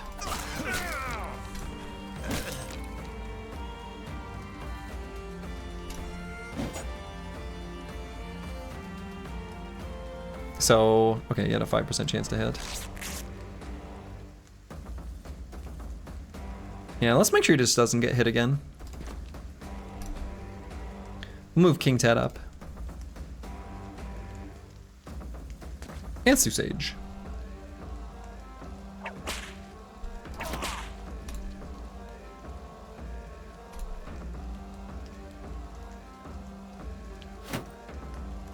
May as well help our ally.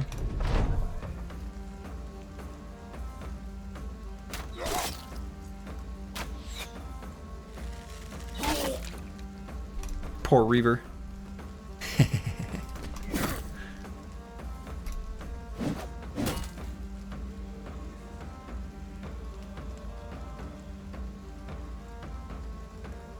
Wait, what?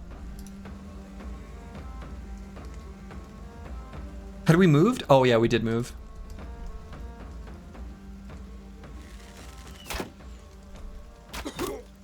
We did move. I was like, you can't do that. He's got anchor. So special ability of the Firebrand is to break a 4th wall and destroy the game? Apparently so.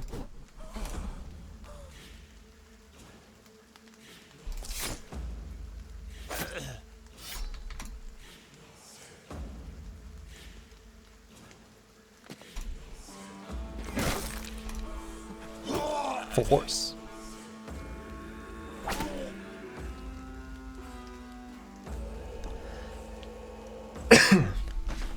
Boy, Eldazari is causing a lot of bleeds with this whip.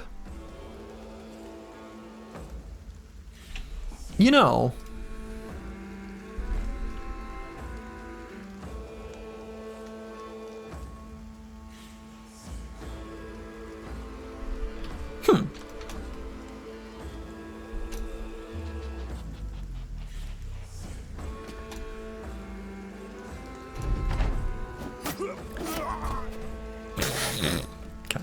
Sturgy, when will there be a 24-hour stream? Probably never.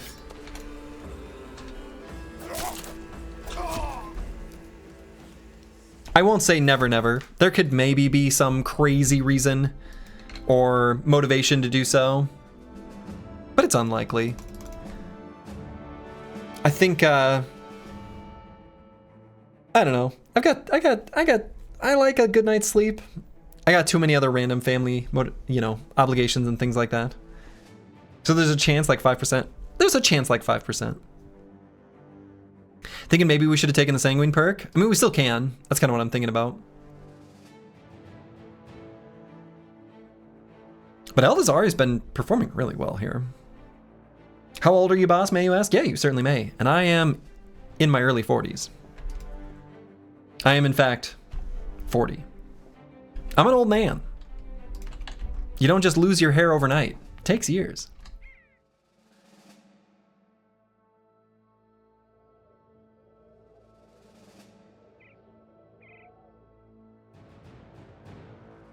Does bleed damage count towards experience? I think it should. It should. Unless you shave it off, that's true. Then it just takes minutes. That's a good point. Bleed death, no, if you remember correctly. So I think in vanilla, the bleed death not granting experience is a commonly peddled piece of misinformation that unfortunately I think I have proliferated, but I'm pretty sure that bleed damage in vanilla, like a bleed death, does still grant experience. Or maybe it didn't. I actually can't remember. But there's misinformation out there. And I may have contributed to it. In Hardened, the experience is based on the damage that's dealt. So I don't know if that bleed damage, I don't know how that works.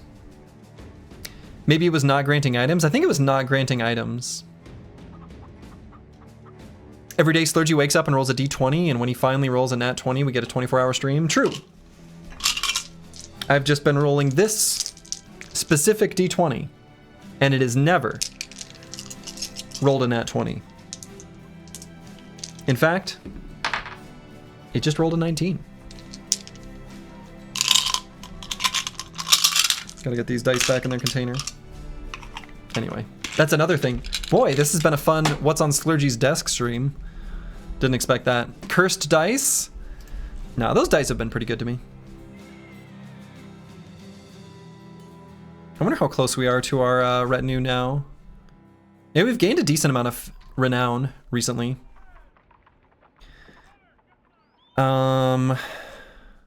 Is there anything we want to buy here? I'm a little bit interested in an open-faced Saleh. Now these are, some of these items are things we're going to be able to get from noble armies. We would like the open-faced Saleh for Eriko. You have 2 dice, one where 20 is 1 and another where 1 is 20. Oh, that's like interesting. That's kind of funny. Like the dice itself has 2 20s on it or 2 1s on it. I actually kind of love that. That's really funny. What's today's deliberation beverage? It was coffee. Now it's just water.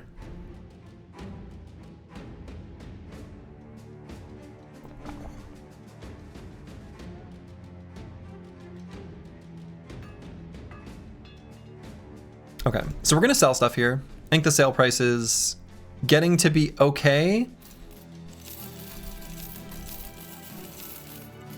We're hanging on to some items anyway. Coffee's all over the floor. No, it was empty. It was empty when I knocked it off. I could give the bros training. And by that I mean like the veterans lessons and stuff like that. I feel like that can be good if you know like what you're gonna fight against.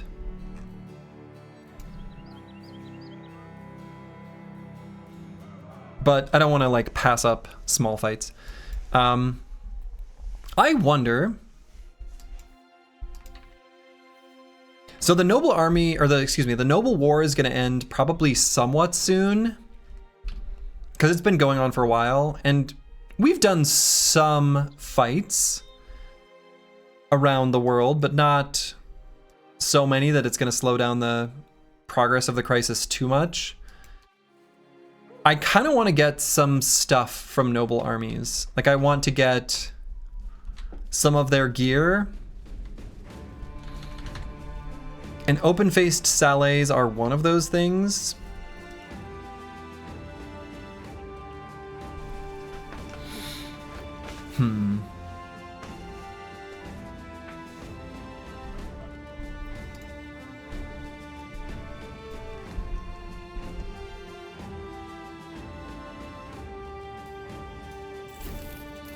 Let's buy some beer.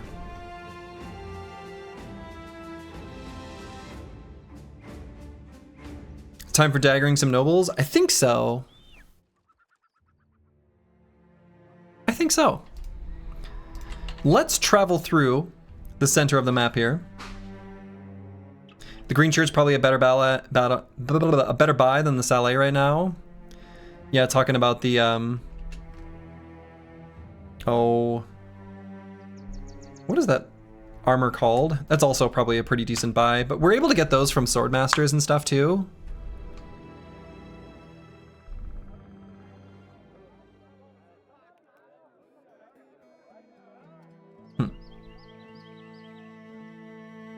Yeah, Brigandine shirt, that's what it's called.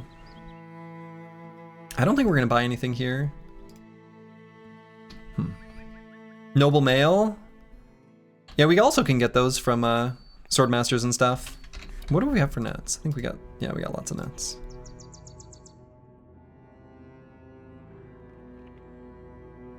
Yeah, let's just travel through this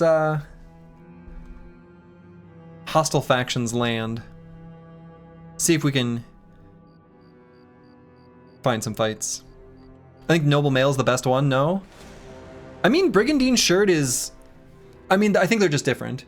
Noble Mail is heavier and provides more defense. Brigandine shirt is lighter and provides less defense. But they're both pretty efficient for what they are. But Noble Mail is also really good, definitely. We'll fight these barbarians.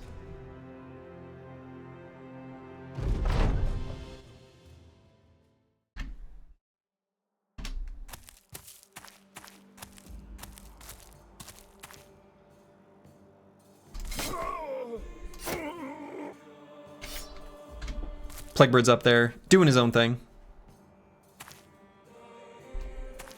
Plaguebird is the hero of his own story. You love to see it.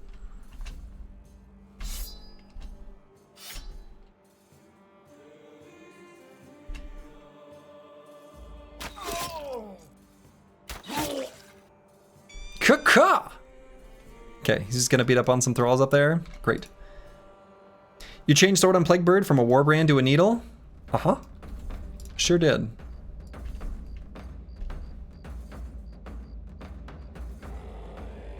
Have you not seen what Arya Stark can do with the thing?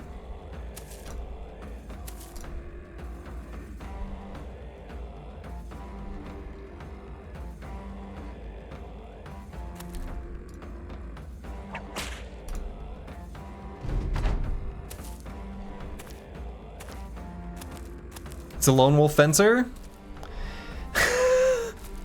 I realize how that sounds. It is a lone wolf brother.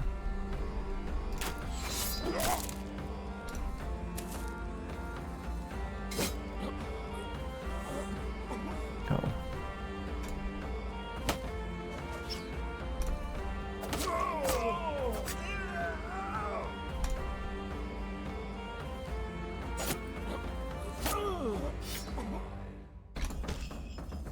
Wolf-headed lone wolf fencer?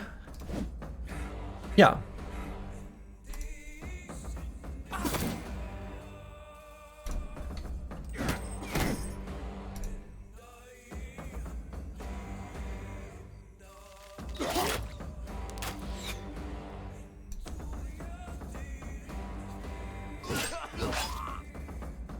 Cool. Full miss?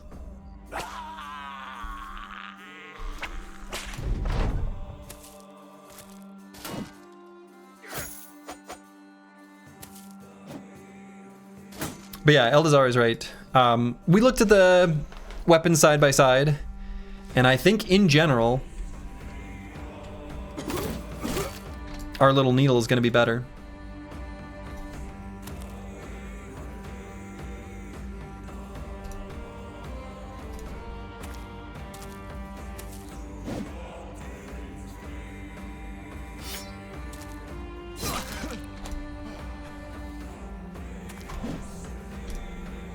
I missed.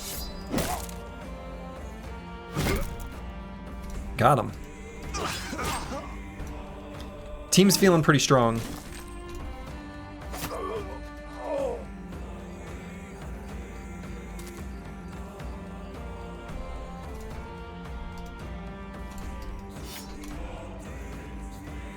Except when you need 12 hits to destroy the Madman's armor. Fair.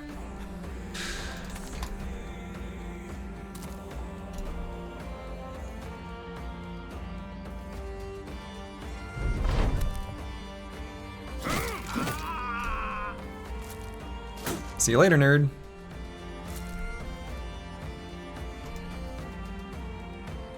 Oh, can we not see him? Is that what's going on?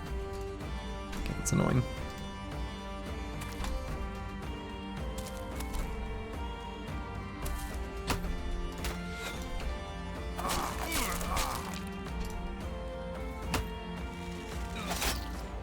Okay. 91 MDef without a shield. He is a monster. He is a monster. Lone Wolf, Riposte. So yeah, I mean, you can kind of trust the tooltip for armor ignore. Notably, a funny thing that vanilla does, which is like telling you a half-truth, is in vanilla Battle Brothers, when you look at the percentage of the section of the tooltip that says how much damage ignores armor, it always starts at 0 and then goes up to the max value. What it's trying to tell you indirectly is that since armor penetrating damage is reduced by the 10% of the remaining armor in that location, that it can reduce that number all the way to 0. But I think this tooltip is a little more useful. So 33 to 42 can ignore armor, which that's going to be the thing we care about most, rather than just the armor damage. Neither one does very good armor damage. Compared to 19 to 22. So Warbrand is going to do more damage to the armor itself, but really not that much. 48 to 56, it's pretty low. Whereas the S-Stock, is going to do more direct damage to hit points, which is going to cause injuries, which is going to ultimately be the thing that makes the enemy die. So I think we care about that more. It's working pretty well. Plaguebird is just absolutely destroying enemies. They both have a reach of 6. The sword thrust ability on the S-Stock is more expensive from a fatigue perspective, being 12 versus 10. And it is piercing instead of slashing damage. So against Ancient Dead, we will not want to use this item. But the only thing worse about the S-Stock is the lack of AoE. Yes. And we do like having an AoE skill. But not always a relevant consideration.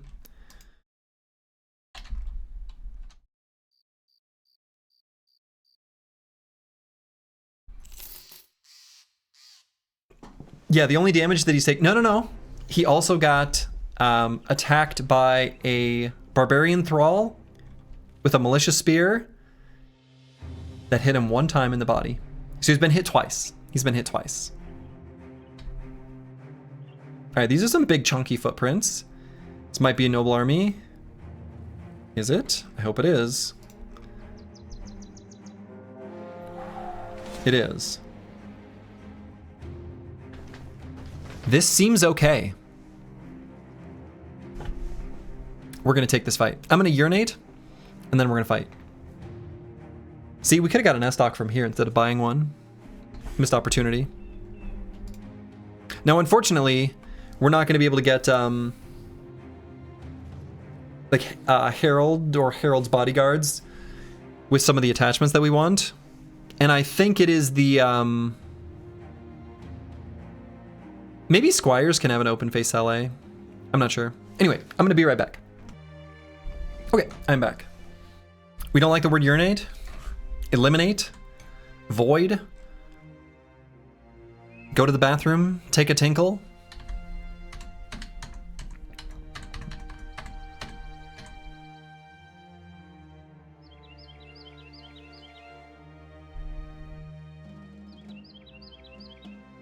Against Unholds, Beast, Ancient Dead, and maybe some flexible enemies, you want the Warbrand?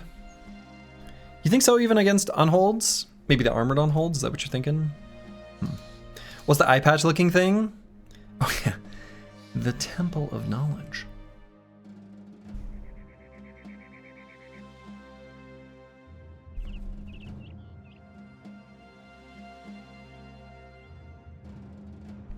I think I'm still going to take Trash Comps into this fight, even with the Fractured Hand. The Unarmored Unholds. Why would we want the Warbrand for that? Because AP damage doesn't matter? Okay, sure. No, I see what you're saying. Yeah. You're right. I get you. Because the flat damage is higher. Yeah. Against any just like raw HP naked enemy. Against the naked ones, we use the Warbrand.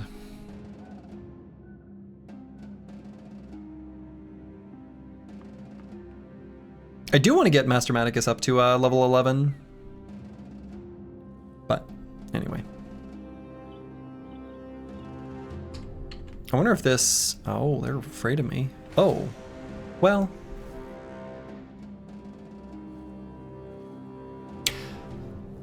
This is a very different army. Okay. 2 to 3 Zweihanders, 4 to 6 Heavy Footmen, 2 to 3 Halberders, 2 to 3 Men-at-Arms, an Anointed Knight, a Squire, a Marshal, a Herald, and 2 to 3... I was kind of hoping for a fight somewhere between these two. I don't think I want to take this fight. This one's too strong for us. Flexible and nimble enemies too, because you'll need to strip the armor first to kill them. Probably, yeah. Yeah, Anointed Knight plus Zweihanders are enough to chop us all up. I think so too. Unfortunately, I think this is a fight we don't do. Well.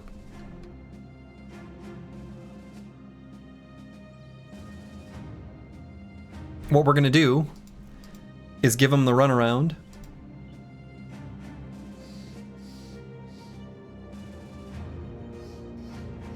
They're still chasing us. Good.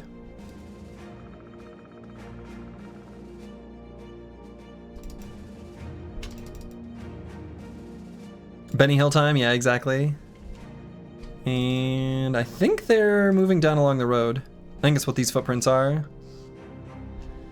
Can they see you when you can't see them in the chase?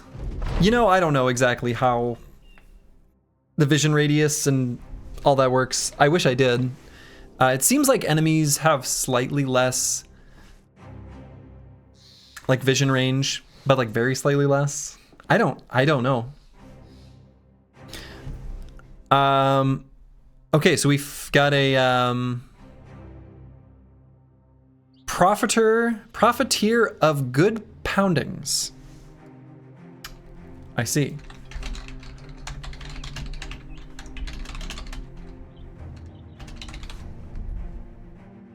All right, so this is the Pimp and Harlots event. We can say you got a deal, and we pay 750 crowns, and they get a mood boost. How about you just hand your valuables over instead? And then we can get a little bit of money and some other stuff. Could use a mood boost. Yeah, it's not that expensive. Well, let's take it. What?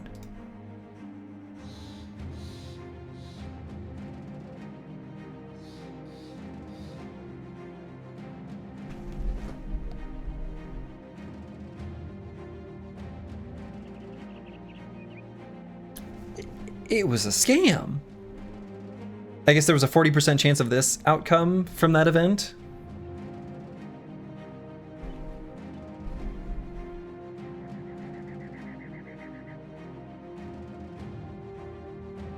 No. Whoa! I should have said yes. This is terrible.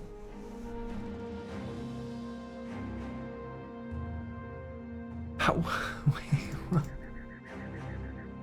33% of brothers will suffer brawl injuries? This is like everyone. Whoa! Yeah, that is literally everyone.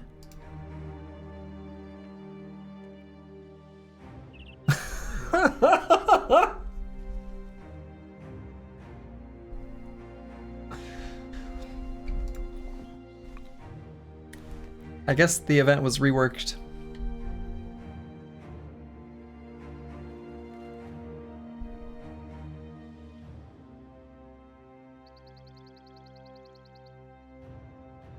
This is terrible.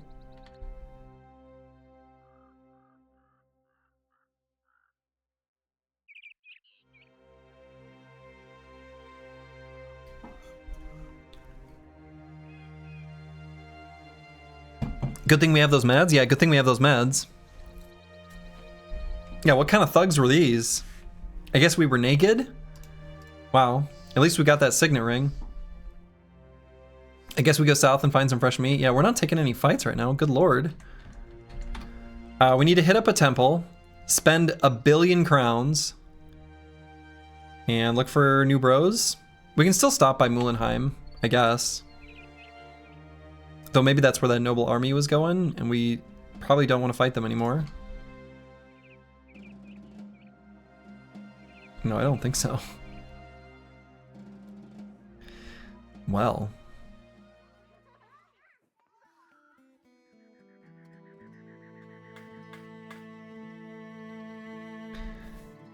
I think we're okay not buying medical supplies here. It's pretty expensive. We've got enough to like last us a couple days, but we're gonna get some more. Yikes! What a disaster! So we could either go to Wallstein or to Hohenberg. I guess we can go to Wallstein and then take the road. Check out each town for new recruits.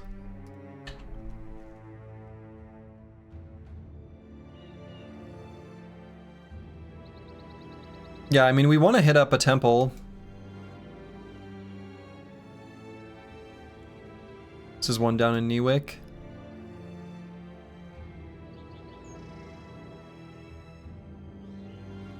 Whatever. Traveling simulator hot minute, I think is going to be just accurate. Wow. Gonna go to a temple to pay off a Slurgeon's college debt. Yeah, turns out they recoup the cost pretty quickly, huh?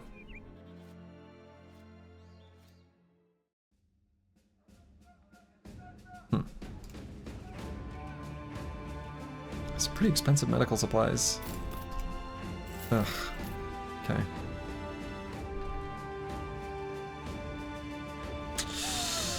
Yikes. Yeah, that's true. We got effed, but not in a good way. Accurate. Boy. That sucks. I hate it. I don't like it. It's no good. No bueno.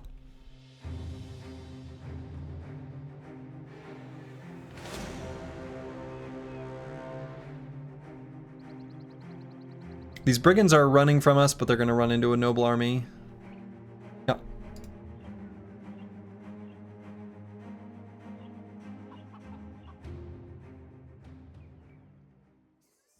Okay, no bros. Nothing we want there. Not an interesting tavern rumor. I don't think there's anything we want to buy from the armorer either. I do want an open face Saleh. I don't know. We could grab a few dogs. We could. I feel like the dogs really don't matter that much anymore, though.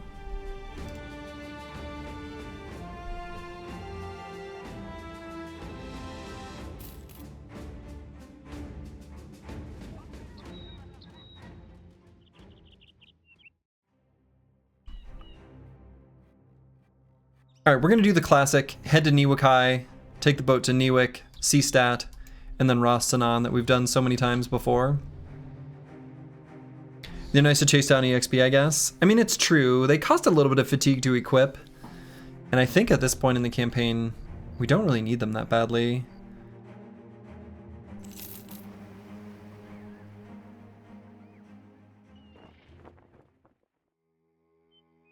They're still fine, but...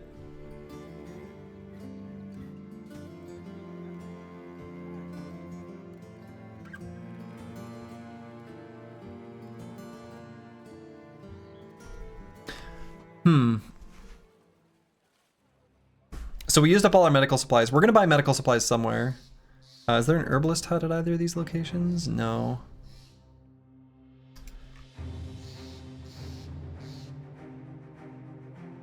So it's possible that these are actually the cheapest medical supplies, reasonably likely. We're gonna treat the injuries. I guess we just buy both. What a terrible, terrible thing. So we're gonna go to Niwik, where they've got full nets. I want an armed courier to Al Hazif? Maybe.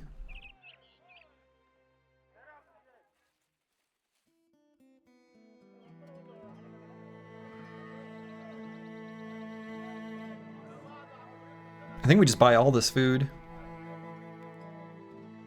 I see the bros have earned some more respect from you. Uh-huh.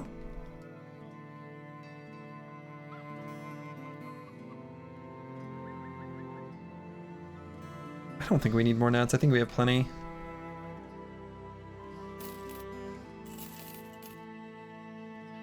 Let's see. I guess we don't fix up Mystic Nemo.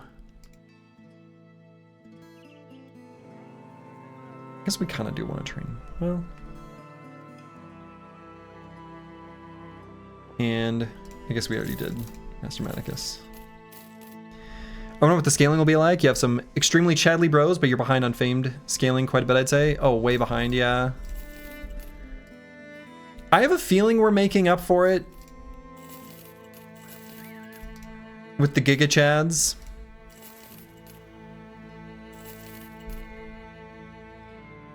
I feel like that's true.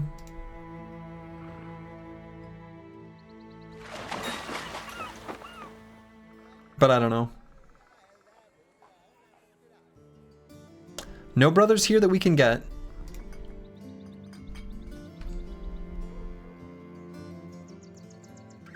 Armed courier to Al Fayir. Okay, that one we might do. And in fact, the return stolen items, let's go ahead and do this one. This should be a probably still a pretty easy fight. Even though we're injured, I think it'll be okay. Follow tracks south of Seastat. Oh, okay. Yeah, this is like a nothing fight. Whoa, that was weird. I thought they're running the wrong way. Okay. It's okay that we're injured for this. Again, this is like nothing.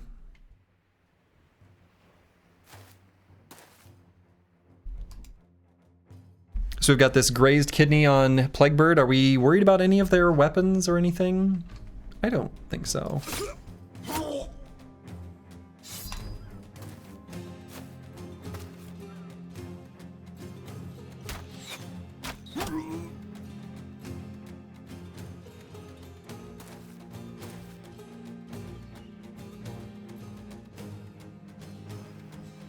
Everyone's in bandages.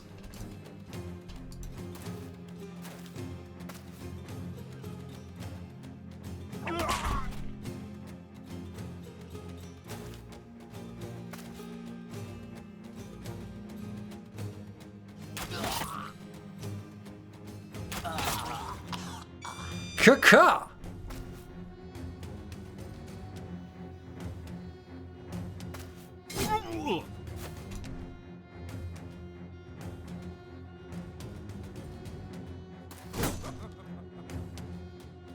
Excuse me?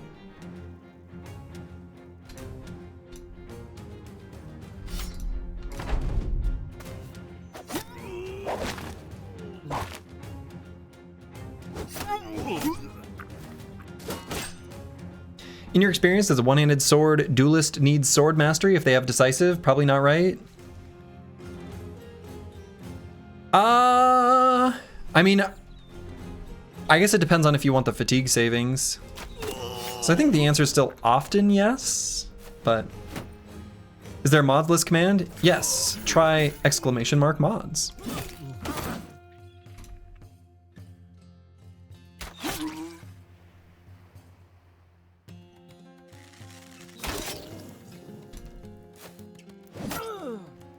You found 3 named fencing swords and 2 named swords. Oh! Wow, that's incredible.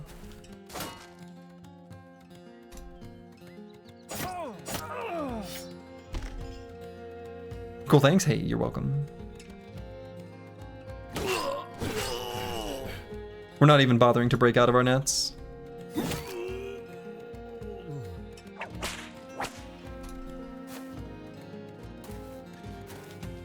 Eldazari still managed to be a little bit of like ranged fire support for Plaguebird up there, which is like kind of cute.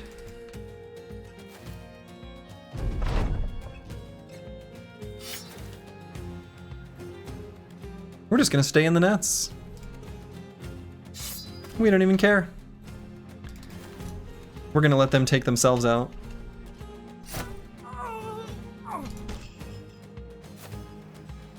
If they can make it through this gauntlet, they deserve to live. Good luck.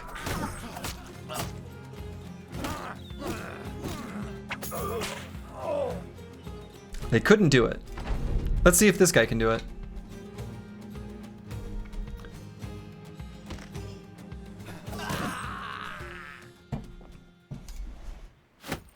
He couldn't. All right, so we're gonna finally improve our relationship with C-Stat a bit. Plaguebird gained his first swag level. So we're always choosing melee skill and melee defense on this brother, for sure. And I think we're basically always choosing resolve as well. I think every single level up on this bro and his swag levels is just gonna be the same.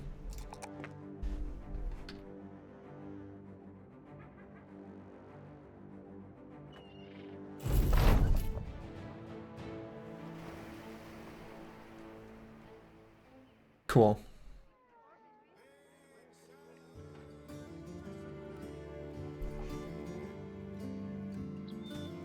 Okay, so let's sell stuff here. Sale price is pretty good. Again, I'm still gonna keep one of these winged maces. Gotta keep our book.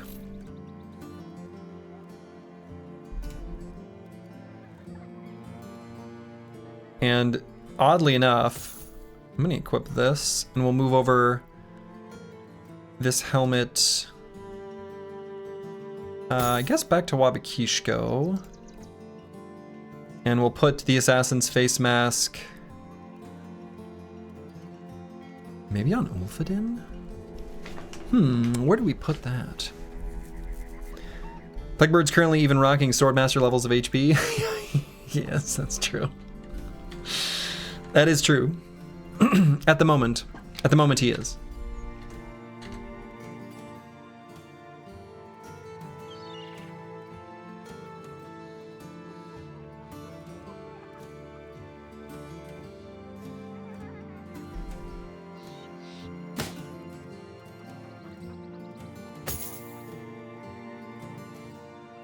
Where'd you get all the injuries from? We got caught with our pants down.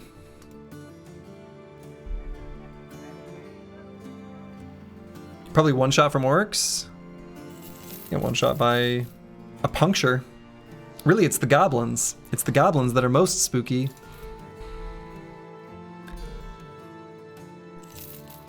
Oh wait, did I want to sell that? I guess... maybe not.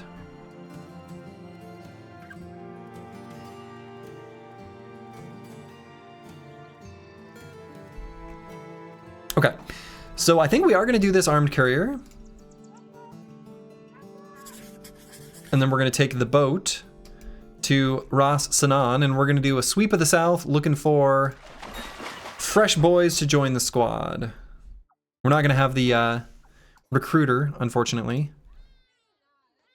But this seems to be where we pick up most of our dregs. Most of our dregs are down there. Are there any other things that we would want to buy? Like any of these consumables?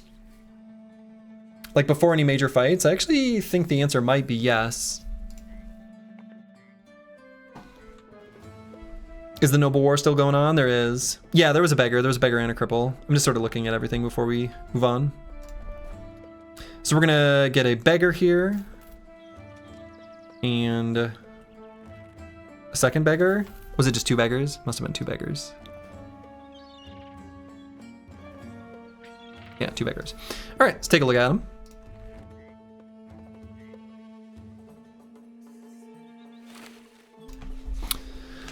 What do we have here?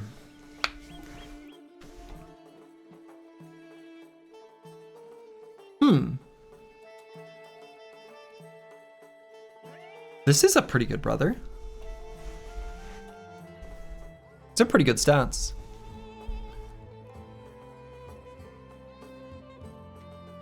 Looks like we found a Phalanx Mace Bro.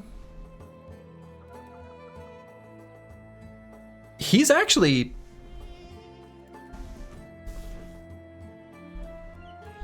Yes? But we might be able to do something even better and more interesting with this brother.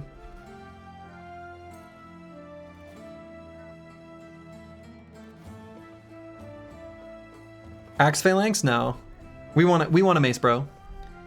But I've got another idea for this brother.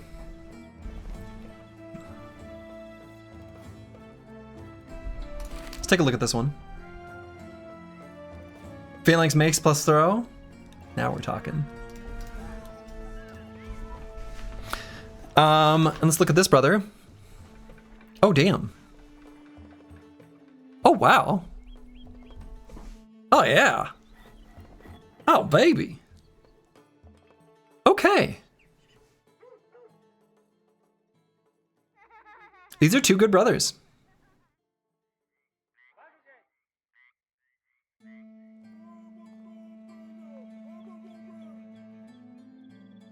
Yeah, these brothers are great. All right. We're keeping both of them. So first up, we've got Dexter 713. Also, as a side note, for anyone in the future, if you get selected and you want me to put your name as something different, like maybe you just want to be Dexter, you just let me know. I'll change it. Right? So like if you've got a name with either a number at the end or maybe it's like, whatever. If you want to change it, you can. You have control over your own destiny. And Xenothot too. A veteran of the Slurgy squad. These are good brothers. All right, so here's what I'm thinking for Dexter. I love when you can do special snowflake kind of builds. If you end up getting picked, just put Fennec Phoenix. Okay. It's possible to change your name in queue from ananas to pineapple. Yeah, you can do that. You can. That would be acceptable. Can you change Curseword's name to... No. Curseword's name is very specifically... I think it is !@ $$ exactly 4. Because it's the expletive from Qbert, if I recall correctly. Is it possible for YouTube watchers? No, not at the moment. Not at the moment. We've got a pretty deep queue anyway. So unfortunately, I'm limiting it to Twitch at the moment. Apologies. Just because that's where the bots integration stuff is. And I could never get the Stream Elements bot to join my YouTube chat. Just couldn't do it. It refused. No matter how much I tried. Okay. So what I'm thinking is, this brother, sometimes you die for something. Yeah, I really dropped the ball on you, Ananas. I got you killed for, like, just sloppy play. Like, no reason. This brother's got some interesting stuff going on. we've got shield and ranged combat. And we have really good for these backgrounds. Starting range skill and melee skill. Fennec Phoenix, thank you for the gift sub. Very much appreciated. Enjoy Cyanide Syringe. So this brother, you know, taking Entrenched is just really nice, even if we weren't to use ranged attacks at all. If we were to view this as plus 15, sometimes plus 20 resolve per adjacent ally, that's really good. Like on its face, just that alone. And I feel like the throwing phalanx bro that swaps weapon to like a mace is actually going to be really good. Also double lucky. He's lucky and that's true. He's lucky, and if somehow he gets unlucky, he'll still get lucky. So, no problem. You were just joking. I mean, you weren't even really joking on us. Like I failed you. Anyway, this is going to be a phalanx hybrid. So a pretty unique brother. The idea is we're going to be using throwing weapons as the enemies are approaching. And then when they close the gap, probably mace. Mace is super, super good. You love to see it. So this is going to be a pretty cool brother. And then Zenithot 2, you know, this is just going to be basically standard phalanx kind of bro. But he's really good. He's just good. He's just good.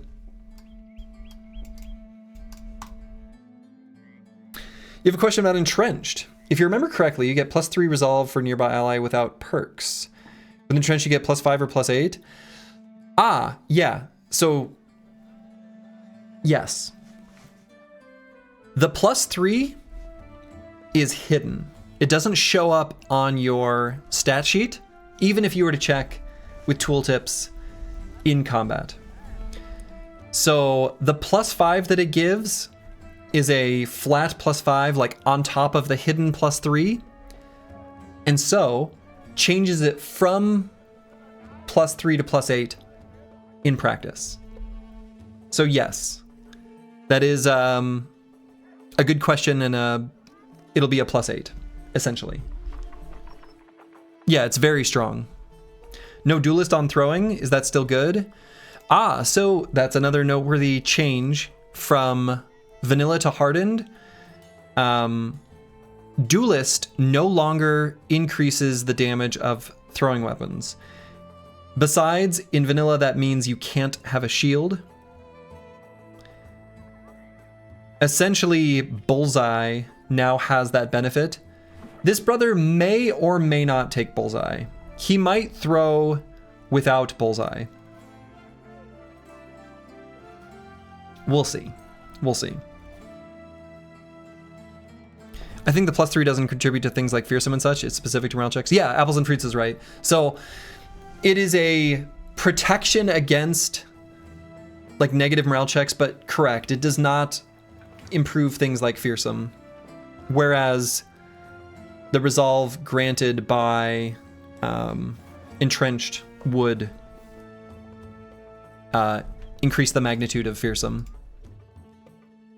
There's a lot of little baby gimmicks. So yeah, this brother's gonna do something like this. Actually, maybe even the spiked bullas are like kind of cute. Nailed it. Yeah, he does have nailed it. Now the problem with nailed it for this brother is I like nailed it a lot if you can reliably attack at exactly 2 tiles away. And I don't think he's gonna be able to very often. So if he's throwing, a lot of the time it's gonna be like 4 tiles away.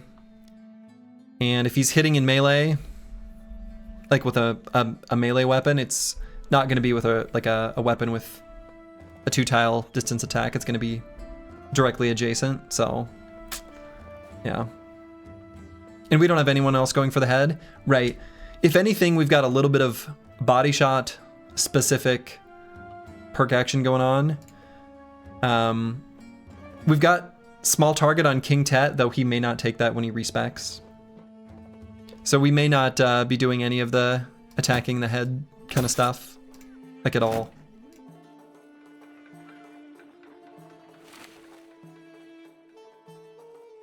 All right, so we got this decorated full helm that I want to put on someone. Maybe we give this to Susage, just because he needs the resolve. I think that's fine.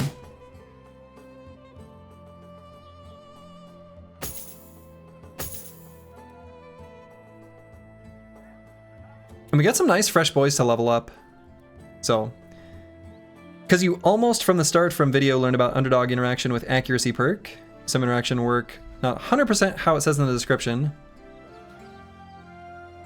Like dodge and strong. Yeah, dodge and strong. So the strong, so in vanilla, the strong talent, or strong, what is the word for these things? Oh no, trait. The strong talent says it gives plus 10 stamina, and it does, but the first 10 stamina worth of gear that you equip does not subtract from your initiative, so the strong trait is technically, for all intents and purposes, plus 10 fatigue and initiative. So, we like a two-handed hammer or pole hammer. We do, and that would be nice. We would like that. And yeah, our damage plan is mostly armor strip plus sword lances. It is. Yeah, armor strip plus sword lances, swords, and Katal.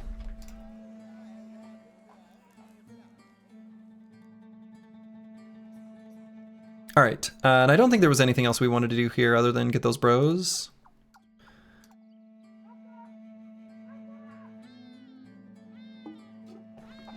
I don't know, it's a pretty cheap set of potions here.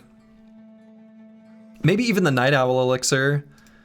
Maybe we go into a fight against like goblins and we give Eriko a Night Owl Elixir.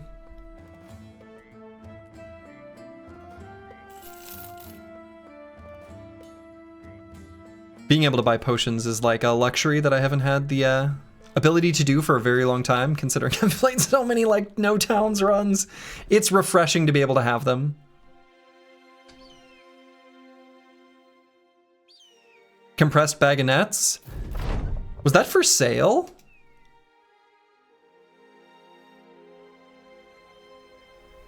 If so, I completely missed it.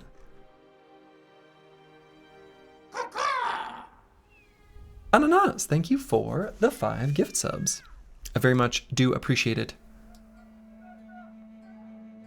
2 new bros here. Have you confirmed the arena buff now only in the arena? No, I'm just taking you at your word. More meat for the queue, more meat for the queue. Thank you. Oh my goodness.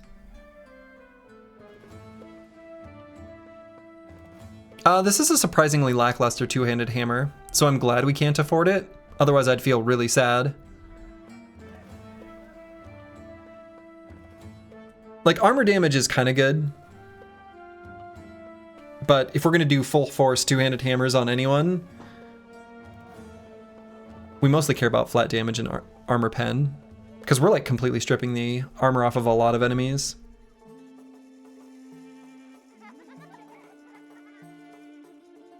Motorboating jugs. Oh my goodness.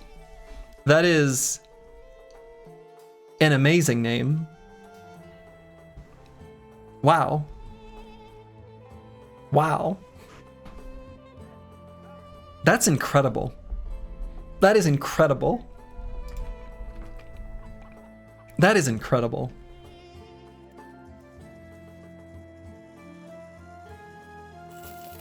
Motorboating jugs. Pocket Southern Cleaver for Magicus Whippus. No, because it's a two-hander. So what we really want is a military cleaver. Oops. So let's take a look at these fresh boys. So Ferris here is not bad, but not good enough. Unfortunately, his perk groups are a little bit mismatched. He could be a ranged bro. He did max roll ranged attack, but doesn't have any talent stars. He has, like, yeah, I don't think so. I don't think we keep this brother. Like, everything's just a little bit mismatched in his perk groups. I think Brewski's right. Awkward perk groups fire away. He's dumb too, so slow level 11. Yeah, that's true. We don't want to deal with that. All right, let's take a look at this brother. Okay, these are the cripples and beggars that we're used to. No, this is just cut him.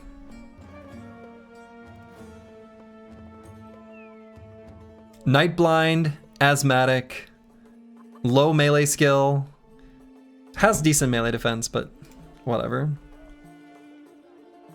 Nah. He was fine, but he could rebuke two-handed mace. I mean, I guess.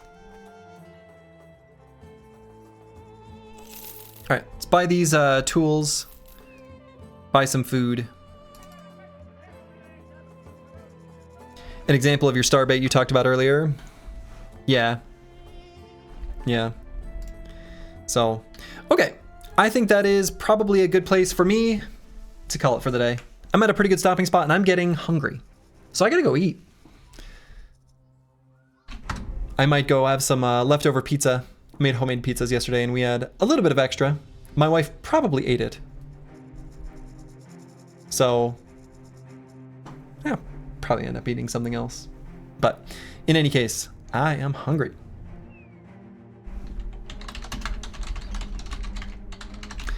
So I'm gonna send you guys over to where I'm gonna be hanging out in the background, probably a little bit, watching some Beyond All Reason, which is a RTS game that I've had my eyes on for a little while now. So, good streams, brothers and Mr. Soji? I think so too. Yeah, I bid thee adieu. So tomorrow, I should be back. Yes, I'll be back tomorrow evening at the normal US evening start time. So, about 27 hours from now. No EU friendly start time. We're gonna check out the rest of these southern cities, maybe get ourselves a couple more beggars and cripples.